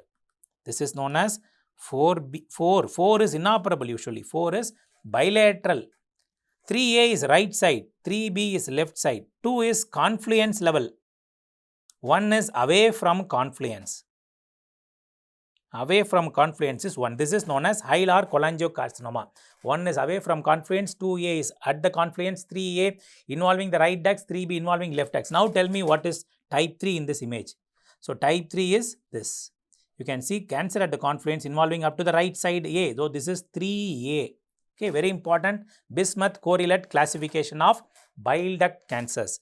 So, this chapter is a very important chapter. This hepatobiliary section, I will tell you, this is the 4th heading I was discussing. The hepatobiliary section, the important topics you should know are gallstones. Gallstones is very important for you. Acute pancreatitis. So, the topic essential for this chapter for quick revision program during the last minute you should revise is gallstones, acute pancreatitis, all gallbladder imagings like posterior acoustic shadow, MRCP image, ERCP image and HIDA scan. HIDA scan is also another interesting question which is commonly asked in your exams. All those gallbladder imagings you should see, and please don't forget to read about the portal hypertension. in liver chapter. Portal hypertension in liver chapter may be very important for your exams. So, acute pancreatitis, gallstones, gallbladder imagings and portal hypertension are all essential topics of this hepatobiliary and pancreatic chapter. Okay, please don't forget this chapter, very important. Please revise it well. So, we are now going on to the next important topic, specialty surgeries. In specialty surgeries, urology. So, urology is a favorite topic for your exams. So many questions have come from urology in FMGE exams. So the examiners are very much fond of asking questions from urology. 10 years old boy with a recurrent urinary tract infection. IVP image is given below. Identify the location of insertion of ureter arising from the left kidney. Can you see? In this picture, if you very closely observe, this is a left kidney. You can see there is a ureter, normal ureter like this seen in the image. And there is one more ureter arising from like this. The question is asking about ectopic ureter. This is a question on ectopic ureter in urology. So, ectopic ureter, what happens? Where does it drain? There is a rule known as Wiegert-Meyer rule. Please don't forget the rule known as Wiegert-Meyer rule in an ectopic ureter. For ectopic ureters, there is always a rule which is always asked in the exam. So, this is a normal ureter. This is a normal ureter draining in the bladder. This is normal anatomy. Okay, this is a normal ureter draining in the bladder. This is prostatic urethra and this is normal urethra. This is external urethral sphincter. This is external urethral sphincter which is controlling the continence. Okay, this is the anatomy. This is normal ureter. So now in an ectopic ureter, what happens? Ectopic ureter arises from upper pole. It arises from upper pole and it runs distally. It runs like this and drains distal to the normal ureter like this. It runs very far away and it will drain distally. So, it arises proximally. So, the ureter, see, it arises proximally and drains distally. That means what? This ectopic ureter will be more long length. It will be long length. It arises proximally and drains distally. In boys, it drains. In boys, where does it drain? Drains above the external urethral sphincter. Therefore, boys will have normal continence. So, boys will have normal continence. So, in boys, it will drain above the external urethral sphincter. Whereas in girls, where does it drain? In girls, it will drain distal to the external urethral sphincter. Distal to external urethral sphincter. Therefore, like this it will drain. In girls, it will drain distal to the external urethral sphincter. Therefore, there will be continuous dribbling of urine. So, girls will come to you with a classical symptom of persistent dribbling of urine. They will normally pass urine also. The bladder will also get filled up with the normal ureters. But the ectopic ureter, the urine will be persistent dribbling of urine is present. This we call it as paradoxical urinary incontinence. Paradoxical urinary incontinence is the term used for this. So, in girls, that will be draining distally, causing paradoxical urinary incontinence. Don't get confused in this topic. In boys, they will have only urinary tract infection. So, where does it drain in the boys? Distal to the proximal to the external urethral sphincter. In boys, it commonly drains in prostatic urethra. In boys, it commonly drains in prostatic urethra. In girls, it drains into the vaginal vestibule. Vestibule of vagina. So, that is why these girls will continuously have dribbling of urine. But normal urine also they will pass. But dribbling of urine also is seen. This is very important MCQ. So, in 10 years boy, so it's a boy, so where it will drain? It will drain in the prostatic urethra. It is not there. So, better answer to go here is below and distally at the neck of bladder is another answer. Okay, it can drain below and distally at the neck of bladder.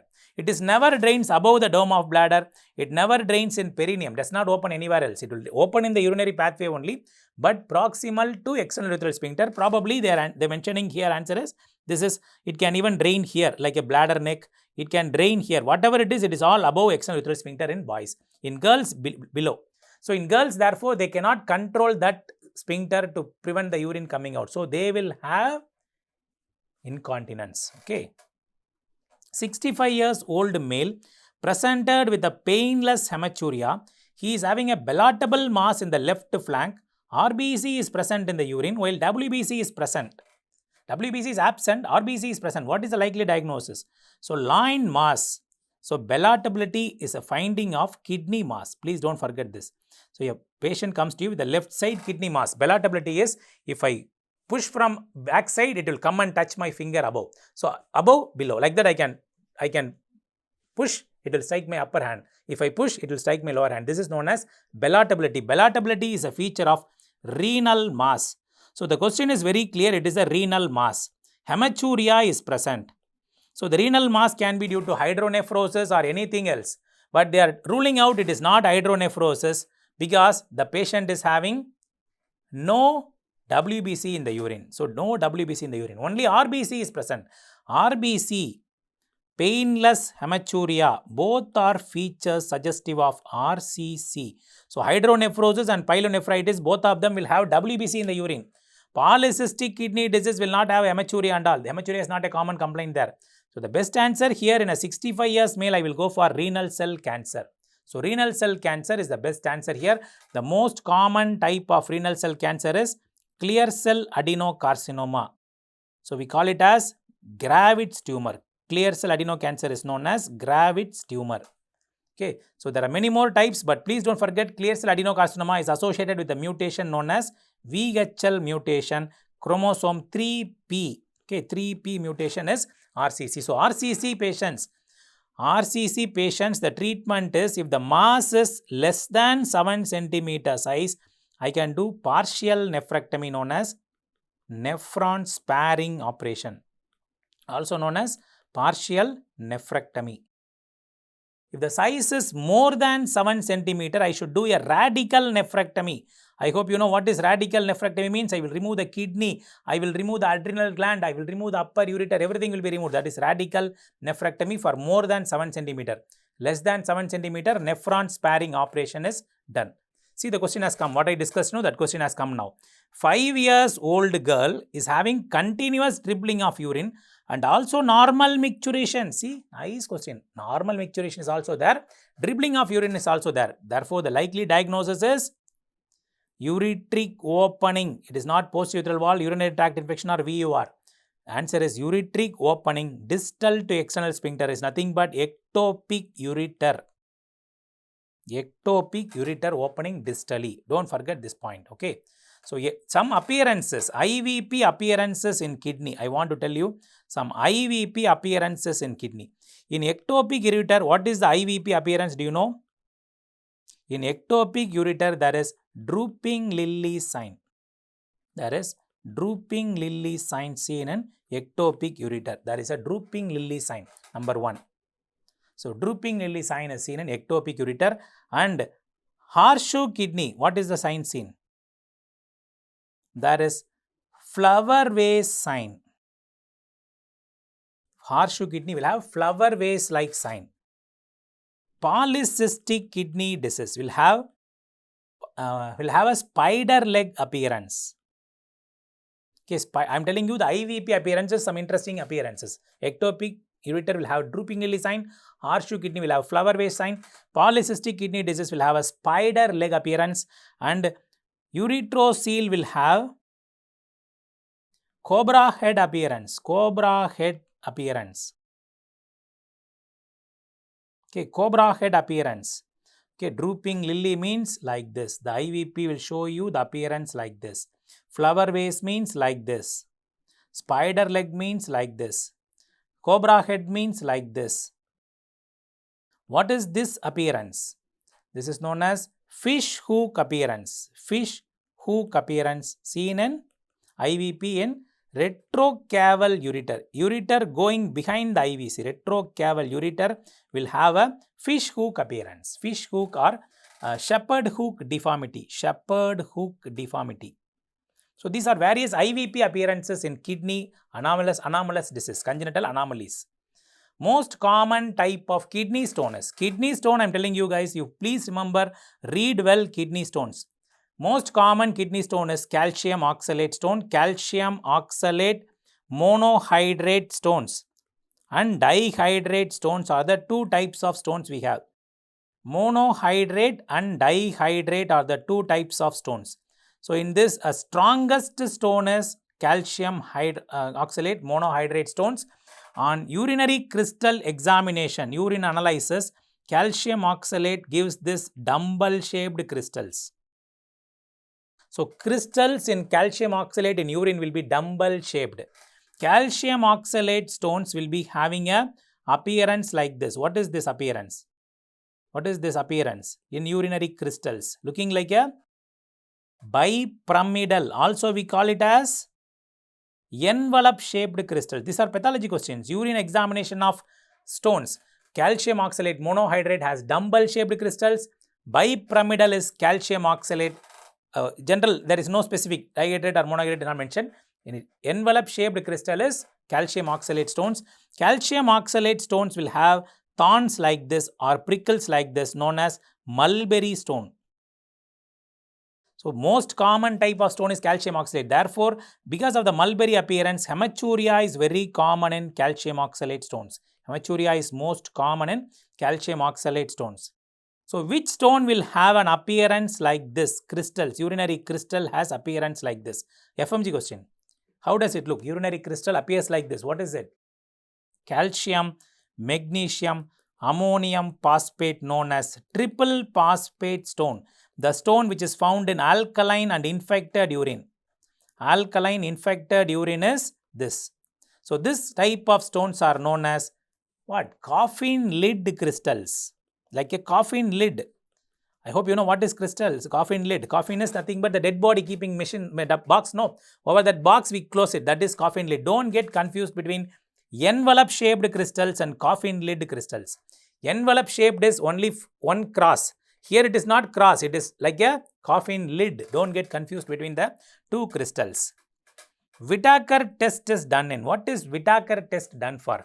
So, Whitaker test is done for, please understand, congenital pelvic junction obstruction. Though these are all outdated tests, still they are asking the question because it is there in Bailey and Love. What is this? This is kidney, this is renal pelvis. This is pelvis, this is kidney. So, in the renal pelvis and the kidney, this is the route of drainage of ureter. This is the route of drainage of ureter. So, what happened? There is, we don't know why, what is actual reason, but the urine is not coming out of this pelvis. The urine is not coming. It is like a physiological obstruction. This kidney becomes enlarged. So, the kidney and the pelvis becomes enlarged like this. So, enlarged like this. Congenitally, there is a problem. They are getting enlarged. So, how to find out there is an obstruction is by measuring the pressure in the bladder. Okay, we measure the bladder pressure and we measure the pelvis pressure. So, the pressure in the pelvis is very high compared to bladder. This test is known as Whitaker test. Whitaker test is used for congenital pelvic junction obstruction. Can anybody tell me, this is 100 times asked FMG question, old pattern question. What is the treatment for congenital pelvic junction obstruction? Congenital pelvic junction obstruction, we cut this area and resuture by an operation known as Anderson-Hines pyeloplasty. Don't forget this. Anderson-Hines pyeloplasty is a treatment for congenital pelvic junction obstruction. Cut it and resuture it. That is the point I want you to remember. Whitaker test is congenital pelvic junction obstruction. We should do Anderson-Hines pyeloplasty. Okay. So, don't forget this. 65 years old male presented with a mass in the left lumbar region which was palatable. He was having abdominal discomfort and on investigation 7 cm mass is seen in the kidney and diagnosed as renal cell cancer. See, unwanted stories. It is a question of 7 cm RCC. What would be the treatment? So, I told you less than 7 cm I can do partial nephrectomy. So, the answer will be partial nephrectomy. Okay, that is the answer for this question. Simple question.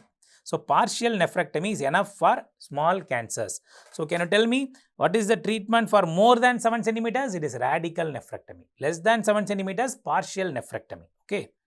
See the question, identify the following investigation and diagnosis. This is an investigation, nothing but first of all, you should know what is the image.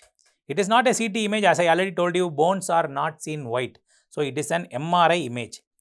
In MRI, T2 weighted image. So, you have to understand what is T2 weighted image. In a T2 weighted image, the fluid will appear bright. Okay, don't forget.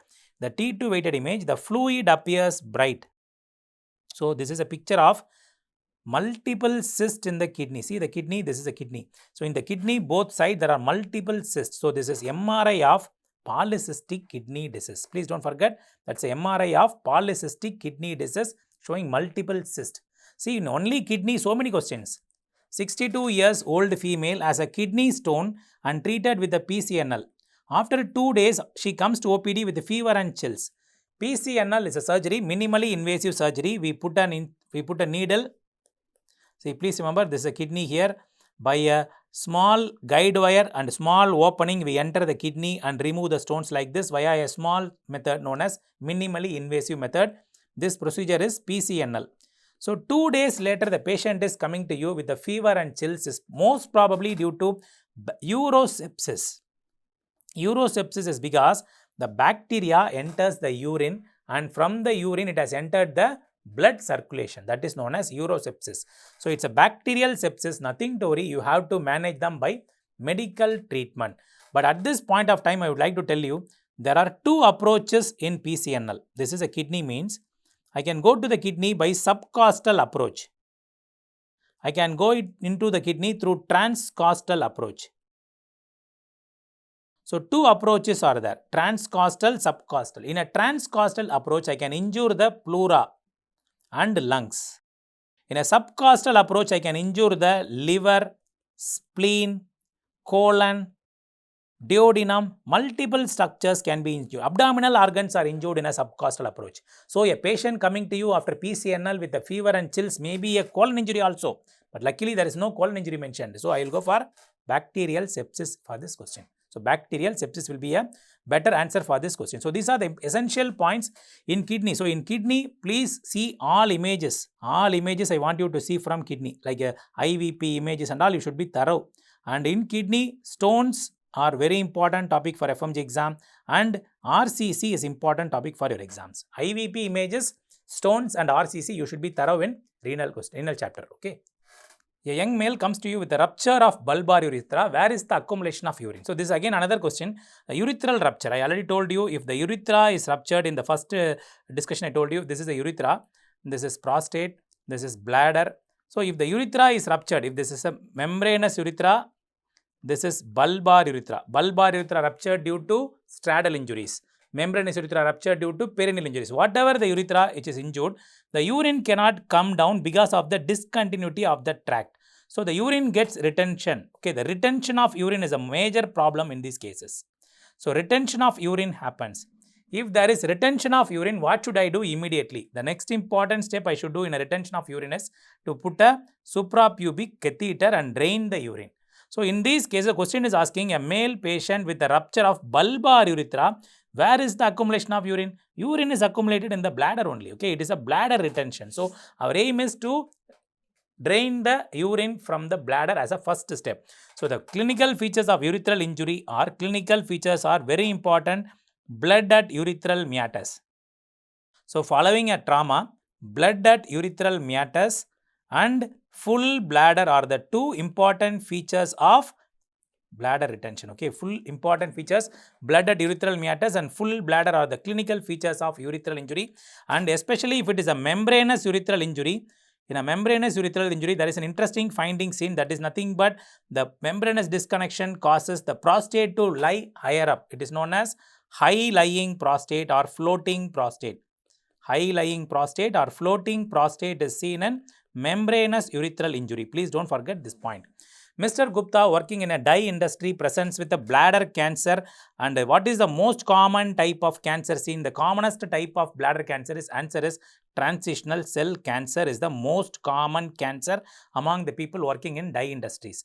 Smoking is also a risk factor of transitional cell cancer, but smoking, schistosomiasis, stones, bladder stones, these three S can cause that is squamous cell cancer of bladder. Smoking, schistosomiasis, stones in the bladder can cause what cancer? Squamous cell cancer of bladder. But most common cancer is squamous cell cancer. Please don't forget. So adeno cancer can rarely happen from the urachal remnant at the dome of bladder. This is a urachal remnant. So from the urachal remnant, sometimes you can get adenocancer, very rare. Please remember, adenocancer in bladder. But commonest is transitional cell cancer. All these bladder cancer patients will come to you with a painless terminal hematuria. Okay, painless terminal hematuria. A patient presented to hospital with increased frequency of micturition. On cystoscopic, pale ureteric orifice is noted. MRI image is given below. So, on cystoscopy, a pale ureteric orifice. So, this is a bladder, means we have a pale ureteric orifice. So, pale ureteric orifice is a feature of early TB. On a cystoscopy, if I see the ureteric orifice looking very white and pale, it is a feature of early TB. Don't forget this point. And MRI in this picture shows a contracted bladder. Can you see? It is known as contracted thimble bladder. So, two catch points are here. Pale ureteric orifice, MRI of contracted bladder goes with favor of bladder TB. So, a chronic TB will present to you with a cement kidney, also known as putty kidney, and golf hole ureter. You can present as golf hole ureter. It can present as thimble bladder. All these are chronic TB findings. Early TB findings are pale ureteric orifice. Pale ureteric orifice, and in an IVP there will be blunting of calyx. Blunting of calyx is a IVP finding of early TB. So, these are all essential MCQs from TB. You know very well TB is a very favorite question. You should not miss. So, now 1.5 year male child is having problem in urinating for the last 3 months. So, last 3 months the baby is passing urine with so much of difficulty. So, contrast introduced through the urethra, which is to visualize, which is likely shown in the image. What could be the investigation? So, you can see this is a picture showing you a contrast injected into the urethra, and there is a stricture here. You can see a stricture in the urethra. So, that is known as what is this? So, this is looking like a stricture, and this is actually a posterior urethral valve. It is a posterior urethral valve, and this question is actually they are telling contrast is injected via the penis. So, what is the answer? This is a picture showing you the catheter is inserted and contrast is going up. Can you see the image? So, don't worry about the diagnosis. They are not worried about the diagnosis in the question. Don't even worry about posterior urethral valve. There is another question coming. So, I want you to identify the investigation. This is known as retrograde urethrogram. You can see there is a syringe, catheter, contrast is injected back. It is retrograde urethrogram. Don't forget, it is retrograde urethrogram. It is an investigation to study the urethra. So, urethra can be studied by, this is bladder, this is urethra. I can study the urethral anatomy by methods, two methods. Number one, fill the bladder with contrast. Fill the bladder with contrast and ask the patient to pass urine and take X-ray. This is known as micturating cystourethrogram. Number one, micturating cystourethrogram. Fill the bladder with the contrast, ask the patient to pass urine. That is micturating cystourethrogram. Another method is cannulate the penis. Cannulate the penis and push contrast retrograde like this. Push contrast retrograde like this. This is known as retrograde urethrogram. Retrograde urethrogram. So, another method is we can put a catheter, SPC catheter is inserted, SPC, and you fill the bladder and ask the patient to pass the urine. That is also known as MCU or descending urethrogram.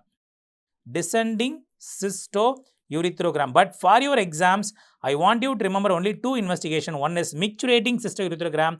Bladder is filled with urine, ask the patient to pass the urine. Okay. Or retrograde urethrogram, push the contrast from below upwards. So, the two images are very frequently asked images. I want you to remember. What is the pathological grading of prostatic cancer? Prostate cancer pathological grading. Basic MCQ, FMGE question, Gleason score. So, Gleason score is prostate cancer. Bloom-Richardson is breast cancer grading. Furman grading is for renal cell cancer. Leibovitz score is also for renal cell cancer. Though there are other things are not asked in the exam, just for completion sake I am putting, because all are there in Bailey and Lowe. All these four names are there in Bailey. Bloom and Richardson for breast cancer, Gleason for prostate cancer, Furman grading for renal cell cancer, Leibovitz score for renal cell cancer. Please don't forget the various scoring systems. So, in prostatic cancer, what is the radioisotope used for radiotherapy? Radiotherapy can be a treatment for prostatic cancer. I hope you remember iodine 123 is used in thyroid. I told you. and iodine 131 I have been using in thyroid, both I have already told you. So here it is iodine 125. Okay, iodine 125 and palladium are the two radioisotopes used for prostate. Palladium, iodine 125. See, I am again and again telling you, they will beat around the bush. See, again the same question. Cannulating the penis and pushing the contrast back, it is known as retrograde uretherogram. Simple MCQ, retrograde uretherogram. So, you should know about the images.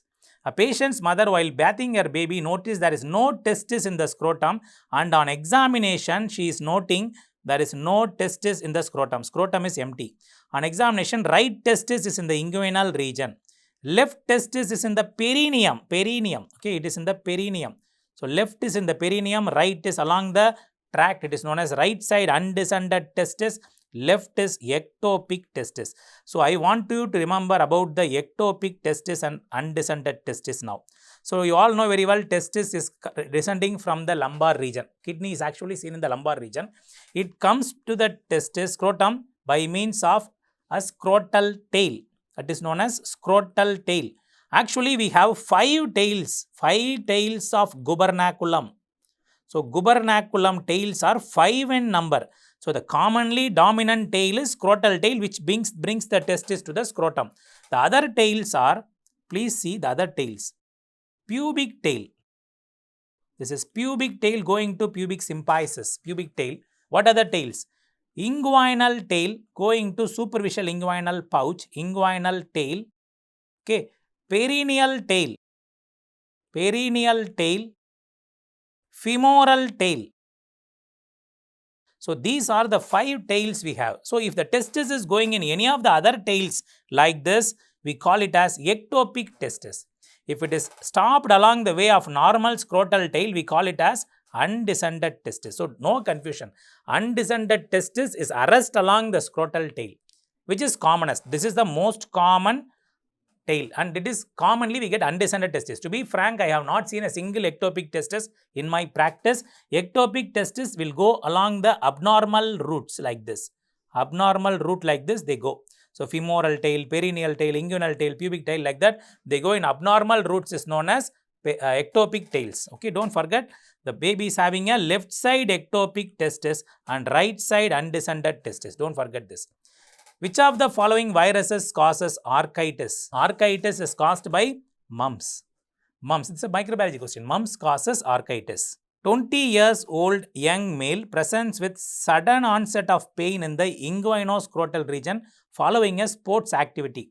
On examination, right testis is higher up and tender on palpation. So, very classical sign. The sign shown is Prun sign. I am now going to do Prun sign. What is this? So, the right testis, this is scrotum, means right testis is lying higher up with a pain in the right testis.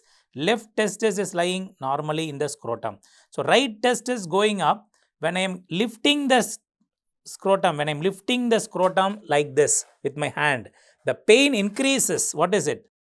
Pain increases in torsion testis.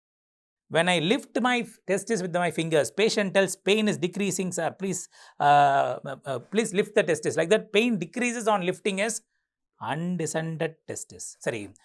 Pain decreased on lifting is classical architis. There are 2 painful conditions in testis. One is architis, another is torsion. So, torsion will have pain increased, architis will have pain decreased on lifting. Please don't forget the pain decreases on lifting is architis, increased on lifting is torsion testis. So, the answer here is the higher up position is because of the right side torsion testis. So, a young boy presented with a scrotal enlargement on examination, LDH is normal, HCG, AFP are normal. So, I am only going to answer based on this because this is actually a pathology question. I don't worry about the pathological findings, but see the clinical features. Young boy with a painless enlargement of testis. Architectomy was done for a young boy means definitely it is a tumor. So, which tumor will have LDH increased, HCG alpha fetoprotein normal means it is pure seminoma. So, pure seminoma, HCG alpha fetoprotein will be normal. In other tumors, York-Sac tumor, choriocarcinoma, teratoma, all these guys will have HCG AFP elevation. LDH alone is elevated in pure seminoma. HCG AFP is normal in pure seminoma. So, for a seminoma testis, we have to do high inguinal archidectomy. We have to open the inguinal canal and we have to remove the testis, known as high inguinal archidectomy should be done for pure seminomas. Please don't forget this. A newborn baby with absent testis in the scrotum. Testis is found in the retroperitoneum above the deep ring. See, the testis is found in the retroperitoneum above the deep ring level. This is a deep ring. Testis is seen here. Which of the following may help in descent of testis? Please remember, GnRH analogs, testosterone, cold compression, nothing can bring the testis down. Only you can bring it by surgery. Surgical method is the gold standard.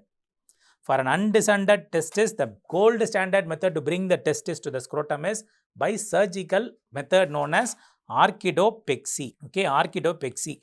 GnRH analogs are only used to know whether the patient is having a testis producing testosterone.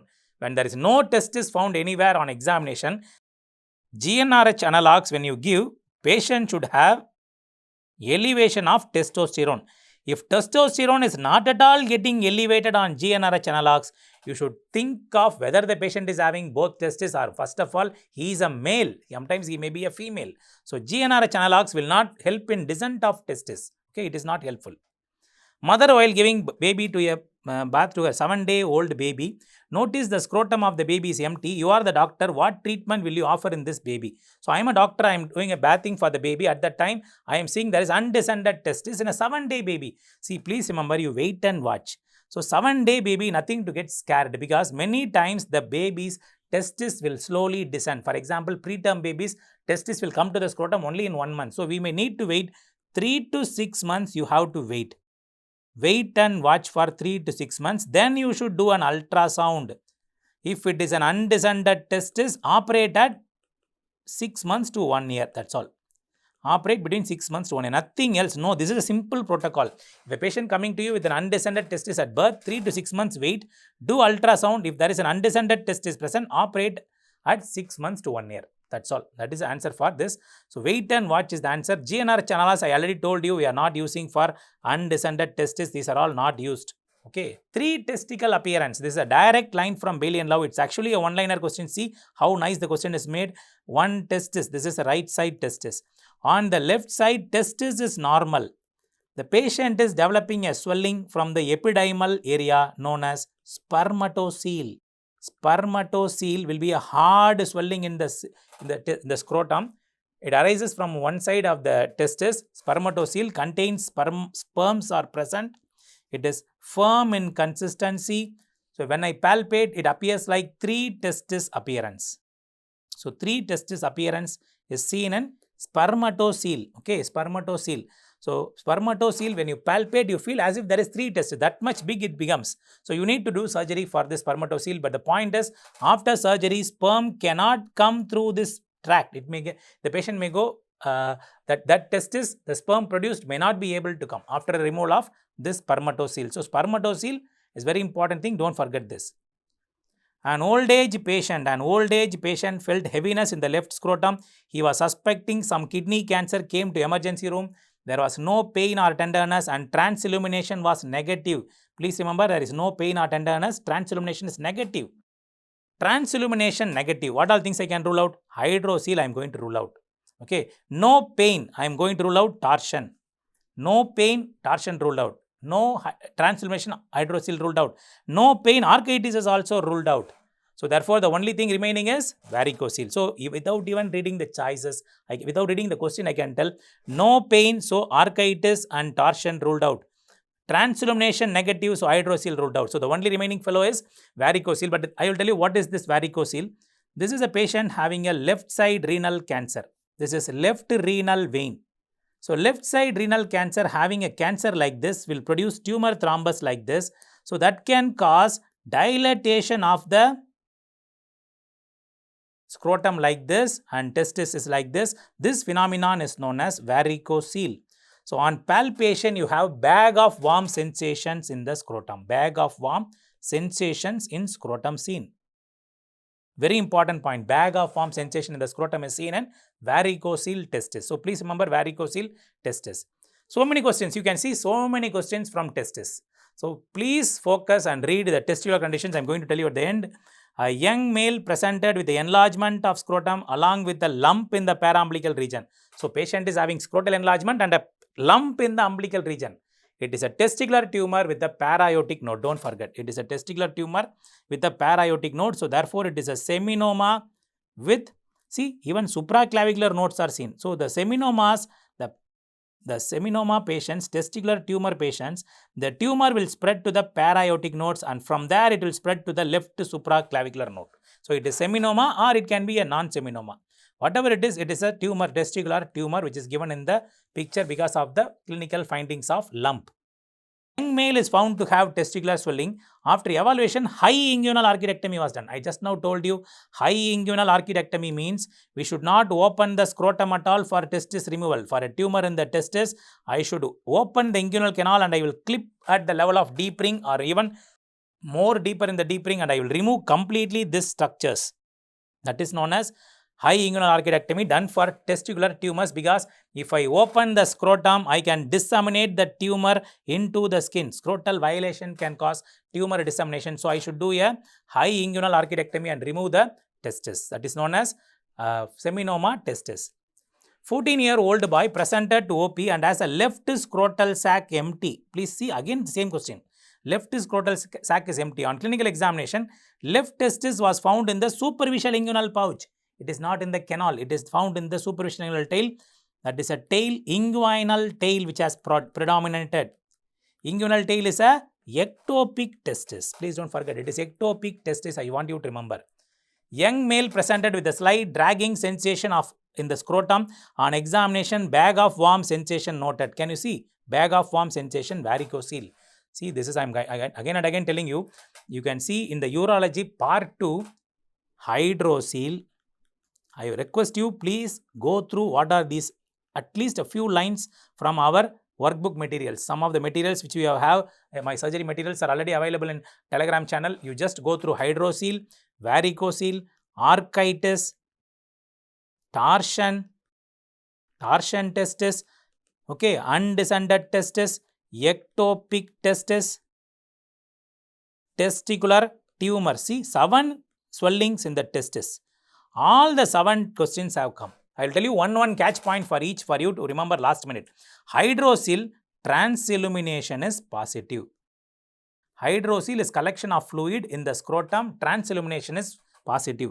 In under hydrocele, please remember there are 2 more similar swellings. One is spermatocele, another is epididymal cyst. Spermatocele is having no transillumination. Epididymal cyst has Chinese lantern type of transillumination. Like a Chinese lantern, it will glow. Varicocele is bag of worm sensation. Architis, pain relieved on lifting. Torsion, pain increased on lifting, which is an emergency. Torsion is an emergency. Please don't forget Prenz sign. Undescended testis, arrest in normal path. So operate at 6 months to 1 year. Ectopic testis deviated to abnormal path. So testicular tumor is a painless enlargement of testis. So whenever you get a question as painless enlargement of testis, when you tap the testis, usually you know very well there is a pain, severe pain when you hit the testis. But these 5 have absent testicular sensation. Even when you hit them with a cricket bat, nothing will happen. Absent testicular sensation is a feature of testicular tumor. These are the 7 testis conditions. I want you to be thorough for your exams. Okay. Next question. 50 years old male, chronic smoker, came to OPD with a cough, dyspnea, difficulty in swallowing. So cough, dyspnea, difficulty in swallowing, palpable lump in the neck. What is the most common cancer found in smokers? So this is a lung cancer, bronchus cancer or lung cancer. Lung cancer has cough because of pleural effusion, dyspnea. Pleural effusion may be there. They may have difficulty in swallowing because of esophageal compression by the nodes, and the neck nodes are due to metastatic nodes. This common cancer in smokers is squamous cell cancer. In lung cancer, the commonest cancer, overall common cancer is what? Overall, most common bronchogenic cancer is adenocancer. Most common in females is adenocancer. Most common in non-smokers is adenocancer. All are adenocancer. Then what is squamous cell cancer? Most common among smoking males is squamous cell cancer of bronchus. Please don't forget these points. Long-lasting results in CABG, coronary artery bypass grafting, is done by using long saphenous vein or with the radial artery or internal mammary artery. The most commonly used vessel for left anterior descending artery is internal mammary artery. So please remember, the major coronary artery is left anterior descending artery. Anatomy, just go through anatomy. Left anterior descending artery, if it is occluded, we should use a conduit to replace it. The best conduit is IMA. IMA has 95% patency at 10 years. 10 years, nothing will happen to it, it will be normal. Whereas saphenous vein has 60% patency at 10 years. So either one of these three only I will use. I will use long saphenous vein, radial artery or IMA. Radial artery is last option when IMA is not available. Usually these two are used. IMA is used for left anterior descending artery. Don't forget bypass grafting. What does the following X-ray shows depict? It is showing you pleural effusion. Can you see? This is a medicine question. S-shape, L is S-shaped curve known as pleural effusion. So this is a medicine topic. You will be seeing this X-ray. Shape of the fluid collected is looks like a S. So that is what we call it as L is S-shaped curve. Don't forget that. So ulcer on the medial malleolus. So we are seeing the various specialties. Very few questions have come. Just go only through this specialty question. That is enough. Over the medial malleolus, if you see an ulcer, medial malleolus ulcer is usually a venous ulcer. Please don't forget, it is usually a venous ulcer. Over the medial malleolus, if you see an ulcer, it is usually a venous ulcer. Please don't forget that. A patient underwent surgery for which she was immobilized for a prolonged period. Surgeon examined her lower limb and found Homan sign positive. Homan sign means forceful dorsiflexion of the lower limb. Like the ankle, you should do like this. There will be severe pain and there will be a swelling in the lower limb. That is known as deep vein thrombosis. Deep vein thrombosis is a complication of immobilization. See, these are some simple vascular questions. A old lady, atrial fibrillation, developed sudden occlusion of the blood vessel.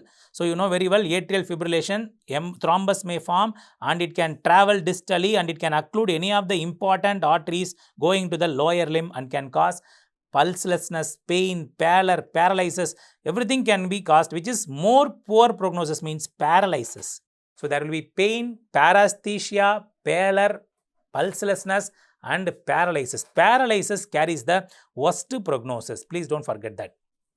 25 years old lady, chronic smoker, presents with the pain in the finger with the changes as shown in the image. So 25 years old male chronic smoker. Diagnosis over. What is this? Very common disease of India, especially South India. The disease is known as Buerger's disease. What is the other name of Buerger's disease? Anybody know what is it? Thromboangiitis obliterans. It is a disease of less than 40 years male. Very interesting. Males who smoke 20 to 25 cigarettes per day will develop a sympathetic disorder. It is a sympathetic overactive disorder known as Buerger's disease. It is common in less than 40 years male, only seen among smokers. Nobody else will get this. It can involve bilateral lower limb symmetrically involves. Similar features in both the limbs. Both limbs will go for vasospasm, nothing thrombus. No thrombus, it is vasospasm. The patients therefore will come to you with the claudication, pain, ulcer, gangrene. Like that, the patients will come in the foot only mostly, but upper limb also can be involved. That is a picture showing you upper limb involved case with the thrombosis, gangrene of the digits in both the limbs. Can you see it is bilaterally symmetrical? I told you it is always symmetrical. It can be seen on both upper limbs. Bilateral, symmetrical, unilateral, upper limb can be involved. Don't forget, upper limb also can be involved in Buerger's disease. A patient was admitted for pelvic fracture, is under treatment. He suddenly developed breathlessness and died on third post-op day. He died suddenly. What do you think the cause is? It is because of DVT which went for pulmonary embolism. Please don't forget, DVT can cause pulmonary embolism. That's the most important thing I want you to remember. DVT causing pulmonary embolism.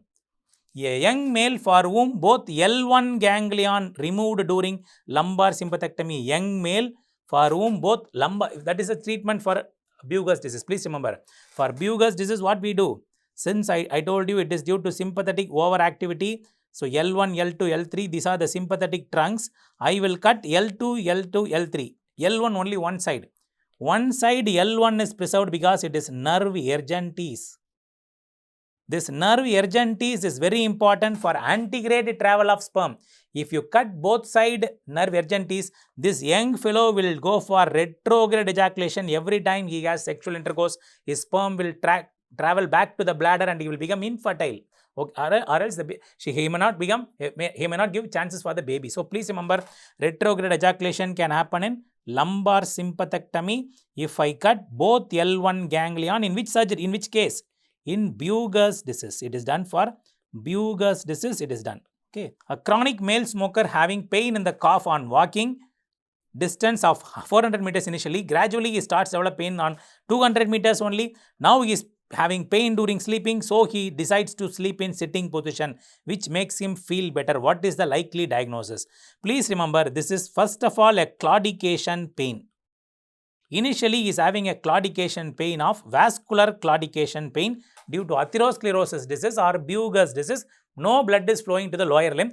Initially, he was able to walk for 400 meters, then 200 meters. Now, he is having a rest pain. So, this is grade 1. Like that, there is a grading which they may not ask for you. But please remember, the last grading is rest pain.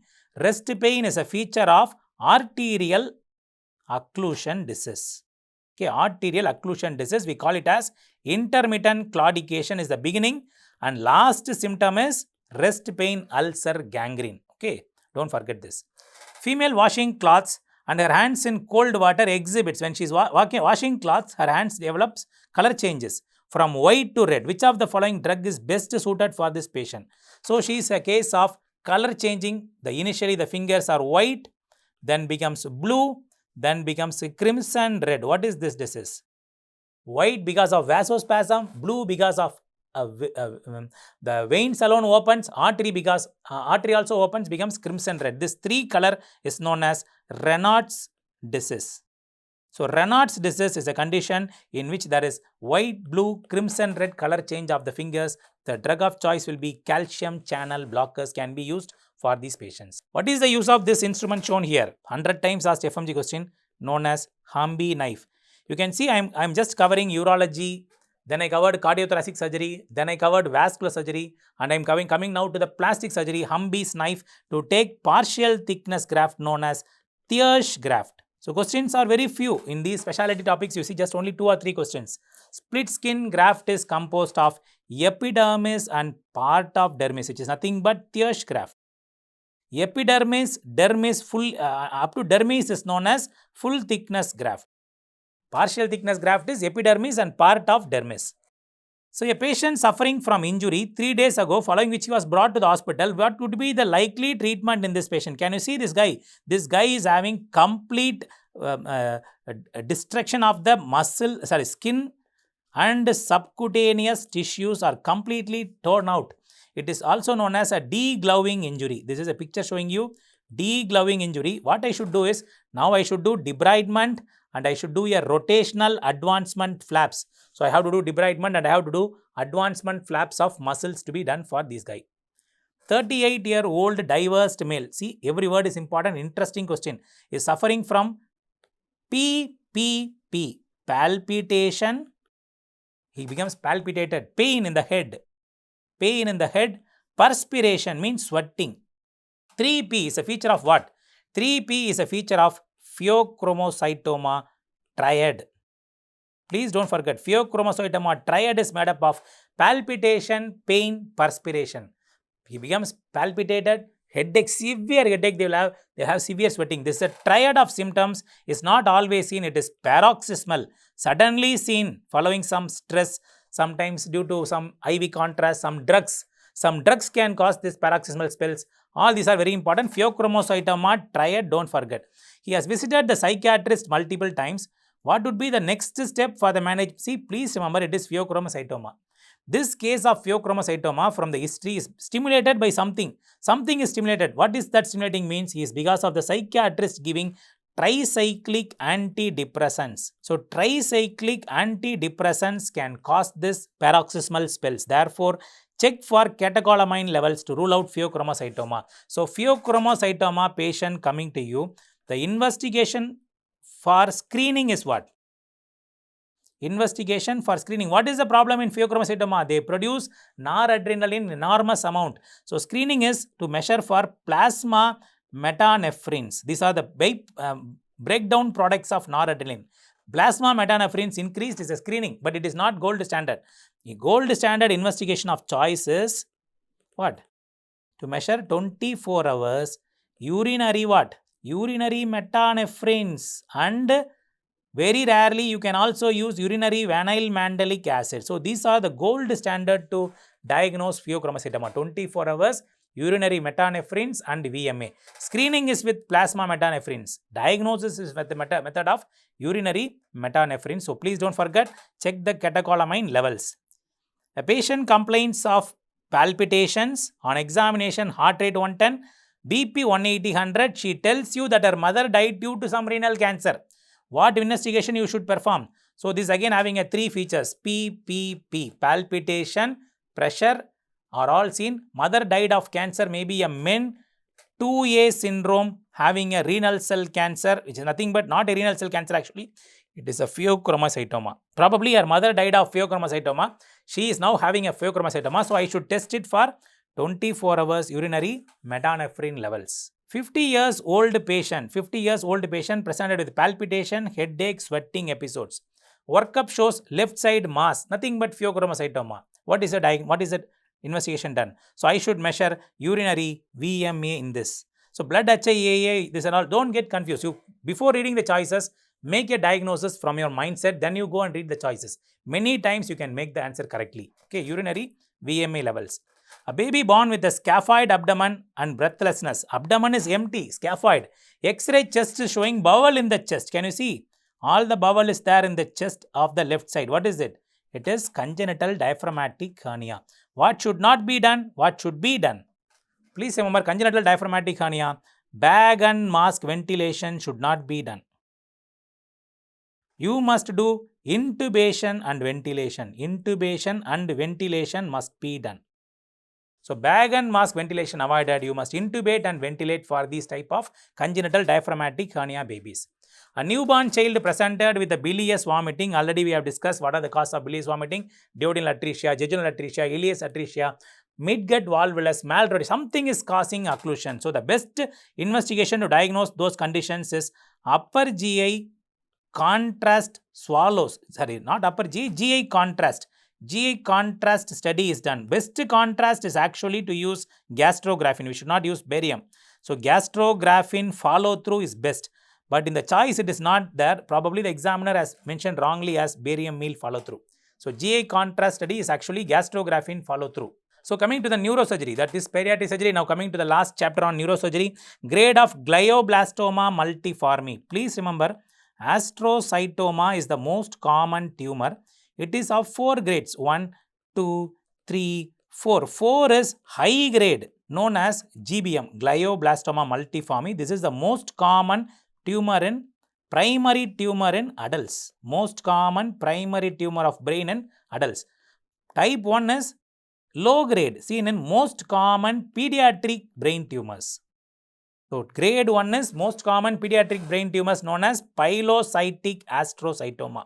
That is known as pilocytic astrocytoma is grade 1. Grade 4 is glioblastoma multiforme. So, in an old patient, after complete excision of the glioblastoma multiforme, I told you glioblastoma multiforme is the most common malignant tumor. I should give a chemo radiation. Don't forget, we should give a chemo radiation. What is the diagnosis from the image shown below? Actually, if you are not so clear with the image, you can see a rolled out ulcer in the nose. What cancer can happen in this area? So, what cancer can happen in the tear flow area? Simple question. See, very less questions from oncosurgery and all for your exams. So, along the tear flow area, this is tear flow area. The commonest cancer seen is basal cell cancer is most common cancer. Okay, basal cell cancer is the most common cancer in patients. So please remember, this is basal cell cancer. It is seen along the tear flow area. Basal cell cancer has no lymph node spread, no distant spread. It is only having a local spread. That is why it is known as rodent ulcer. So treatment is easy. We have to do a wide local excision. Okay, so very important, please don't forget. An old man with a metastasis to bone and vertebra.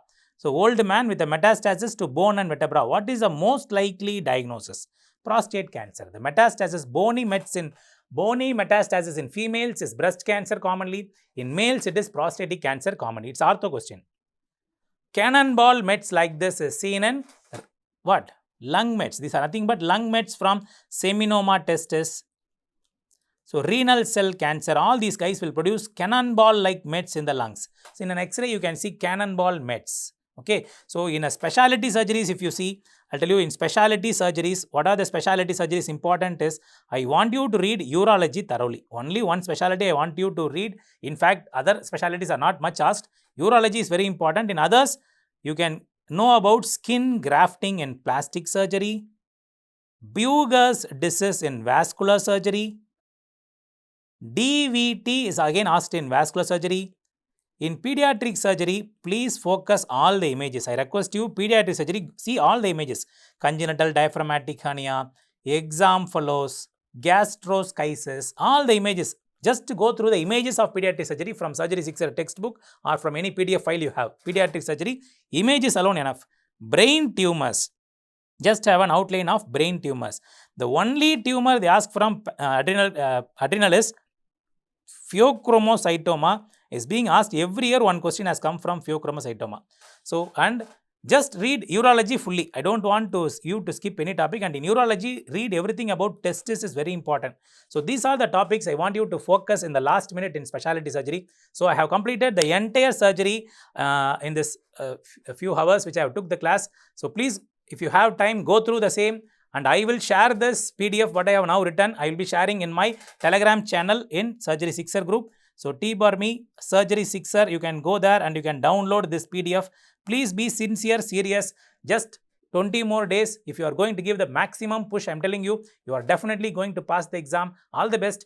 And we DocTutorials always there for you. For FMG students, we have been giving multiple plans for easy subscription, and for lowest price is in DocTutorials for FMG students. So please refer your friends to DocTutorials platform and utilize this video and share this video with all your FMG friends. This is not a competitive exam. This is a qualifying exam. I wish this year there should be 75% pass percentage when you are all going to see all our rapid revision videos. Thank you.